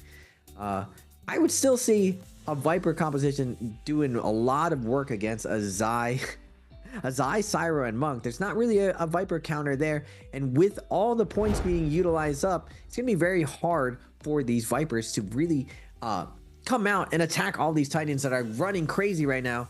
But for this Spring Split random gifts, ladies and gentlemen, which player took the first kill in Game 5? Wow, it's a hard question too. A, is it SR's Zhao? B, SR's Rico? C, TE's Youth? Or D, TE's Peak? A little bit of hint there. Probably these two teams did fight each other off spawn. Yes, Secret Tunnel. It was TE and SR who were vying for control of Secret Tunnel at the very beginning, taking advantage of the fact that GG were not there. And no, like you said, it is very smart coming through from Bada to take advantage of the fact that the Viper points have been burned through. So a lot of the teams, what they have left is either going to be zip compositions or Tianhai compositions. And I mean, running that Zai with the F2, where you can, if it's a zip, immediately put pressure on the zip so that her heal is immediately reduced by 50%. Or, as we're starting to see it into the Tianhai mirror, when the two Tianhais immediately open up the fight with the V2 activation, their Zai comes on through and procs the F2 immediately onto that Monk, so that the first part of the enemy team's Tianhai ultimate is spent having to play fully behind in terms of HP bar, because they go from 100% to 50%, and suddenly, even if they find a grab on a player, they're not getting anywhere near the sustain that Baida's Tianhai is able to find if he's able to find a grab, and it becomes much more of a case of the Tianhai looking to live rather than get to aggressively stage 4 grab, something that Bada are able to take full advantage of, grabbing up 21 eliminations and just being able to secure, literally to the last second, was the Kurumi taken down by a little bit of chip damage coming on through from the cannon that Baido were able to possess. That combined with the zone corruption tick damage finally took the Kurumi down, even though the Kurumi had every tool in the pocket. I firmly believe if we had that V1 up and running when that corruption fully closed on through, the kill skill multiplier would have been denied. SR does excellent as well, but looking at the overall damage, XCM 27k damage on the Zai Jing, 23k damage on the Syra, and ZZT 22k damage. Everyone facilitating everyone, but lots of assists coming out from XCM, being that nice connector between the pseudo support Syra and the position 1 Monk. I gotta say, ZZT has definitely been very, very impressive as far as one of the premier monks of the league, dictating a lot of these end games. Now, looking at the overall standings, Wolves, a little bit slow start to their day 1. You know, they are the defending champions of J-Cup, so they can still pick this up to have their day 2 come back. WZ at 24 points, still solid, kind of halfway point. Not exactly where you want to be, but still, we have one more day off. Both these teams can pop off and get 10 points to get closer to that 40-point threshold. OUG already at that 40-point threshold at 39.8. DRG at 47. DG, SS1, YZGJL not playing today, but you're seeing those big points and that 40-point threshold from all these veteran teams, with JL with a stellar performance of 83. We're going to see the rocket ships that have blasted off here when we get to the top 6 here, and that rocket ship being Bauda with back-to-back massive games, rocketing down all the way up to 128.3 and 89 points for this day. Now SR also having a massive game. They're not able to get that MVP, but still jumping up to 84.5, 47.5 for the day. TE as well, solid day, 85.6. FPX as well, 86.2. Alliance, 89. Haven't been talking about Alliance as much, but 521 staying consistent, keeping up pace, and surprisingly holding that number 2 spot in the league going into this last bi-weekly finals. It's coming together for 521. Good for them, Moxie.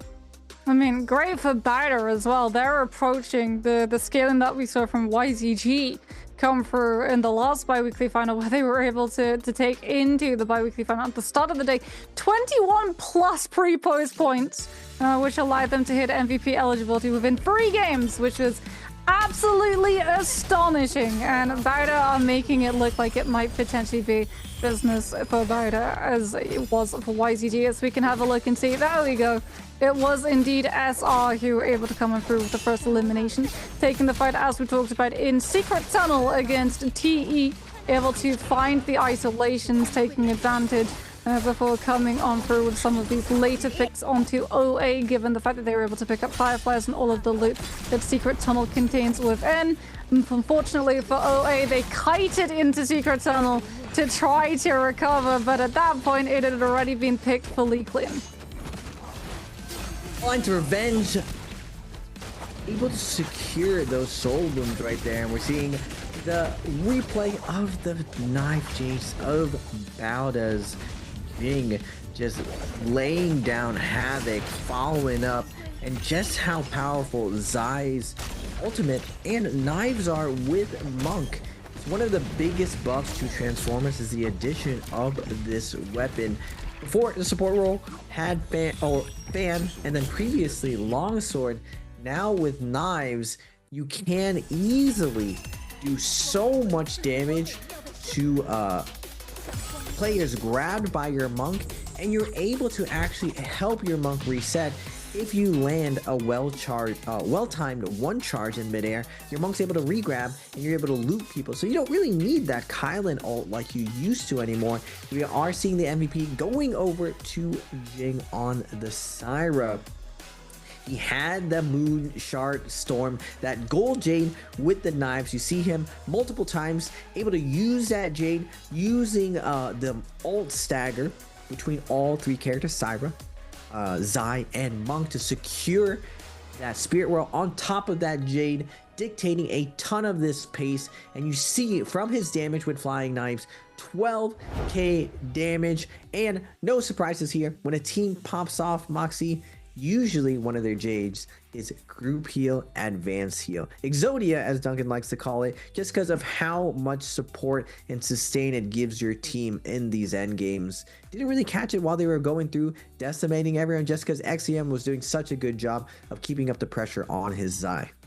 I mean, we didn't really get to see them go to a point where they needed it either. Like, they finished those fights so incredibly quickly when we were watching them into the realms of Yang. Even when they were fighting outside of the realms of Yang, they were able to follow up those kills very, very quickly, which is very, very good for them, given the fact that we saw so many teams as aggressive as they were free-roaming and trying to find an opportunity to third party. The Viper teams might have been out of the lobby, but the way that they played was very much still present, with a lot of things like the ice cream composition wanting to be able to third party in, so that they didn't have to burn all of their ultimates into a team that would be able to withstand them. As third party opportunities, feels like whether it's a Spirit Well or whether it's just free is definitely at the beginning of the meta of 2025. But we'll be back with the last game of the day after this short break.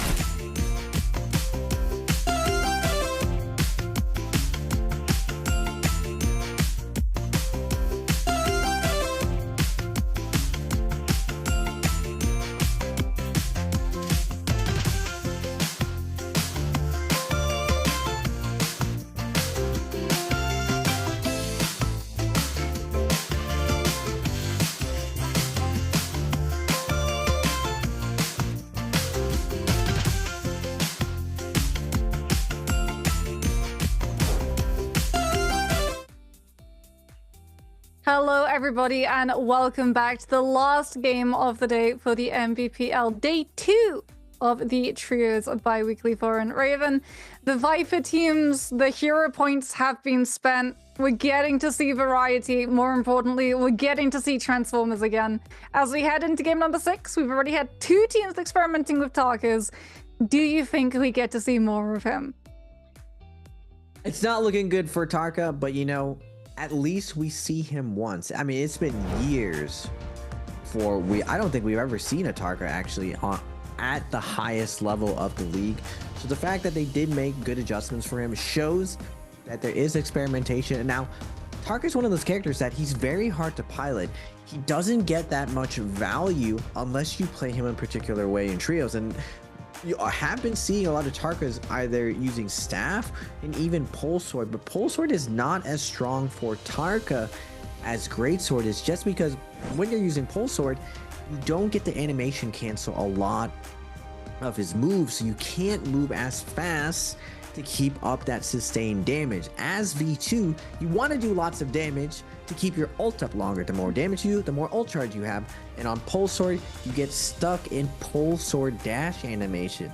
Now, the big strength of Tarka, he's the only character in the game that's allowed to do this, is he can animation cancel everything with a dodge. So traditionally, moves that are very, very slow, like greatsword and pole sword, can become very, very fast. And the slowest weapon in the game, greatsword, becomes just like a longsword, essentially, where you can combo people off of it, you can infinite people off of it, and you can do a lot of its most damaging attacks. Now, Tarka has been tweaked over the years. The last time we did see Tarka was in solos, where you get to double jump with him and just Froggo Tarka, jumping R&B into punch repeatedly, and there's just like this cat and mouse game of who could jump higher than the other Tarka and who could tap dodge punch a little bit better. But with the rework, we have new variations of V2, we have the variation of V1 where you can combo break, but I feel like in V2 it's more in line of what we've seen, even ranked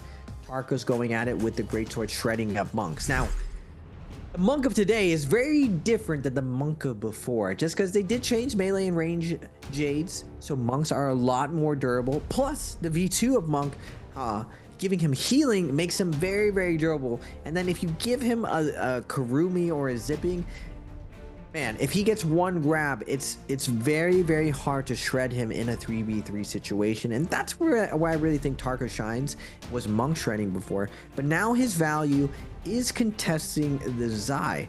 So I don't think the current variation that we're seeing with monk Tarka is going to be the last form.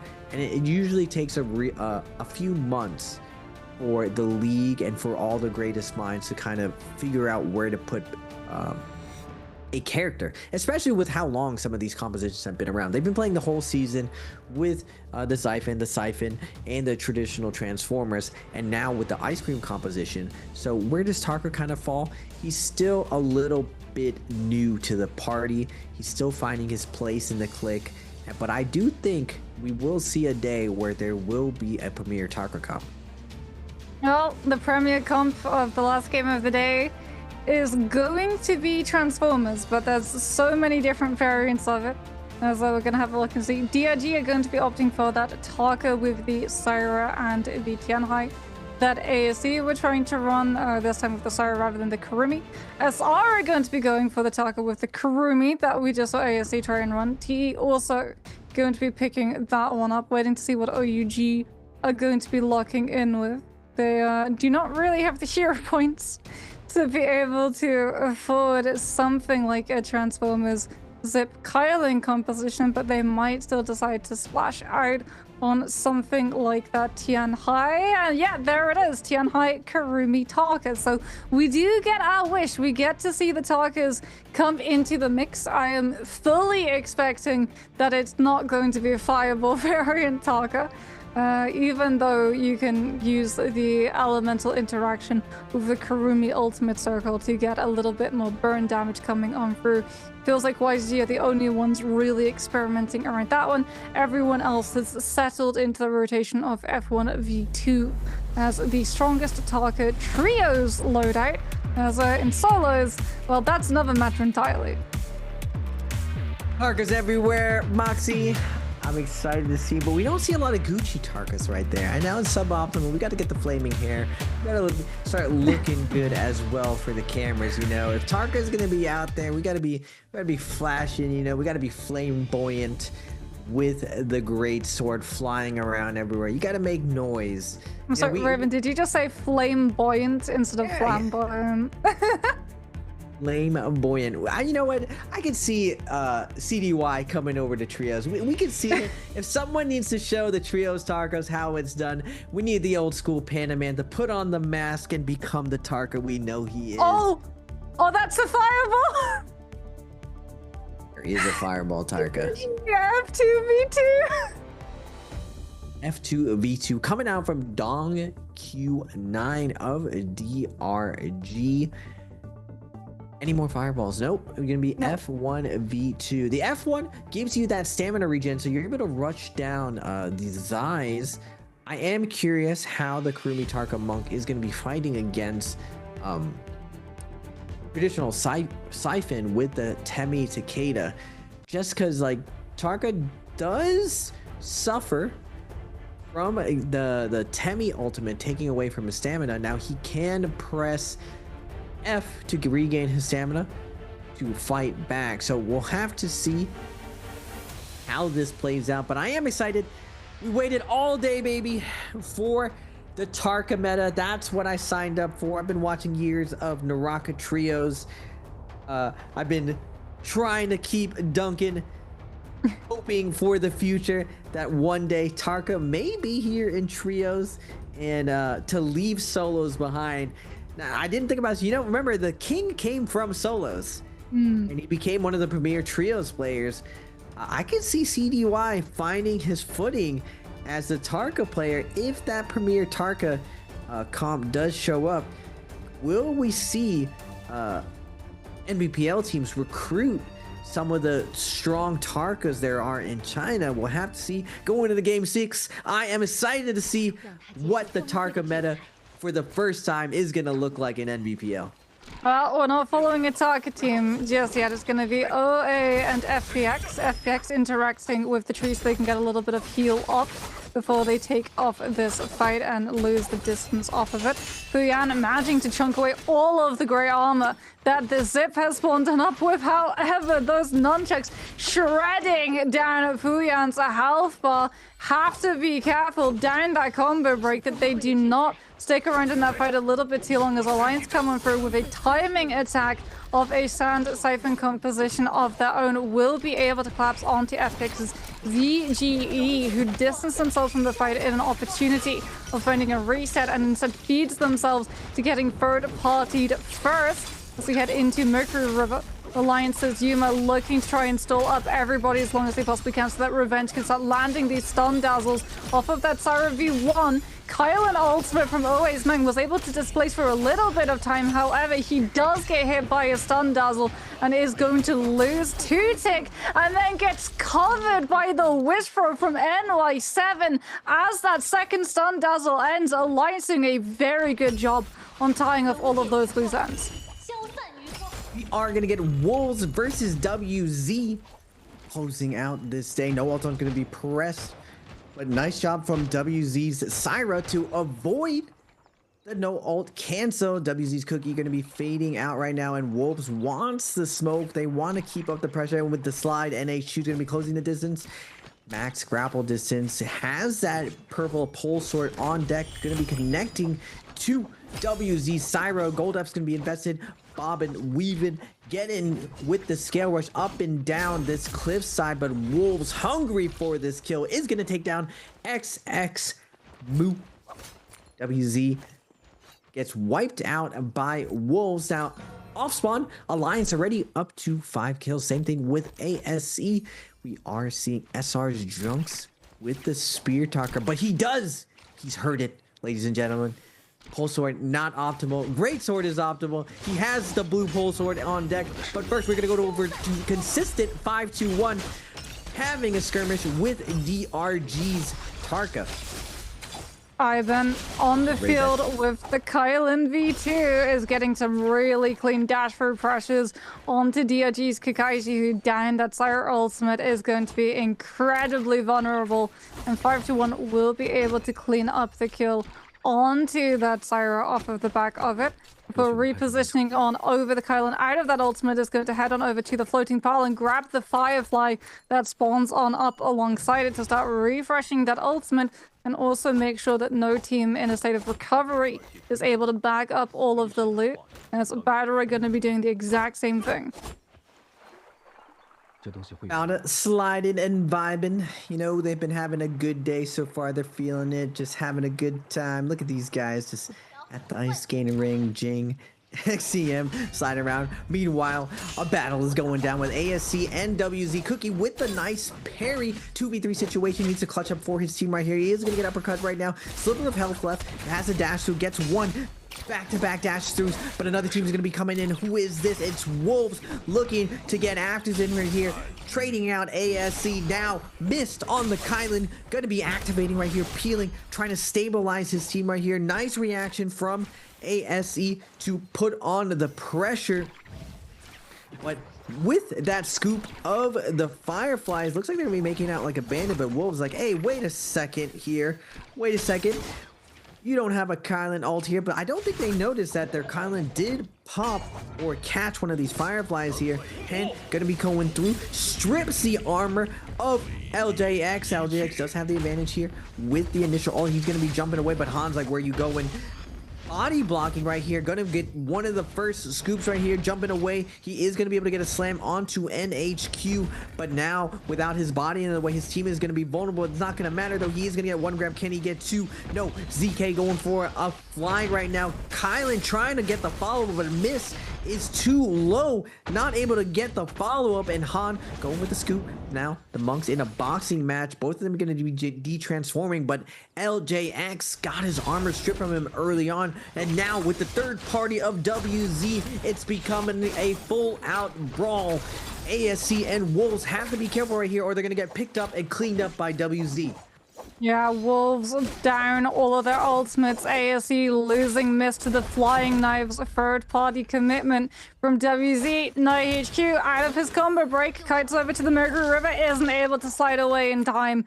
WZ's Cookie is going to be able to pick him up.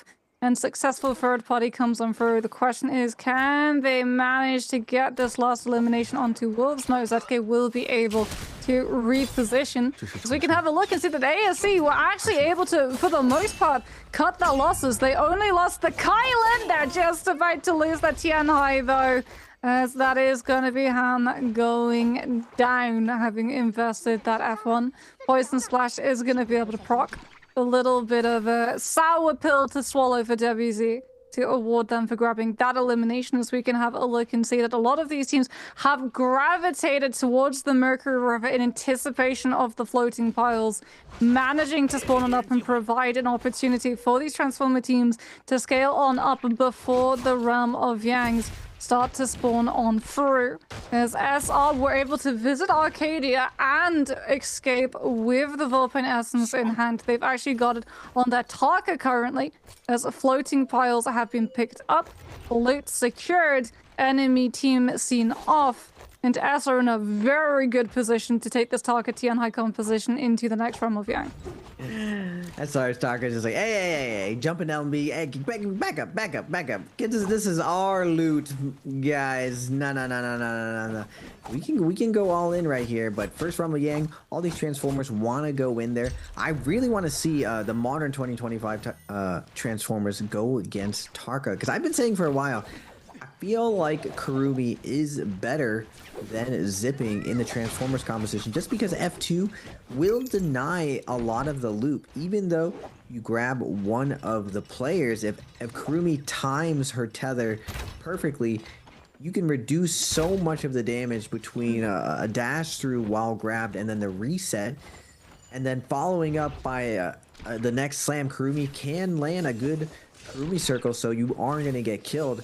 But if Zipping does the same thing, I feel like you're a lot more vulnerable, especially when Burn is in the play with some of the Zais. Now, Bauta has a little bit more of a consistent strategy with Zai and Syra to deal with the modern Transformers, but you are taking away from Xiphon if you do that comp, and you are taking away from your actual Siphon on Holorath. But does it really matter if we're just going to run eight Viper lobbies for the first half of each tournament day? It will matter, I guess, a little bit for MVP finals. We'll have to see how that kind of evolves going into the last chance qualifiers. I do imagine still all these teams are going to be putting their best forward as we go into the spring finals, and we are going to get SR versus DRG. I believe both these teams are Tarka Transformers.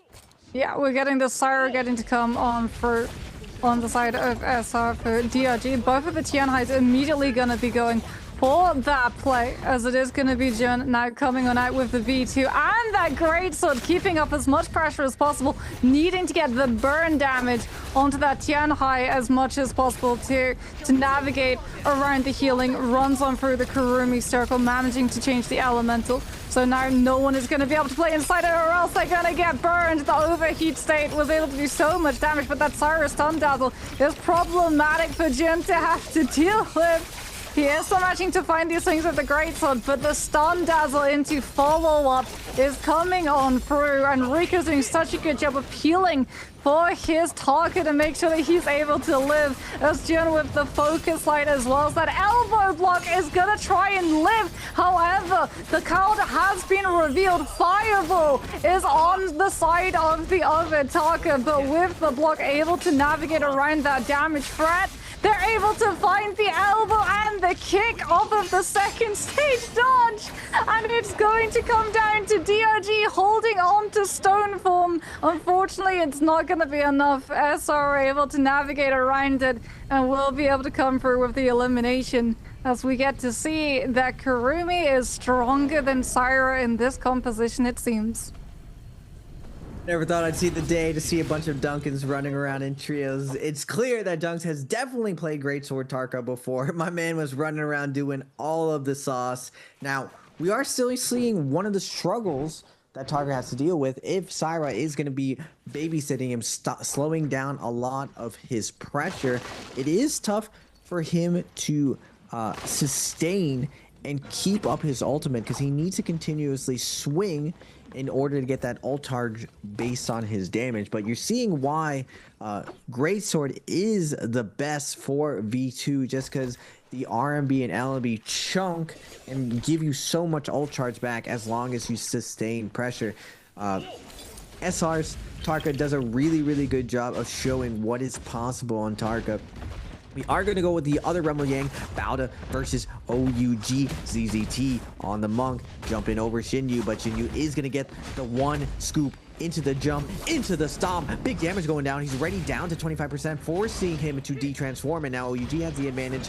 XCM, though, coming in with the peel, but tough break right here. The Kurumi burn and circle is going to be invested, but Baby U, wait a second, is Baby U on Tarka? Oh my goodness, it's just too much of a cheat right now. Sends the RMB into the kick, but XCM with the Kylan ends up breaking up a lot of this damage. He's going for a ride right now. The car crash in full effect. Jumping LMB is going to come up, and Big Slam is going to be coming down. ZZT down to his last sliver of health, but Baby U is going to get executed, and the V1 from Bauda's Jing's zipping is going to secure the sustain, secure the healing, and now SS, just with a little bit of formality, Bauda is going to take it down, but they've been crushing it all day on their Transformers. Yeah, XCM has been crushing it all day on this Kylan, doing such a good job. We got to see there in that replay. Him coming on through, displacing Baby U with the Kylan V2 dashes, so that he didn't get to utilize the Tarka ultimate V2 into Spear Slams from that jumping RMB. As unfortunately for Bauda, they are going to lose ZZT as he comes out of that Tianhai state.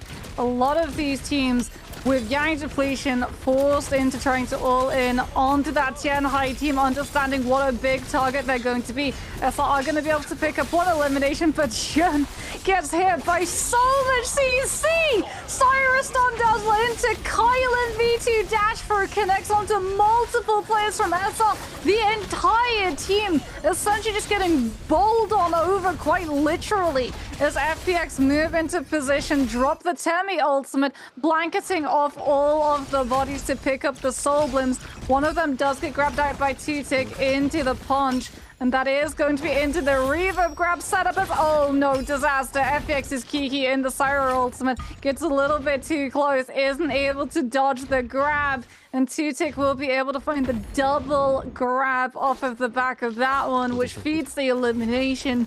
And OA will be able to recover. I don't think FPX will though, as they are going to be down that Takeda. WG's Cookie leading the charge, able to secure the kill onto FPX's ZGE.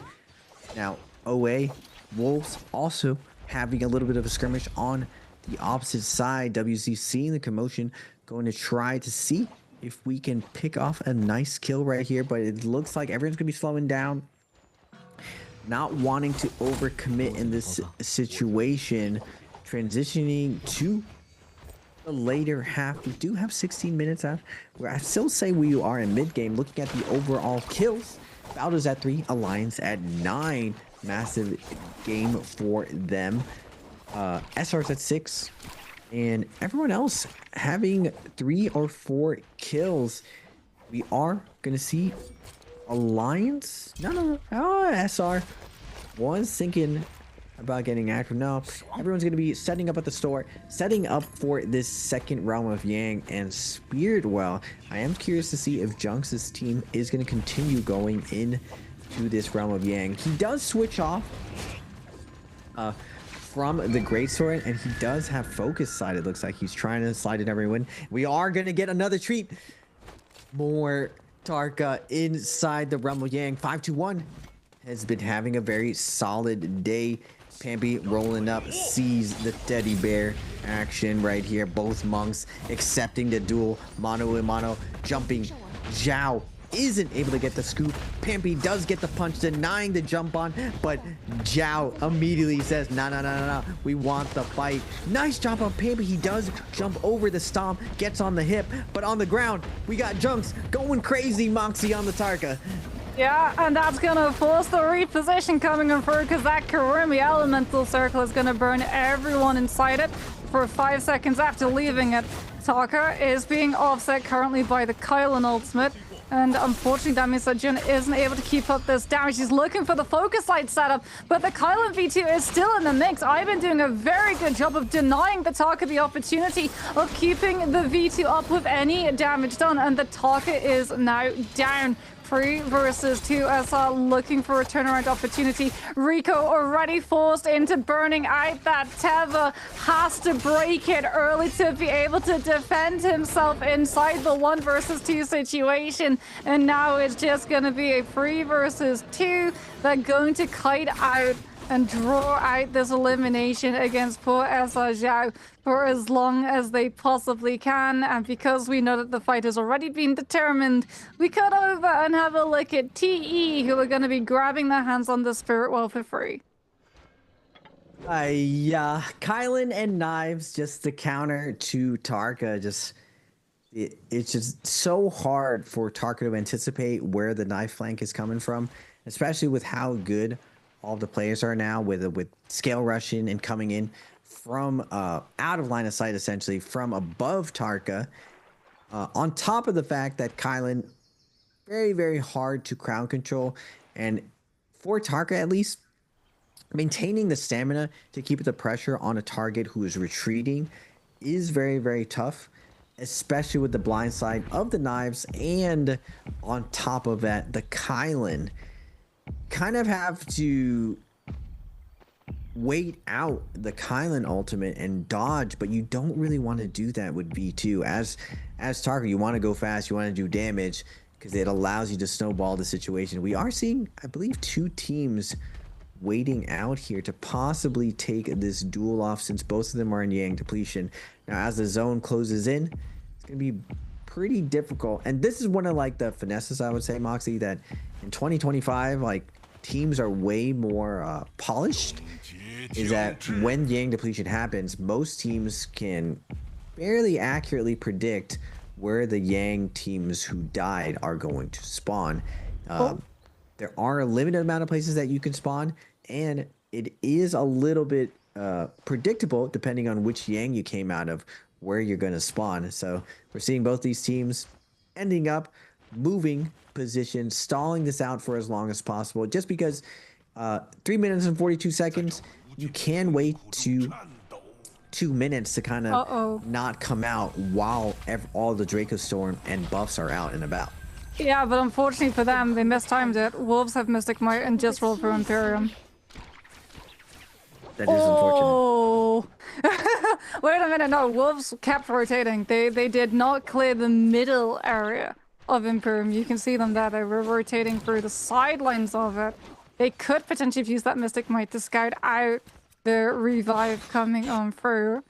As we are going to see SR do see Wolves. See, however, the buff team and decide to turn their attention onto a different team entirely. Alliance's NY7 has been spotted on out. He is going to be isolated. He is on the Temi though. He does have Combo Break and Ultimate to be able to isolate, so SR aren't going to go for the full commitment onto these players. They're going to look for an easy target to chunk down onto. They wanted the Syra. The Syra does get peeled for. Jun utilizes the elbow, manages to buy himself a little bit of space to break away, but Zhao is coming under pressure now. Revenge doing a very good job of keeping up that pressure with the spear gap closing with the Dragon Slayers, forcing out the Tianhai ultimate, and that's going to signal Alliance just dropping the Temi ultimate to be able to block any potential grabs coming on through. They're safe inside the wind wall, and there's not a lot that Tianhai can do unless he passes directly through it. SR Zhao has the support of the Kurumi ult right now. Revenge is doing his best to try to land a stagger between the animations. Junks on Natarka flying in right now, trying to keep up the pressure, but Revenge doing a good job of icing him off, threatening that beam stagger. And now Zhao, no armor to his name, has to be backing off right now. Junks on the target doing his best to try to peel to create some space for his team, but Alliance, they need to find a soul room right here. They do have Yang depletion. The time is ticking for them. Revenge going in hot, sending the one charges. Nice job from Zionan with the jabbing, hitting him in the side. Now TE coming in with, I believe, do they have Draco Storm? They do have Draco Storm, only a couple seconds left, and it's Youth on the Tarko with the Pulsar trying to close out Alliance's Revenge, getting that initial grapple, gets the burn damages, and Revenge is gonna fall to Youth's musket damage. And 29 people left alive. Bounty, I believe TE has this bounty right now. They're searching around, and interestingly enough, SR or TE is using Tarka ultimate to initiate the fight. This terrain not very good for Monk, even with zipping Kylan Monk. You don't really want to lead with Monk in that situation. You want to lead with Kylan just because of the omnidirectional slashes that Kylan has and his versatility in that situation. Monk has a hard time with the awkward hitboxes, grabbing people when they have a lot of scale rush potential. We are going to go over to Spirit Well with 5-2-1, stalling out this circle at 99%. We've been seeing this all day to the point where the zone rotates in and they hold it to the last second. They have to be careful right here because Wolves is looking to posture that we're not just giving this out for free. We might commit to this. So remember, there is a relative piece to everything, but any disturbance of the piece can cause a chain reaction between all the Transformers.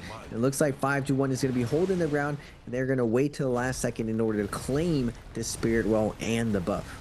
Yeah, everyone else going to be disengaging to get a better position before that buff gets picked up. Moonbane as well is going to be making it pretty problematic for some of those teams to have to move around, which is why they're going to go for prioritization of that rather than contesting the Spirit Well, which would result in mutually assured destruction. which these teams do not want if they can prioritize survival.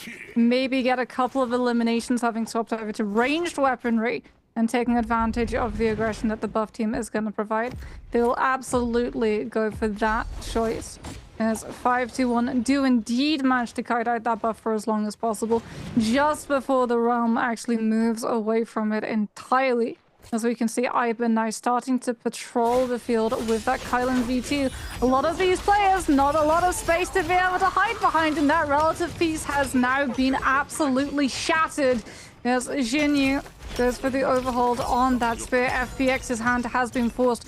This is a team that is not running a Tianhai worse. This is a team that is around to make a Tianhai team have to struggle into a fight and engagement. So it's going to be the Sire ultimate forced out from the side of FPX, just buying themselves the space to be able to distance themselves and break the ankles, cut the noise, and still hold on to the more important ultimates, that Temi ultimate, which is going to be coming into the mix and denying a lot of the Transformers the win condition that they're looking for. As looking at the way that the teams are positioned around the map, no one's actually hard chasing onto that Sand Siphon composition, so FPX are given an opportunity to continue in this lobby without all of the Tianhai teams turning onto them. Indeed, Moxie. 30 people left alive, 80% Moonbane. Going to be taking the center, and it looks like we are going to get a thick Transformer endgame. Everyone's posturing, claiming their positions. Remember, the name of the game in this situation is having the Jades to hold your ground or having the Jades to push people away from you. You either want really, really good range Jades or really, really good staggering Jades, and we see 5-2-1 having the gold, I believe, knife Jade, so they're able to dictate this pacing around them. Wolves cozying up right next to them with Merciless on NHQ on the Kylan. LJX on the other hand with the cannon shots. Pestering both teams right here. Both teams have to be very, very careful. Now, I would say it's a pretty close bet between having a very, very good crowd control Jade and Rupture Deal. Rupture Deal, definitely very, very annoying on cannon to get that poke damage, but the active frames from a lot of these Jades deny a ton of range, and it looks like Spearwell's going to be popping out. 5-2-1 going to be one of the first teams onto there. First, they're going to invest with their Monk ult, but will the rest of the lobby allow this to happen? I imagine we're going to do a little bit of Monk musical chairs here in a second, Moxie. Does definitely look like it, given the fact that none of these teams are full disengaging. They can see as well the charge that Spirit Well has come into the mix with. However, Ivan popping that Kylan V2 is going to play perimeter check and make sure that no one is going to be able to step up to the plate and contest it. So musical chairs denied. The music stops, and it's fully 5-2-1 in control of this lobby right now.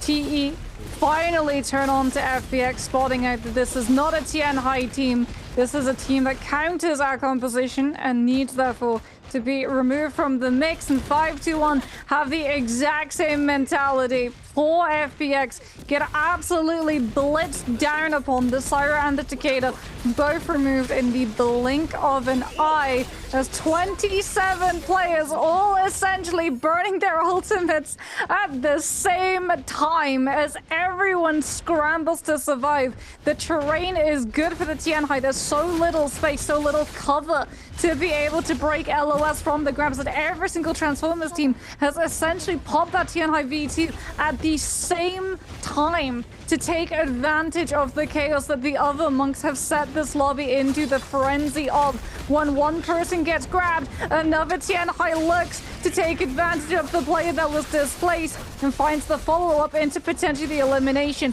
Now, outside of the ultimate, 5-2-1 are looking vulnerable as OA decide to make their move. Meng coming on forward with that Kylan V2, trying to avoid getting grabbed and out from OUG Jinyu. The dash after effects displacing absolutely perfectly to cover for safe space for OA to hide behind in one of the only little bits of terrain change that allows them to break LOS from the loss of these Tianhai players. Izzy-tan is going to de-transform into absolute pain. Giowen with the knives is going to let him know. Well, actually, no, it wasn't Giowen. It was PP from OA with the knives, able to secure that kill. TE's Gionan now ulted, and the monks are out here feasting. OUG Shinju is going to get picked up by ZZT, looking for more grabs. OA's having a grab in the corner. Double grab going to come out from OA. He does. Bowda ZZT tries to save XCM, and it doesn't look like Bowda is going to have that snowball effect this time around. A different monk is going to be coming out on top, and right now it's looking like OA's monk is going to be feasting right now, and Pampy is going to be coming in, slowing down this monk's roll, getting one grab himself. 5-1, having a monster game of themselves. Will they get a 20-point game coming out? We have 18 people left alive. Double grab going to be coming out. Big Kablawi coming out for Pampy right here. Now Yin is really low on their team. So is Ibin, and Yin on the zipping is going to be taken down. 5-1, not able to sustain correctly going into this last leg of the end game. TE on the low ground though, managing to secure some area, and we have jumps on the Tarka coming in, flying knee, swinging at everyone. 70% ultimate, just hitting everyone as much as he can, building up their own. LMB's coming through, focus 5 coming up, uppercut, jumps, bobbing, weaving, trying to get more damage in.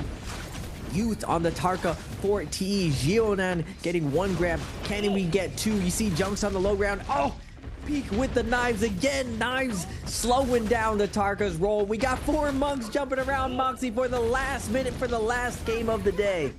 It might be 5. Gionan now outside of that ultimate is not going to be able to find the slam, because every single other TNI just pushes him back so that he doesn't get that vein of sustain. Outside of his ultimate, he drops to the low ground, tries to scare rush away and change his position before he gets hunted down, with the players understanding he's a low HP target he's turnable onto. SR Zhao will be able to find a grab onto OUG Jinyu, puts his health bar above 50% before he drops out of his ultimate, but Pampy is holding on, the last stand for his team. 5-1. Can he win the healer situation? He's playing above absolutely everybody, holding on to the V2 as long as he possibly can. OA decide to make their move, coming on out with the Kylan V2, looking to come through with the 4 seconds healing guard. T9 finds a double grab to find the elimination, but Pampy doesn't care about eliminations. He just needs to outlive everybody in the lobby. Zhao will fall. The players that he double grabbed had poison splash, and that eats directly into his HP bar.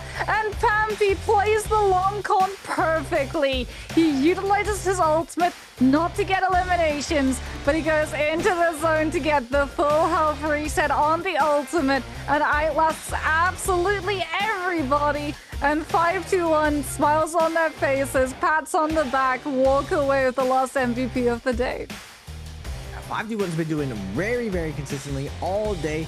Finally, their consistency pays off, and they're able to secure Game 6, the last game of the day, with an MVP.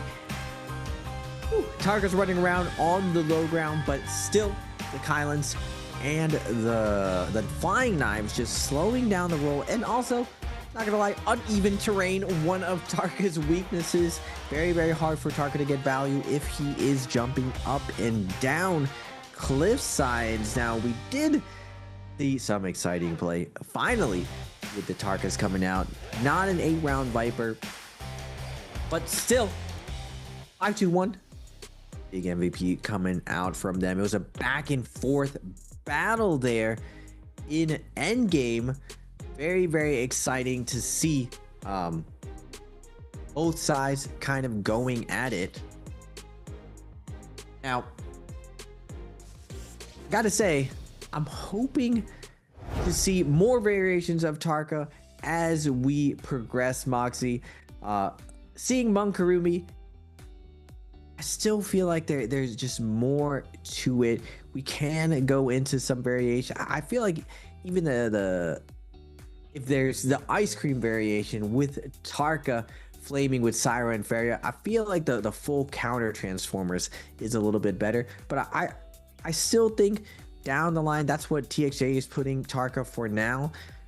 There will be a Tarka variation that counters all 3 or 4 strategies out there. Something that beats Sai, something that beats Feria, something that beats Monk, and something that beats Viper. I feel like Tarka will always kind of lose to Temi, but paired with Yue Shan, he does have a better chance of cutting through those situations. But still, really, really cool stuff. I love seeing Junks running around on the low ground and eventually crashing to Knives and Kylan.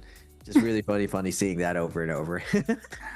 Yeah, but if anything, today has shown that we are into a meta which is top-heavy compositions. It's going to be the Viper teams have to bleed the hero points so that the TN high teams feel comfortable enough to be able to lock the Monk in. With the Monk, we get to see things like the Zip, we get to see the Kylan come through, and then we get to see the Taka as well. So the first half of the day, regardless of what the state of Fireflies is going to be looking awfully Viper-coded, at least when it comes to regular week. It's going to change in bi-weekly finals because they're not going to be able to do that. Since they're going to be starting with 0 hero points, whoever's in phase 1 will be able to get 4 Vipers, but whoever's in phase 2 is then going to be barred from the Viper comp. So I wonder if that's actually going to mix up how often the frequency that we actually see that Viper composition being picked. Is it purely being prioritized early on because they understand that every single other team in that lobby is going to be running the Viper composition, and they want to have just the benefit of being able to disappear into the crowd, so they're not the outlier, they're not the composition that everyone is turning on to and picking apart. Now, looking at the scoreboard for the last game of the day, 10 kills to 5-2-1 with 16 overall, cinching up that MVP. SR not able to get that first place for those 4 placement points, so they get passed by 5-2-1, but they did get 13 kills. Big game from them. Consistent and solid play from the B team of OUG. Now SR, OA with 11 kills. They've been doing super well today as well. Alliance at 10 kills, Wolves at 9, TE at 7, WZ at 6, ASC at 4, OUG at 4, FPX at 4, Balda at 4, and DRG at 2. No one goes away with a goose egg. We get to see a very fun endgame with monks everywhere. A little bit of interesting posturing with the spirit walls, because everyone has a monk. Everyone's like, you know what, we'll just wait this out and see if we can find a better spot here. Not a ton of contention for the spirit walls like we've seen in the past. That aggression will probably step up depending on how teams see those situations. Now looking over the overall stats, Pampy going big right there with the double grabs in the end game. Ivan and Yin kind of getting shredded up by the other teams, not able to find a solid footing to zone out the other teams. Now, the overall leaderboards, Wolves at 28.5, very slow, but still a second day ahead of them. Same thing with WZ, 28.5 and 31.5, still very solid. Just a little, they want a little bit more going forward. ASC closer to the benchmark of 40 points. Now the top 12 away at 41.5, setting up for a nice day 3. OUG at 44.3, YZG at 48.5, but they didn't play today. DRG at 49 for the day. JL with their massive 83 off one day. We are going to see a more massive singular day as we look at the top 6. Balda's 92.8. Wow. Now FPX did get 44.2, TE at 46, and all these teams so close to 100 already. This makes me concerned that maybe will we see a top 12 where 90 points is the qualifier? No way. It's going to be around 80. Alliance at 54, at 99, 5-2-1, back-to-back 50-plus point days, giving them 110.5. But still at the top, Balda's, Monks, and ZZT, XCM just playing so well each other. This is a well-functioning transformer machine at 131.8. The total points is definitely getting pushed up, I will say, in comparison to what it was at the start of the season, which makes sense. Meta is stabilizing somewhat. There's obviously some new little bits that are some wrenches in the works, given the fact that we did jump to a different patch as we can have a look and see all of the changes that patch has brought with the replays are brought to you by China Unicom, as we're going to get to see some Tarka gameplay, but not here. This is a Sand Siphon composition coming in through from Alliance's Yuma, as we can see that Kylan just getting those V2 dashes, looking to try and set up as much disruption as possible. However, Revenge with this wonderful Cyrus stun onto 2-tick, and then immediately followed up a second onto PP, and getting another onto Meng to lead into the Wisp throw from the F1 was just absolute perfect textbook usage of the CC chain. As 521 get to take advantage of the double ultimate cycle that they had. 2-tick finding one grab before jumping back into the mix, managing to nab up ZZT just as he drops out of his TNI transformation too, timing it to the absolute second to be able to set up that double grab. But speaking about double grabs, there was one player who was on absolute fire in that end zone, and it was 521's Pampy. We talked about him a little bit earlier. He really has been impressing on those mechanics. Jianan will be able to secure another double grab, but you can see here Pampy's POV. He's thinking about one thing and one thing only: survival.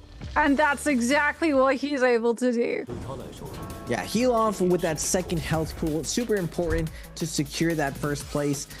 Just because first place, even if you tie, still very, very good.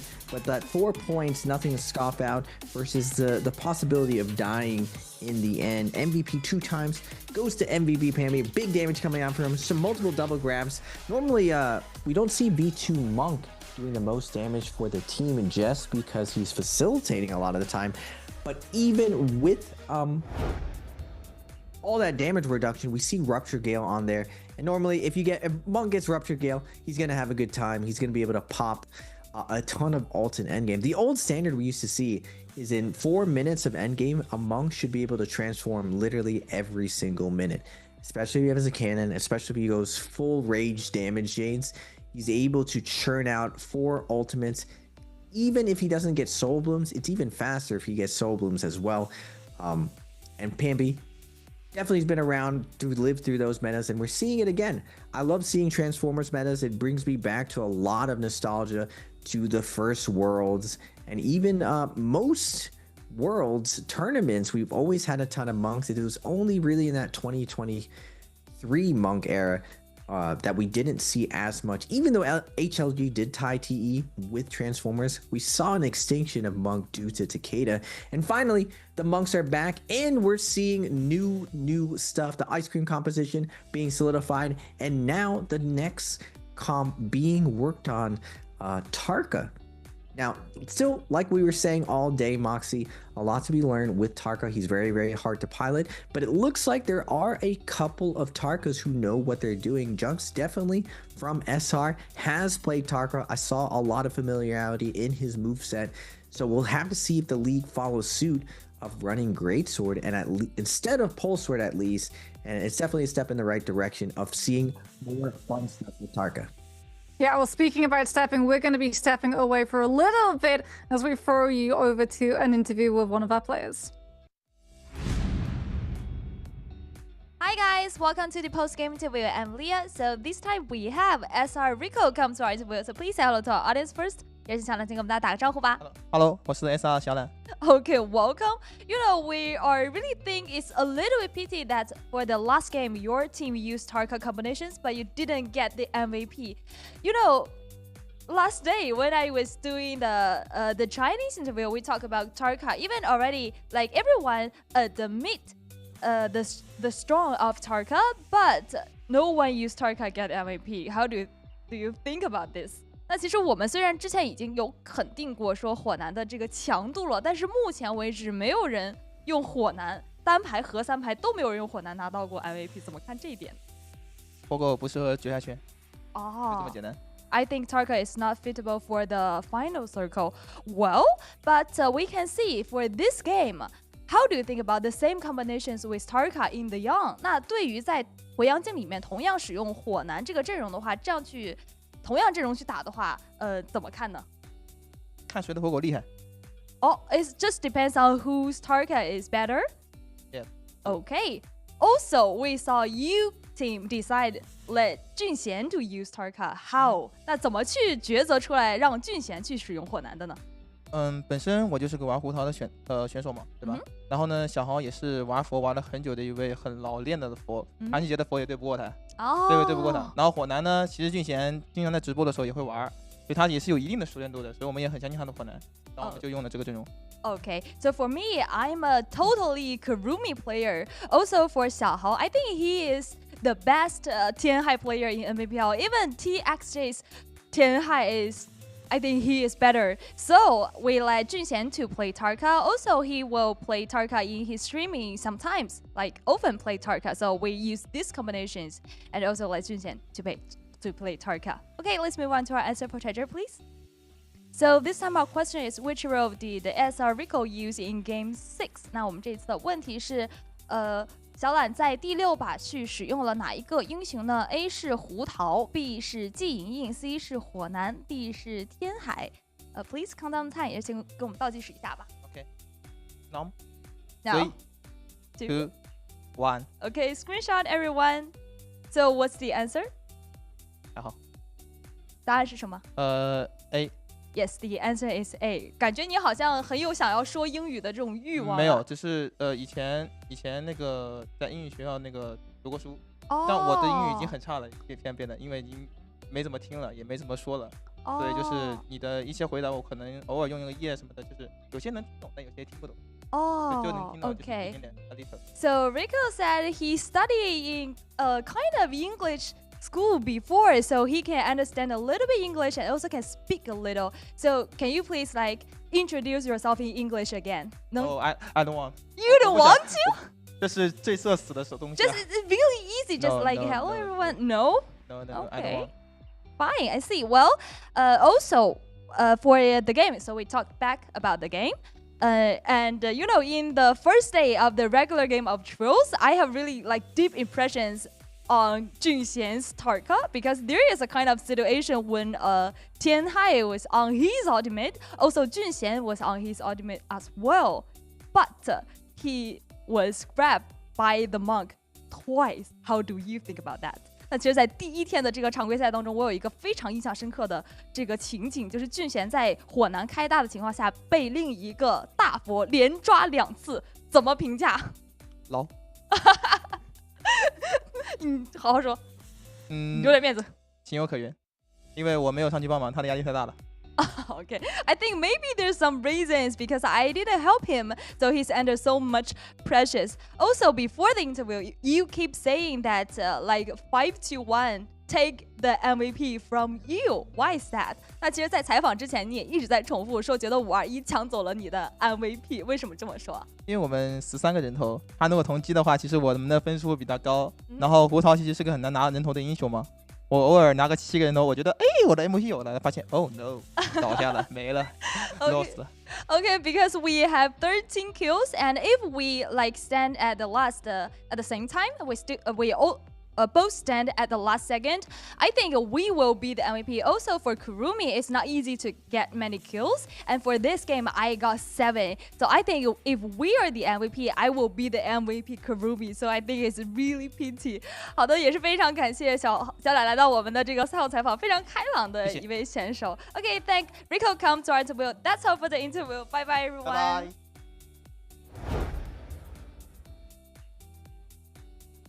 I mean, I agree. It is very hard for the Kurumi player to get those eliminations. And I say that as a Kurumi player, since a lot of the time you are tethered to one of those hyper carries, making sure that you're not breaking that and fighting, because then they don't get their damage reduction. But very interesting and some fighting spicy words said in that interview. Eh, Raven? Yes, claiming that you're your team's monk. Now, as teammates, you always got to gas up your teammates, and to compare your monk to TXJ's monk, world champion and known as one of the strongest monks in the league and one of the most flexible characters, I gotta say that's the type of energy we need, Moxie. If in order to become the best, you have to believe that you're one of the best. So I don't see it as a big deal, and I love that little bit of spice, you know, that little bit of flavor going into the future. And I know TXJ as a competitor, if he's anything like me, he would welcome the challenge of another monk challenging the throne because he still has a lot of fight with him, leading YZG to 3 wins themselves. The overall leaderboard, again, Bauda absolutely dominating today with their Transformers 5-1, a level of consistency that we haven't seen from them since their debut in the league. But really cool stuff.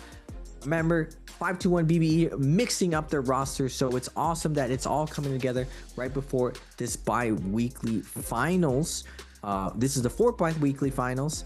Then we're going to go into the last chance qualifier where all the marbles will be there. I don't believe they have enough points to be one of the top 6 teams, but with their performance today, they should be able to cruise through this last chance qualifiers if they keep up this pace. Now remember, I do believe that it's way harder to play when other teams study you, and 5-1 probably has been underestimated in the past, but because they've had a ton of success in these past couple games, they will probably be studied going into this bi-weekly finals and the last chance qualifiers. They will not be underestimated. Again, all these guys are professionals, and you got to take and replicate at minimum, if not evolve further than your competition. You just see how much Aqua, so how much YZG is just like everywhere. Oh, when 225 won, I didn't really see that finals too. Good for 225 to take one down, Mr. Second Place himself. Trios today, this Sunday, but bi-weekly for final going to be coming up next week, as the 3rd day for the qualifiers is going to be rounding out on that Thursday, Friday, the weekend, having those bi-weekly finals. And then we're going to be moving on to that solo last chance qualifier and trios last chance qualifiers as we move on to the pre-finals and trios pre-finals, where everyone gets a chance to set up their points for the actual solo grand finals and trios grand finals at the end of May, starting of June. I can't believe it's already this point in the season. It feels literally like yesterday that we were opening everything up. We started on what, 2 patches? 2 patches ago, which is insane. Huge shifts in meta. Adaptability, very much the name of the game.